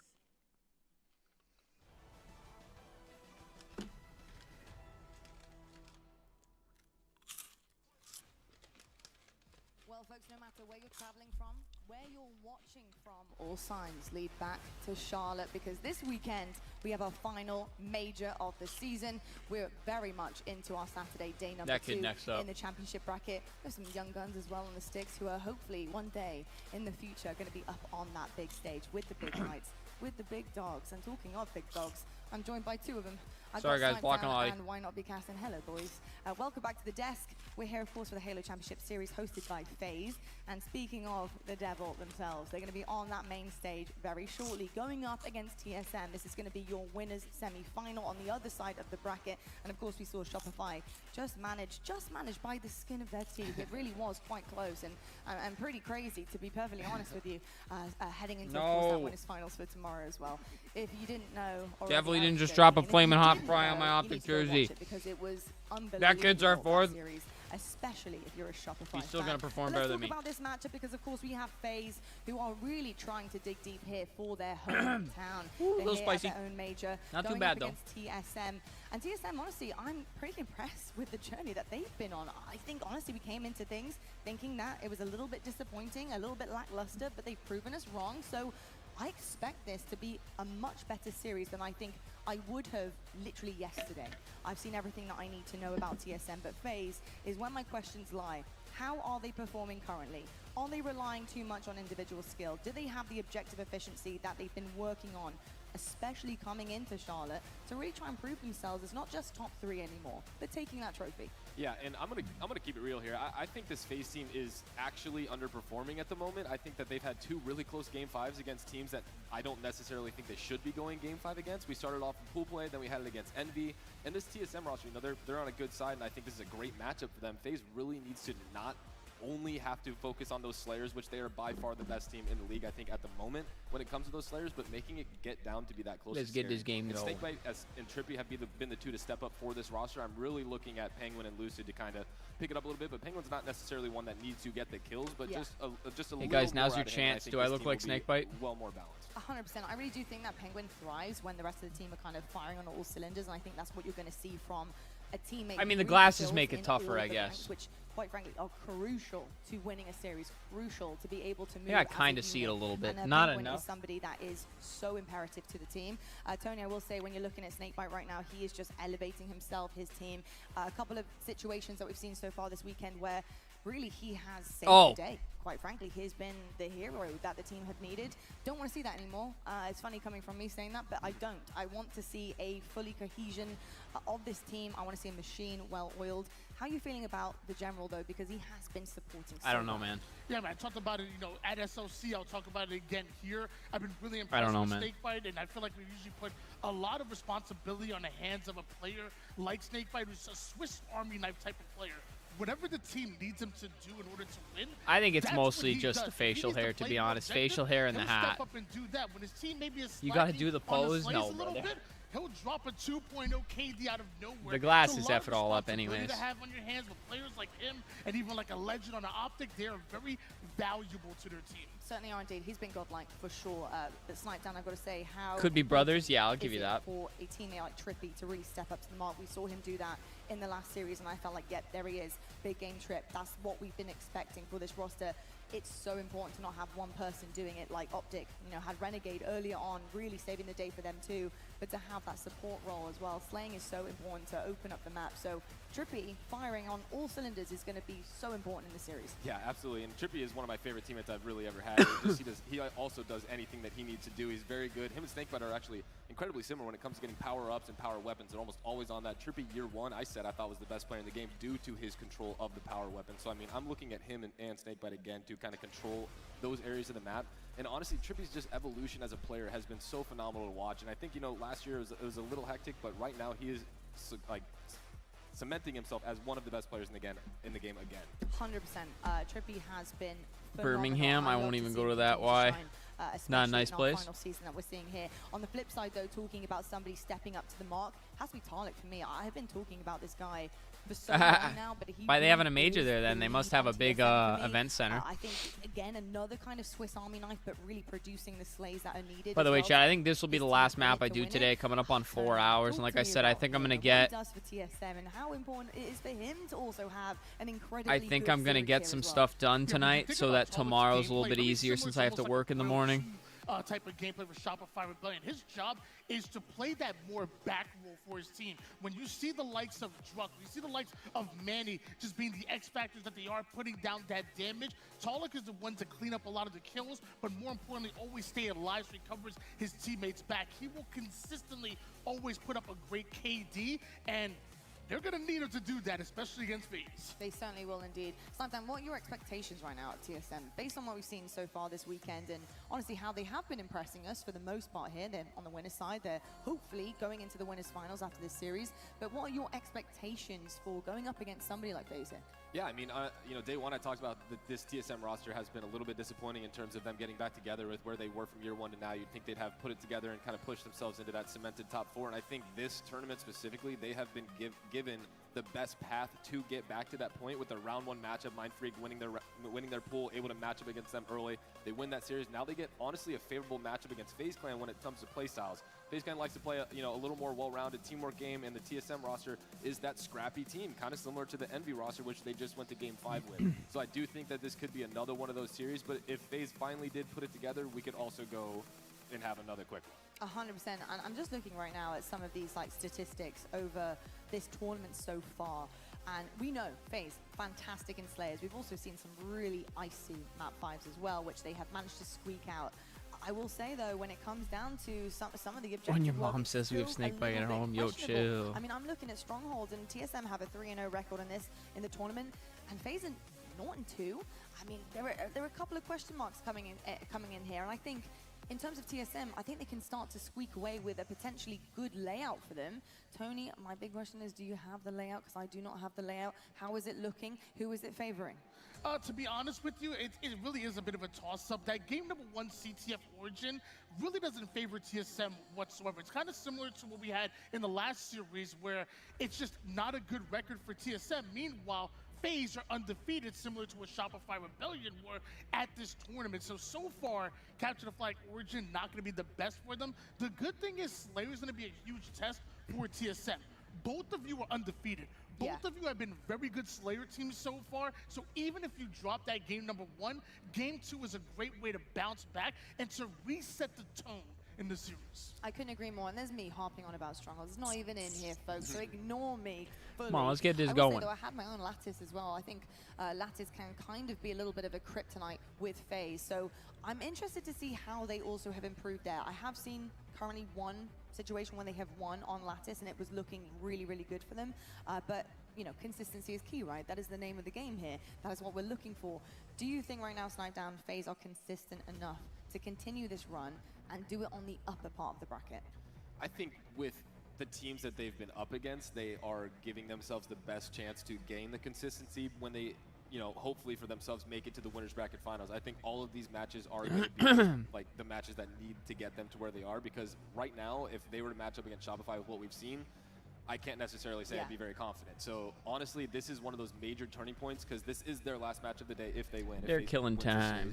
And that is what is going to be building. It's an old city, but it's crime heavy. Ew. Based on what you said there, because I prefer to avoid crime. It would be very tough right now to face Call me crazy. Shopify this early on, and especially for FaZe, who I think actually really do excel on momentum. I think that's something we have learned about them in the past 2 events now. How valuable are reps for a team like FaZe, do you think, who are still trying to adjust and grow together and can do it on the fly, but having multiple series in order to do it and different teams to go through at different levels? How imperative is that for when you do face a team like potentially Shopify in a winners finals? Yeah, I think it's hilarious when we talk about how matchups work, because matchups are such an important thing. And with this FaZe roster, they've done such a good job of just powering through. We talked about how their discipline and the way Snipedown being back is a bit of a surprise, how much work and effort they put in, probably more than any other team when it comes to that. And I think it really was just a slow start for them with the play styles and the players on that team. And right now they're getting into it. They're clutching up, which was the biggest problem in the past. And I think that was a hump they had. And although these games they're squeaking by, it doesn't matter. You're winning the series. Like, in the end of the day, it does not matter if you come out with the win. You can go back and, you know, dissect those game types, but that's the most important thing, and they can do the same thing here. We've seen some dirty wins in our time on Halo Infinite, haven't we? We've seen some crazy things happen, but at the end of the day, a dub is a dub, and it puts you in a prime position, and that's exactly what both of these teams are looking for. Over on the side of TSM, though, Tony, what are you thinking when it comes to TSM versus FaZe? The play styles mean an awful lot, and I think honestly, especially for FaZe, depending on who they're going up against. Do you think TSM have the same kind of, I think, control issue when they're facing a scrappy team or a structured team? How do they both collide right now on this main stage? Well, I think that's actually valuable for both of these teams, actually. TSM remind me of almost like a mini Optic with the way that they actually approach the game. They want to push the effort. They want to fly at you. They Beastie, what's going on, baby? Could be a problem for FaZe. How we doing, brother? We just chilling, waiting for this match to start. It's gonna be the last one I stream for the day, so we chilling. How are you, bro? And ultimately their half-court setup. Well, it's up to TSM to use that speed, to disrupt their timing, and it's up to FaZe to find out, can you lock down the map like you're known to do? 100%. I think when it comes to teamwork as well, I think both of these guys are going to thrive. I think TSM have been in the past known for their teamwork. I think it's definitely been there in different iterations of the roster, but there has always been a core for TSM, no matter on what org they have been on. I will say for FaZe, I think the teamwork is starting to come through. Is that going to become a factor, do you think? The longevity of these guys on TSM versus FaZe and their newness here as well.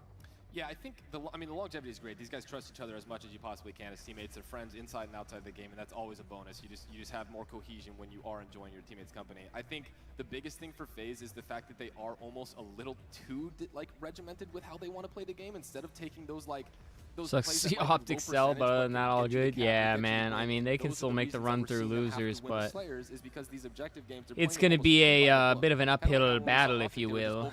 Overslaying. They weren't actually getting in and doing the right things necessary to get the objective efficiency down. But for them, I think that's what I'm looking for in this series, because the Slayers could go either way. Both these teams are phenomenal at that. It really comes down to the objectives here. 100%. You're probably wondering, folks at home and in the venue, why you're hearing our voices for this long. Trust me, I want to get us off too and into the game, but we're making sure everything is perfect on that main stage, because of course, these series mean absolutely everything to these teams and players. So we need to make sure everything is even, the playing field is set, and so you guys get to listen to us while we do so.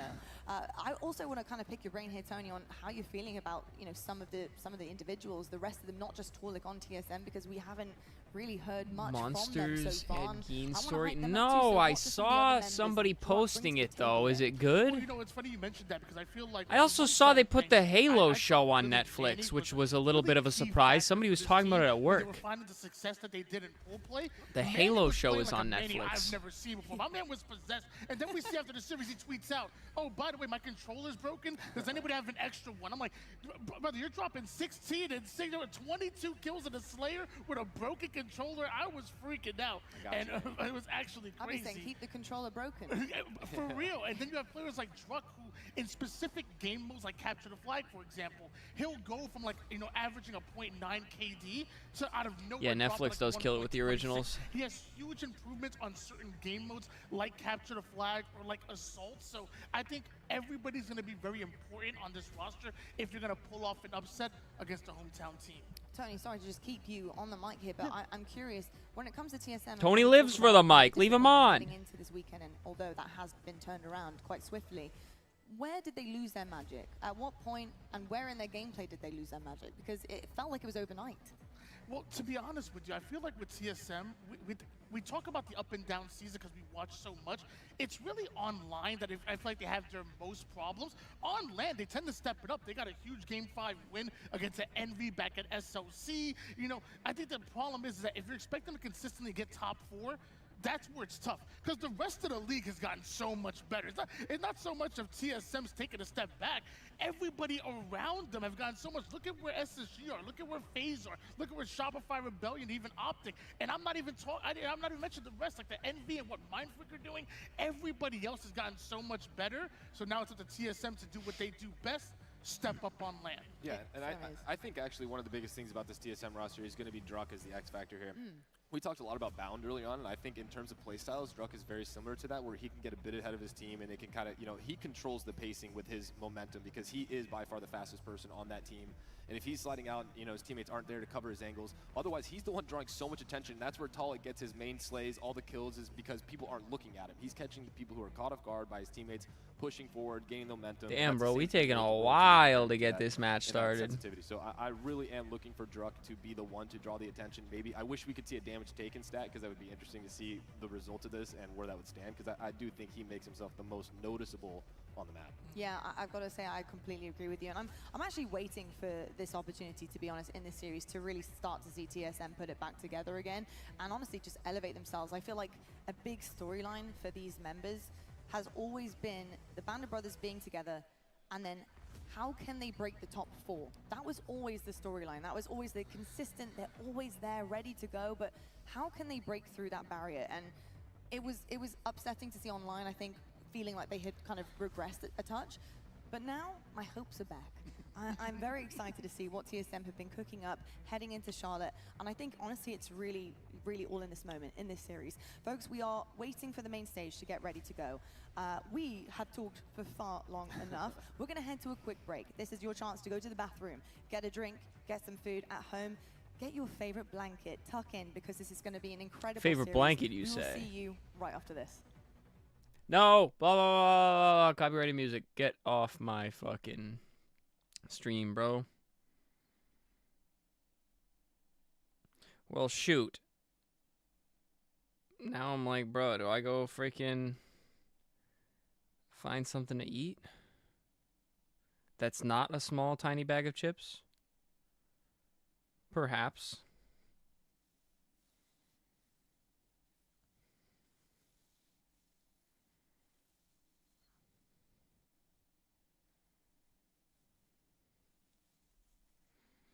Perhaps. Yes, Lemon Optic is in fact still in. As you can see at the bottom, they 3-1 to Luminon. And I don't think their match is started against Akave. We're currently waiting for FaZe TSM on the main. I imagine they're going to delay Optic until they're on the main stream. Nope, that is incorrect. Don't fucking listen to me at all. His full shield's teammate to take the front line. They probably could have done that a little faster. Might not matter though. No, you're just now seeing the 4th and final member spawn out for Akavi, and at that point, Optic had already armed the bomb. 3:30 left in the match. Akavi, not dead yet, but that's a big win there for Optic. Definitely will breathe a bit of a sigh of relief. Just how difficult it is to score on this map. Getting a single one is a Herculean task. But that means Akavi have just 3 minutes to answer. So far, still trying to get out of their base for the time being. Acid looks across the map towards Legend. He was absolute. Clean him up with a body shot. Bound. Ooh, won't go down. Bound. Must have hit a G-slide or something to get out of dodge. Just a pretty delayed plasma explosion. But it's now Optic maneuvering back into the base here. Finds another slate. Drift, last player alive. He's going to die shortly. Assuming Forma lands a shot like he always does. And now Magic goes the last player alive. But Acid spawns in the base. Doesn't actually get the full fridge spawn. That might help out here. Yeah, and I think it's because of Magico's very patient positioning there inside of the yellow base, but he'll go down shortly after. Right now, Optic Gaming, just by keeping the bomb on the blue side of, I should say, the yellow side of the map. LBT It's so a great much spot louder for them than to the be other in. They're going to go streams. for the second arm, though. Wow, it's just clockwork. Back to It's back looking like bomb Optic arms. might run through this Got series. the ammo in the suit of Leor, but will it matter? This is now an extremely uphill battle for them. I mean, to find 3, I mean, 2 would actually be enough in the next 2 minutes to at least force the overtime, but even that is going to be very difficult. It'd be one thing if it was 1 to 2. It'd be one thing if we saw Akavi already plant the bomb, but it has been tough sledding for them. Pew, pew, pew. Coming out from the plasma pistol, cleaning up with the fist. Onto Bound is Luor. Momentarily taking space at the top side of Aquarius. Still has that camo to work with. Threat Seeker illuminates Renegade. That's a free back smack for Luor. He's got a couple stickies in his pocket. I think he's got precarious things in mind with these stickies. Ooh. There it is. Beautifully executed. Bombs on the way in as well with some pace. Okay. This is possible. Yeah, they're going to get one here. Cap. And with 90 seconds left, it's just 2 to 1. Akavi can do this. Renegade. He's going for the slay. Still an uphill battle. Oh. Finish that with the kinetic weaponry. They don't plant the bomb. Likely Yikes, that was your chance. Renegade This had a map is perfectly over, placed boys and grenade girls. finds 2 in that situation. And No I think that way. that just spelled the end of the game. because now they're literally just going to hide in the corner with this bomb. I mean, this is brilliant gameplay right here. That is check-out territory for Akavi. If you were directly involved in the bomb being planted, maybe you're on the respawn screen or on the other side of the map, and you look down at the scoreboard, you're probably asking your teammates, how the hell are we not down 1-2? Yeah, this is where Optic will literally play keep away, just try to keep the bomb out of Akave's hands for the rest of this game. But yeah, that felt like their one chance to keep themselves alive in this game. Gonna have to start thinking about game 2. That's devastating, Eli, in the sense that, okay, Akavi, maybe they still lose. We almost had a game on our hands. Momentum at the end. You take something from game 1, you can take the game 2 with pride. Instead, Akavi still staring at the goose egg. And Renegade continuing to slay out. He will trade out, but not before earning the double kill and the spree. I don't think they'll be hurting too badly, though. You know, of course, they would have liked to get that score, but, I mean, it practically was a score. And they've held on 21 and assists. very He's close crazy, with Optic 22. throughout this game. And the Slayer category, it was basically even for a majority of the game until these last few minutes. 22 assists and still So 16 going and into a 16 is Slayer, impressive we should too. feel fine about it. That's a lot of damage. About a 10 kill disparity here for Optic Gaming. And I think that makes sense. Turning those 2 team wipes and then some into 2 scores as Optic Gaming take game number 1 from Akavi. But we saw some life from him. Saw some life indeed. We saw Leor making Not some great much. plays. I mean, great Not plays across the board much. from the squad, but Leor. Region. Let's take a look Okay, at the we're layout still of not the underway TSM here. match because Gotta be honest, Optic extremely strong on this one. Yeah. But all year long, it has been the Slayers that the lower seeded teams have their best chance. I get dopamine when I look to the top right of the screen and see L-A-N in all caps. Appropriate. Is that a free PlayStation? Appropriately timed roar on land. Oh, they are literally barking. They're literally barking at him. I want to get involved. This is a free play match, by the way. This is not the grand finals. Yeah, they're just doing money 8s. The energy is electric here in the venue. Make sure you guys don't miss the last tournament of the year coming up in Seattle if you guys can. I mean, there's no if, Eli. You got to be there, man. Don't give them the out. The amount of joy that's in this building right now is palpable. Oh my, Dude, what? Okay, Louis, do you have the capability to play that back? That was insane. Dude, Legend quite literally Was it the chest melee? bumped. Yes, The he weird quite melee? literally chest bumped him. Haven't seen that before. Look at this. Play it in slow-mo. Okay, I think it's because of the geometry. Like the no, there's no, That's dude, just broken, he bro. pushed him. force push. Look at this. Broken. Hella broken, bro. What is that? Nah, I really think it was somewhat of an observer desync, and I think Legend Spartan collided with that thing at the bottom of car 1, and so that's why he didn't get the full lunge. But the movement still impacted his opponent Spartan. That's what force pushed him away. Broken.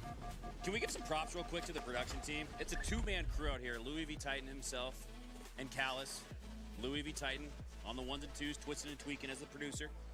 And Callus doing more of the same as the observer.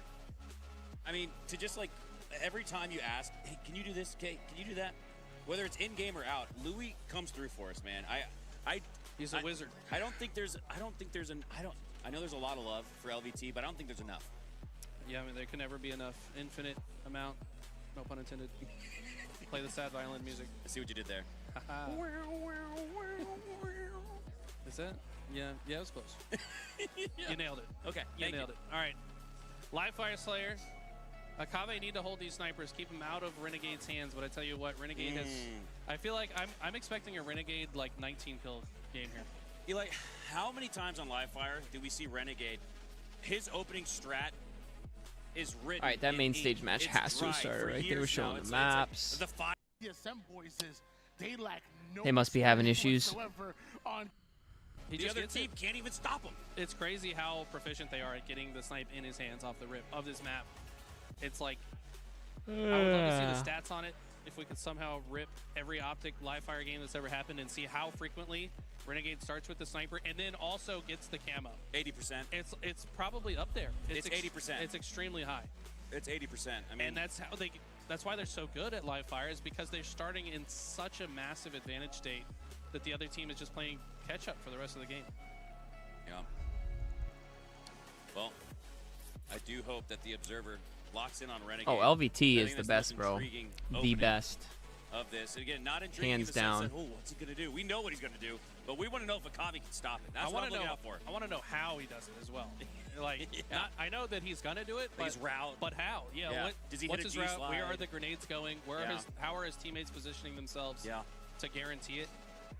I might actually prefer to watch it from the teammate that goes like top tower or stays sandbags, just to see it from to watch Renegade in third person. I agree.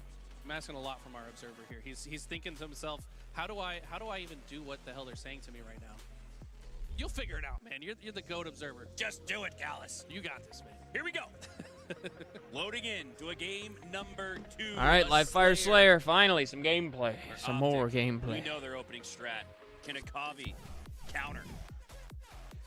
I feel like that's got to be one of the blaring points, like key points to victory here for Akabe, is to shut down Renegade off the rip so that he can't start going on that demonic tear that he is so frequently doing on this map. But time and time again, I mean, I've seen more 20 bombs on this game mode from Renegade than I think any other player. 20 is so insane in a Slayer because he's probably adding a couple more assists to account for half of his team slays. It's 40%. I've been teased. 20 is 40% of your total score. So to be, you're only 25% of the team. If you're exceeding. I think we're in for a banger of a match. I mean, both these teams have had pretty solid roads out here. One thing I would like to highlight. What's going on, bro? I mean, that's the only time that GPU words is ever a spoken in 4070 history. Ti. Full In that build is movie in the and quoting description, that Juro. movie. So, of course. That's why you're my. I was gonna say buddy. That's why you're my duo. That's right. Just know where I'm going. Skating to where the puck is going, not where it is.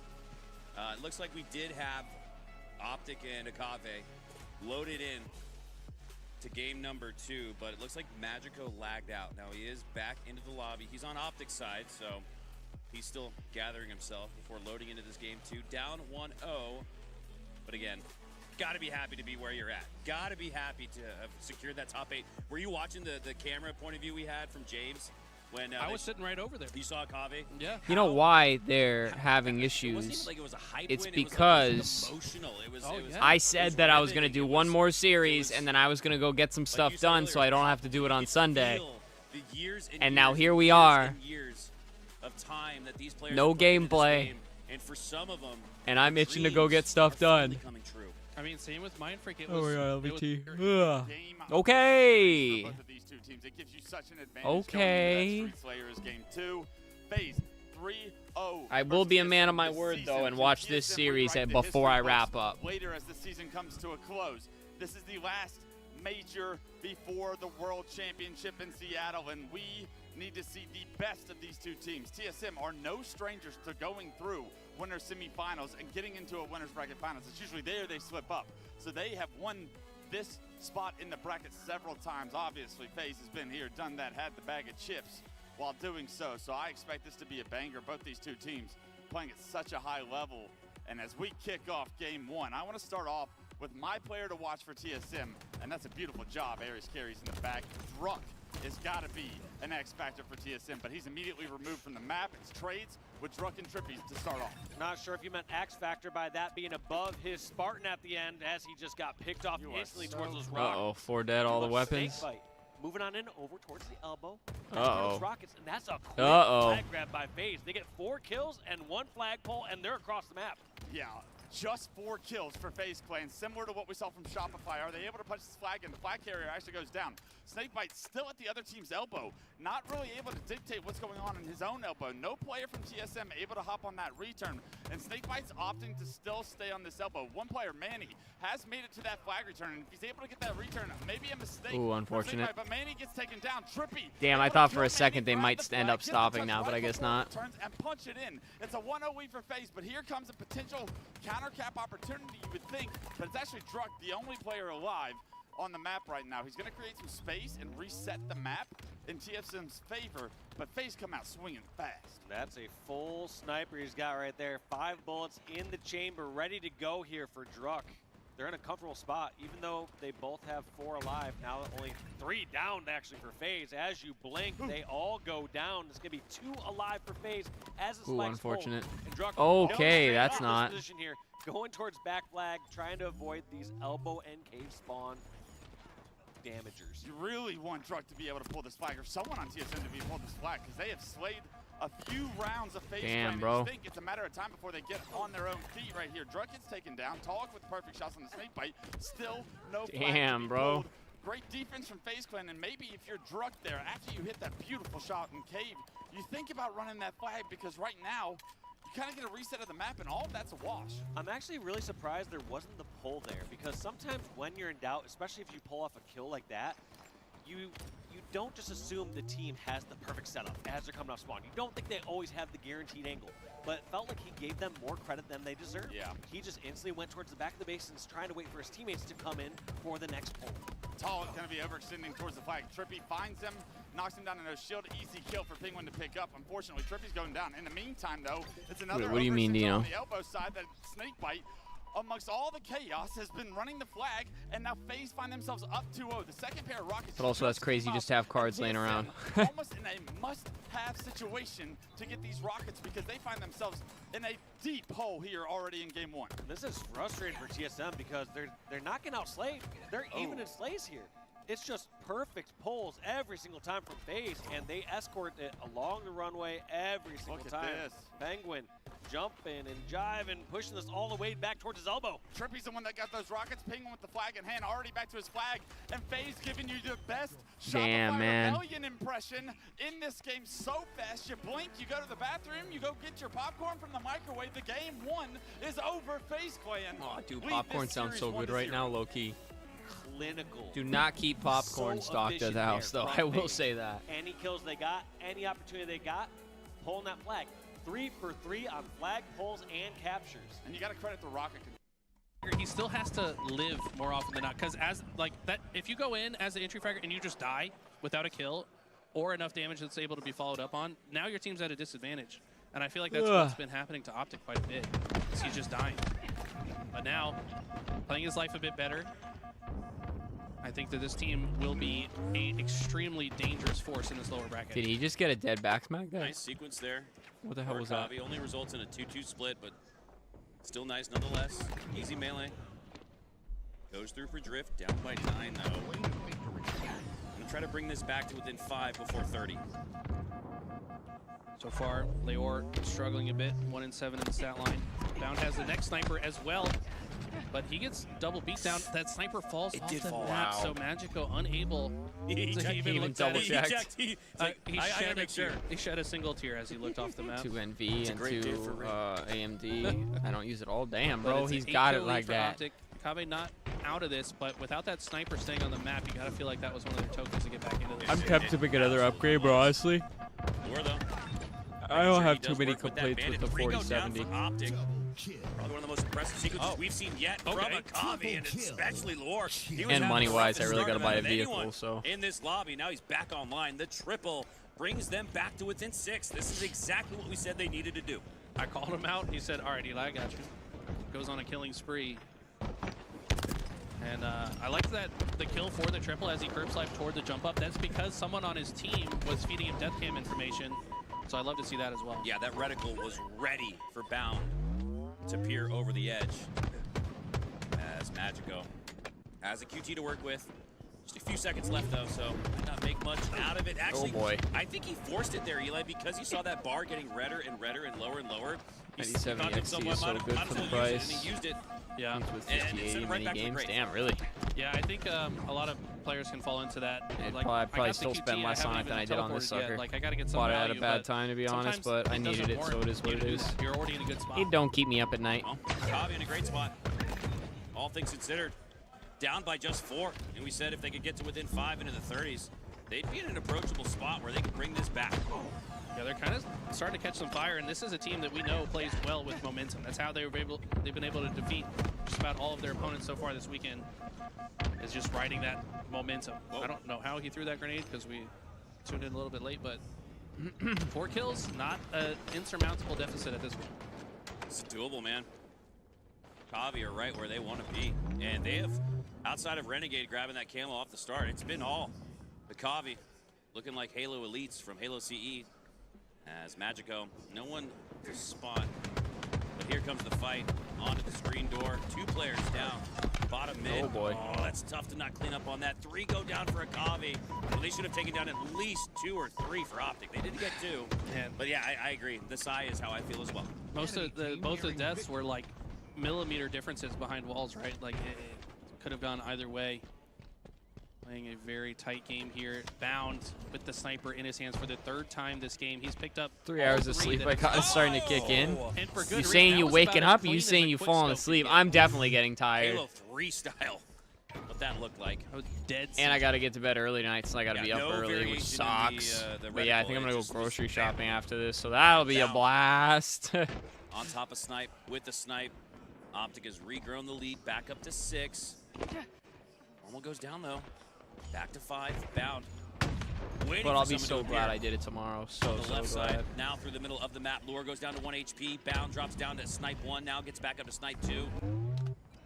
Very patient right now with the Snipe, and I think you afford yourself. Oh yeah, I was gonna try to play some of the beta tonight. I'm definitely not gonna get around to that. I feel like when they have lost this I'll have weekend, to try to make some time tomorrow, maybe before so this looks like before I start up stream. And in response to that, they're not just forcing things. I could also just stream the grand final, depending. Great point. Renegade in a 1v1 Drift. Says no, but Drift does get cleaned up by Legend. Trades will benefit Optic Gaming here. They're just 1 kill away. Bound looking for the triple kill to seal it. He does go down, but Legend cleans up on that damage. Yeah, this series is over. It was a close Slayer, but it's not a close I was series. about to comment And trying to fight the first battle you see. Yeah, they need to find their footing, and they need to do it quickly. Removing Snakebite with that camo from the map is a great start. As Soul Snipe picks up a kill on the Trippy, makes it just a 1-kill game. Make that a tie game as they start to push towards the tire side of the map. And right now, Lucid's kind of by himself at this situation. They know players are overextending towards the tower, and they're going to wrap this map. But you got to be careful because there's so many angles that multiple players from TSM will have. Now that control is in their favor. Here comes Drug. G-sliding in like Drug does. Can he buy some time? No, Drug gets a nade. And that's usually a bad sign for TSM when Drug dies first. Yep, also a player flanking in from the ATM. Looks like Trippy's able to get into a 1v1 scuffle now. If I'm low energy, they'll rip you to shreds. I believe that. He's outnumbered. You'll he take gets that a trade. great trade. I believe that. Trippy, knowing the number disadvantage there, goes for the 3-shot melee and trades a 1-for-1. Almost a mistake by many to let that distance be that close with the last player alive on that side of the map. Look at how FaZe have tried to get into man. Now they're trying to push towards B. It's going to be a little bit of a split here. TSM slow the game down. It becomes a stalemate right now, and Snakebite is the furthest player up for FaZe, and he's your player to watch as far as who's overextended on the map. Can TSM solo him out before this camo comes up? Because that will be what moves all of these chess pieces from the stalemate. Snakebite, no stranger playing patient here. Been in many different iterations of Halo, many different stalemates, waiting for the right moment to strike, just coiled up here over in the arcade. And I actually like this by Snakebite. He needs to kind of rotate to where he can get some eyes on camo, but actually a lot of responsibility to try and hold B. There's multiple players trying to push him. He does knock one down to no shield. In the meantime, Lucid's able to pick up a kill. Tomahawk able to trade that out. Snakebite not able to get a 2-shot melee off. He is able to knock a player to no shield, but the battle for camo is what's ensuing right now. Trippy finds a kill to make up the difference. It's Penguin with the camo this time around, but they find themselves down 1 now because of TSM's ability to control that situation. This one's probably going to pick here on the Soul Snipe. Look at these nades going up by Trippy, or from Penguin. But not able to clear him out of arcade just yet. And what should have been a free or easy pick, all of a sudden has 2 players from FaZe. No shields. This is close so far. Yeah, look how aggressive TSM is being, even though Penguin has this camo. Penguin chooses to shoot the player top Ivy, a player bottom stairs. Trade some damage out with Fluoride was good. I know it's a long shot, but I hope they announce Infinite on PS5 would give the game a nice shot in the arm. I don't know if it'd be enough, but I'm never opposed to a game making it to more platforms. I think every game should be on every platform anyways. I think we're long past the days of exclusives, to be honest.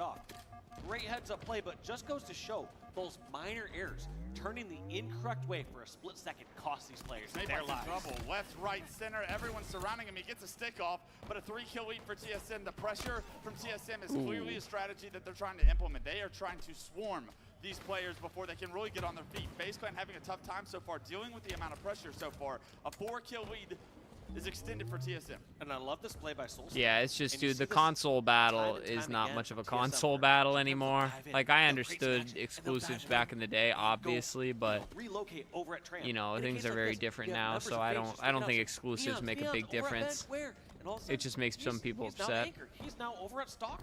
Yeah, we've seen great changes of pace so far from TSM throughout this game. That's a great point, Dave. Although this time around, FaZe doesn't sit back and let TSM push. It's FaZe's turn to put the pedal to the metal. They pick up 3 kills, only answer 1 back. It's a 2-kill game. Talik with the red gun in the back of Commando right now. Tries to fend off Lucid. Does get a trade, but when you have that red gun, you do not want to go down. This is why COD is more popular. There's a lot of reasons COD is more popular. Out of Tram right now, but 2 unanswered kills for FaZe Clan will tie this game up at 20. 20 apiece. Druk has a nice flank here. He's going to keep pushing. Notices that he also has someone on C stairs, so now that he's surrounded, he's just trying to get a pick off on somebody. He's stuck. He's stuck. He gets sandwiched. A great job by Snakebite to stay alive. Time gets bought, but in the meantime, Talik slips away with the camera. And that's going to be a win here for TSM. Even though they're down by 1 kill, Talik's going to make some work of this. He just needs to have teammates stay alive. And I like this pressure action from FaZe, not letting TSM get their setup and get their push. Yeah, can they take down Talik before he can get out of there? He's able to get a kill, and that's exactly what I wanted Talik to do. Relocate. He gets great damage on the Lucid. He's going to get a lot of information. The FaZe are all over towards the purple side and the Ivy side of the map. And look at the cutoff from the middle of the map. Already in the bottom of Tram, 2 go down, and TSM continuing to roll now.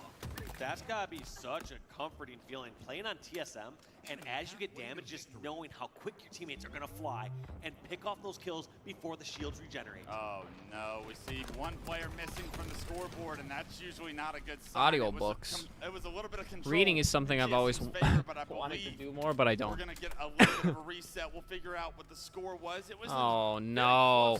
Bro, I'm never going to get to go grocery shopping unless I end mid-series. That's for the TOs to decide. That's not our job. They don't pay us enough for that. Just to get a quick snapshot of the stats, though, Trippy continuing the Slayer prowess, 12, 6, and 5.